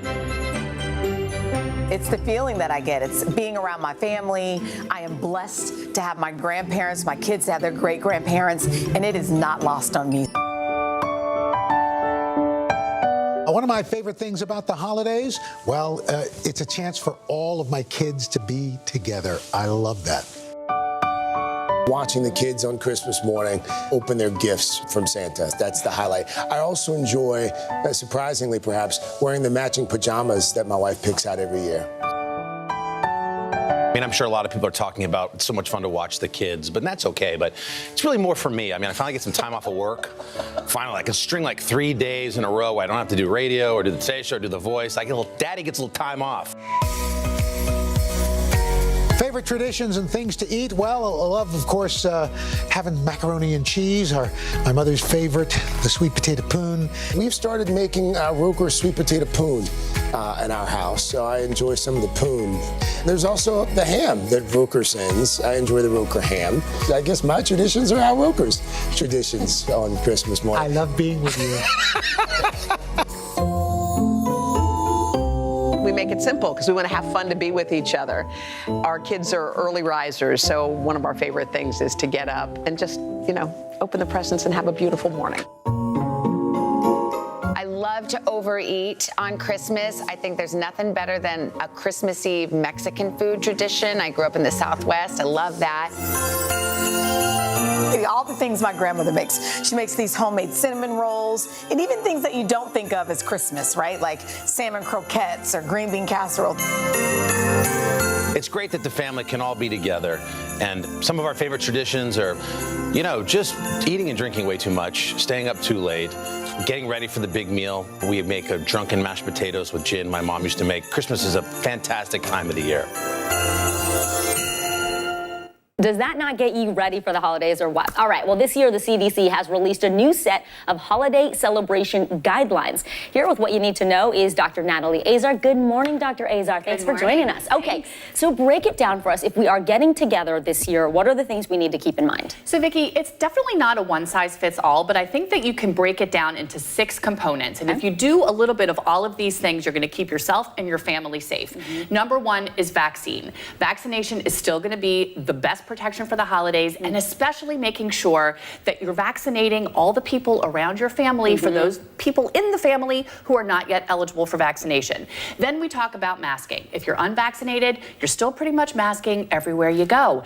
If you are vaccinated and you're going to an area with substantial and high transmission, we still recommend masking indoors. Remember, outside is better than inside, well ventilated if you're inside. If you're sick, you stay home. If you're sick, you don't host. And a big part of this, Vicki, is using testing to your advantage, pre and post visit, pre and post travel, just to kind of cover your bases and keep you and your family safe. Okay, I love that. That's really helpful. Who should be on that actual invite list? Is it okay this year to have grandma and grandpa getting together, and then also the kids who are most often not vaccinated, not eligible yet? Right. So again, I have to start off by saying that the safest thing to do is to be around folks who you've been in contact with, who are in your circle, in your household, because as soon as you start mixing from other parts of the country, from other households, you sort of bring that element of the unknown into the mix. But look, last year was really hard for everybody. It was hard for grandparents. It was hard for families not to see one another. I always boil it down to this, Vic. You have to think about the vulnerable people in your house. Maybe you're not worried about getting severely ill, but maybe you're worried about a more vulnerable grandparent, that kind of thing. The good news is that a lot of these folks, grandparents, are probably eligible for boosting. Boosters, and right. have been boosted. And we know that after that first 2 weeks, when you get your highest level of antibodies, you've got a pretty thick shield and armor for the next couple of weeks to months, which beautifully overlaps with the holiday season. So grandparents really are better protected, and I think they should be able to hug their grandkids. What about masks? Because we are kind of in that stage where people are vaccinated, they're letting their guards down. So when we're inside, especially for the meal, you can't have your mask on. What can we do in that situation?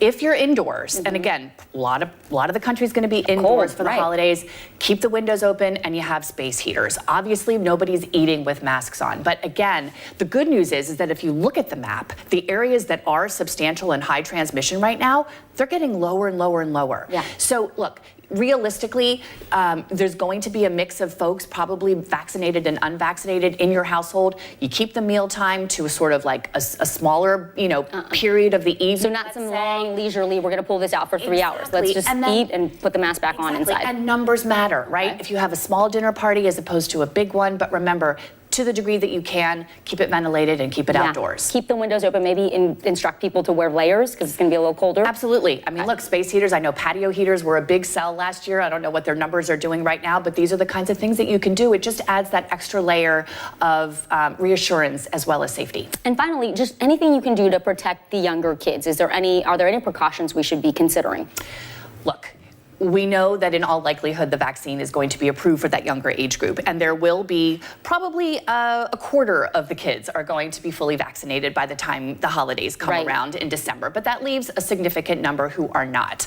Obviously, if the child is over 2 years old, if you're in a crowded indoor space, I would still recommend masking for those kids, especially again if you're in that area of substantial to high transmission. But kids love to be outdoors. Yes. Put them in layers, put them in hats and scarves, and let them run around outside and play. That's going to be far better for them mentally and physically than forcing them to stay inside with the mask on. That's such a great point. They want to be out there running around anyway. Dr. Azar, thank you. Such great tips for helping us in what we should be thinking about before those holiday get-togethers. Thank you so much, Vic. Great to Enjoy see and you. stay safe. All right.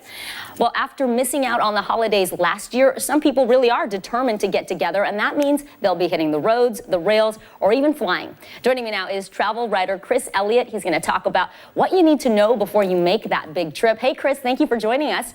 So we all know traveling with family can be stressful. So when you add COVID to that equation, it can be overwhelming. What are the specific things folks should be having with them when they're heading out to travel? This is going to be a really unusual travel season, as you suggested. I think people are going to have to, as your previous guest mentioned, they're going to have to think about whether they're vaccinated or not and whether they feel safe traveling with their kids. That's a big thing. And then also the cost of travel. We've seen that go up as the pandemic starts to fade. We see travel prices going higher and higher. We've been hearing about travel prices, speaking of which, they're expected to go up. Is it too late to save money if you're in that time frame after Halloween and you haven't booked yet? Talk to us about the best dates to travel around the holidays and how can you score a deal? Are there last minute deals? What I would say is if you see a deal that you can afford, book it now, because we're really seeing flights that are much more scarce. Flights are flying completely full. Hotels are filling up really fast, and prices are going higher. So in terms of where to find those deals, you've got the usual suspects, Booking.com, Priceline, you have Expedia, and then you would also ask about when the best days to travel are. You have to avoid the days immediately before and after the holiday. Those are typically the highest prices that you're going to see and the biggest crowds. If you can fly actually or travel on the holiday itself, I know that sounds really counterintuitive, but if you can travel on the holiday, you're going to avoid a lot of the crowds. And guess what? Prices go down as well. The first week of January is just absolutely dead. So if you want to travel then,